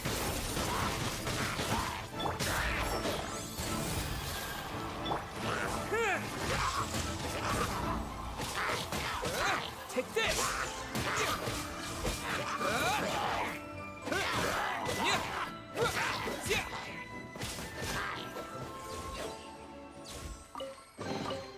A reward on the road.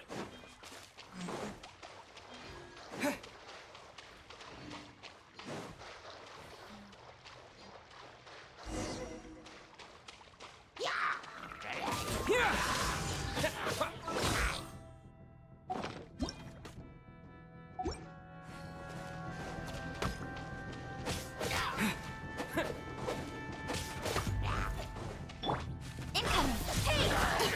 One step. Thunderclap!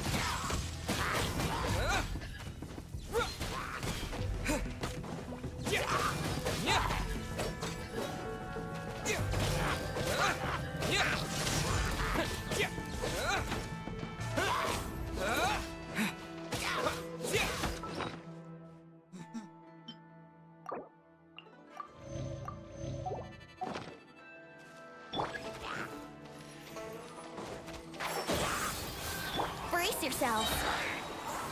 Think you can get away? With sword comes shadow. Wouldn't gliding be faster? Lightning flash! Bellowing thunder!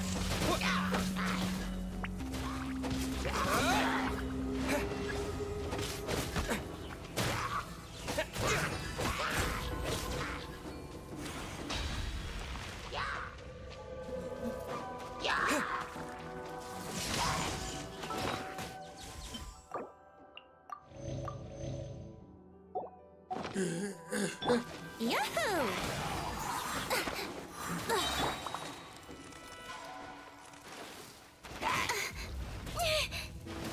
Cut to the chase. Time for takeoff. I hear everything! Take this!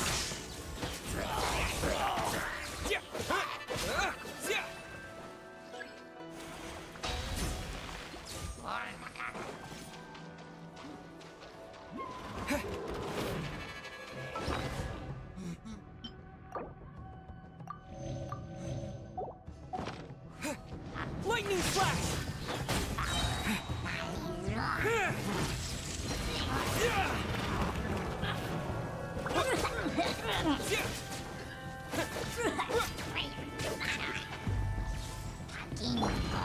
One with the force.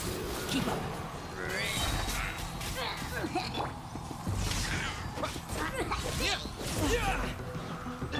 Wouldn't gliding. Let's play.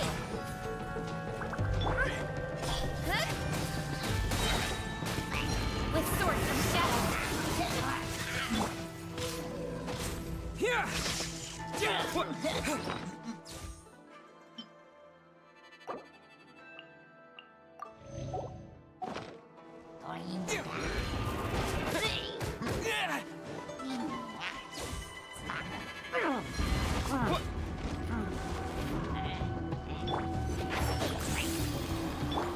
Speed of light. Thunderclap! Lightning slash! Think you can get away?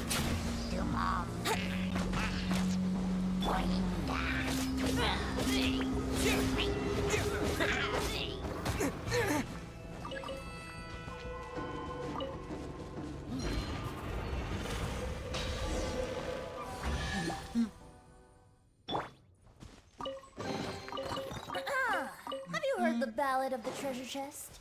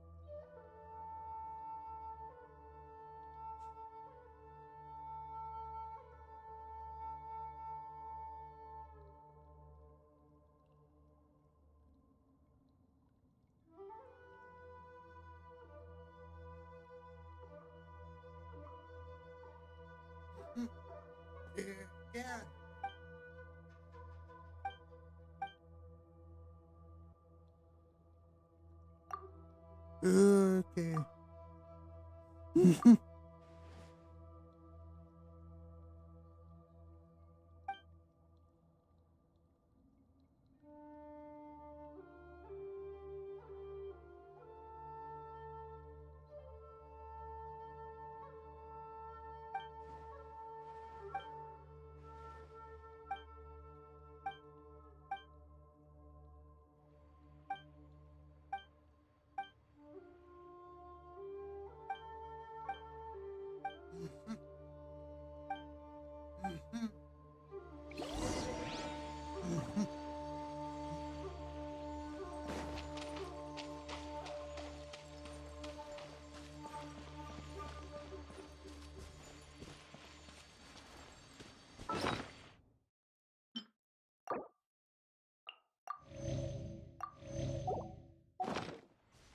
Wouldn't gliding be faster?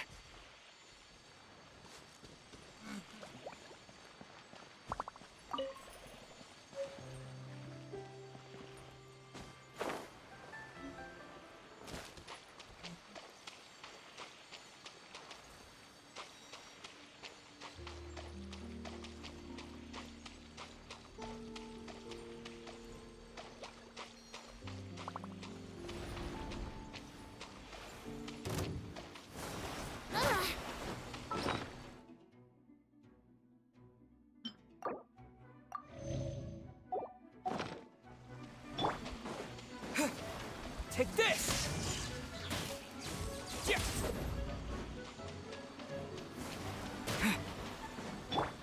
Incoming! Hey! I'll uproot you!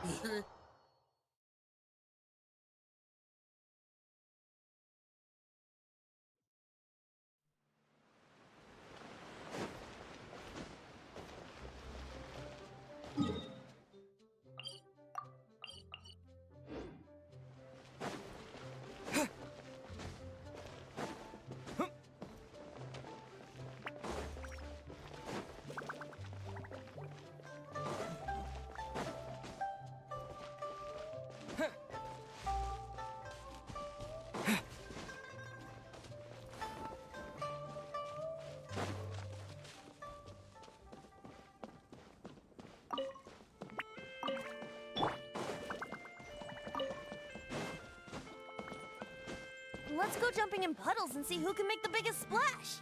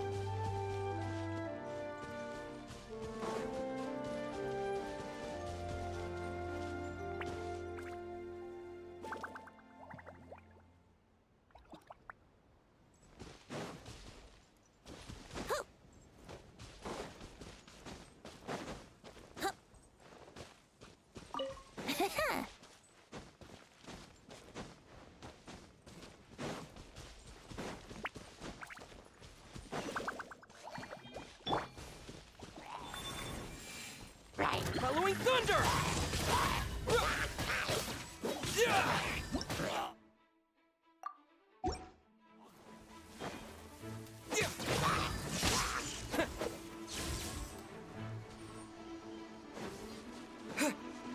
Cut to the chase.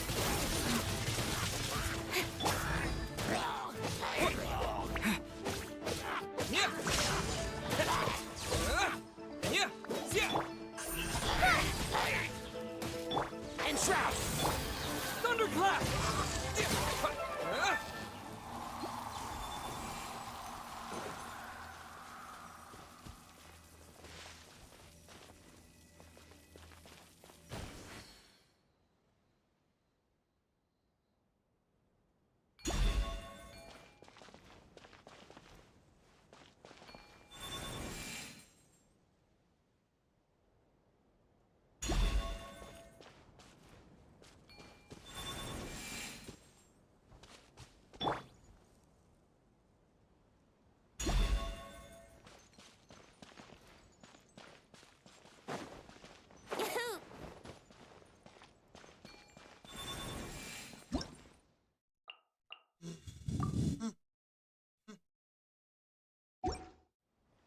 Let's go jumping in puddles and see who can make the biggest splash.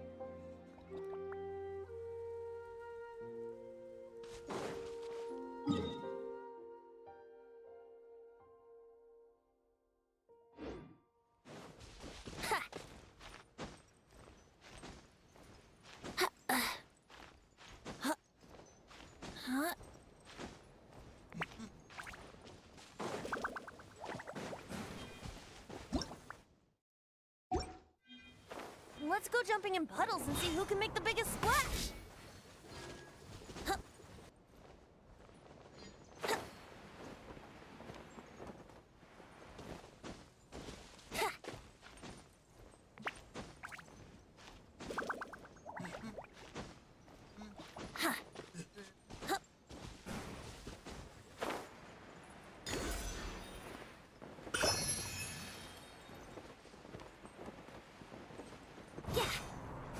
Here we go.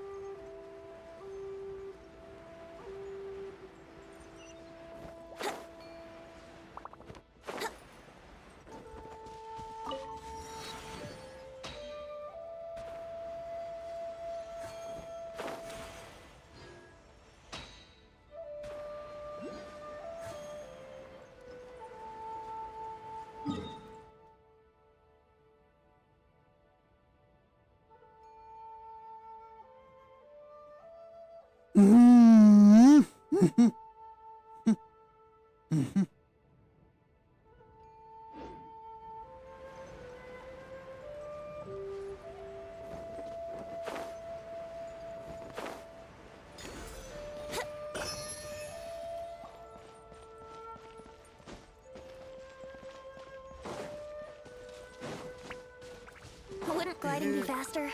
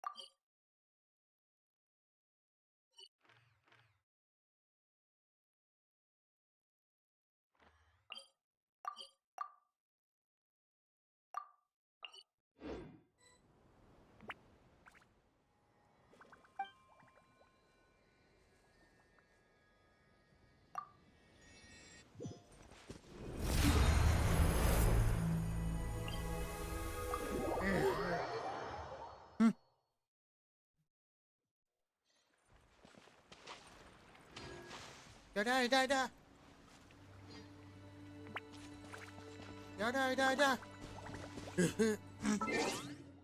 Dadah. Dadah. Udah selesai. Selesai udah ini. Selamat streaming dulu. Bye.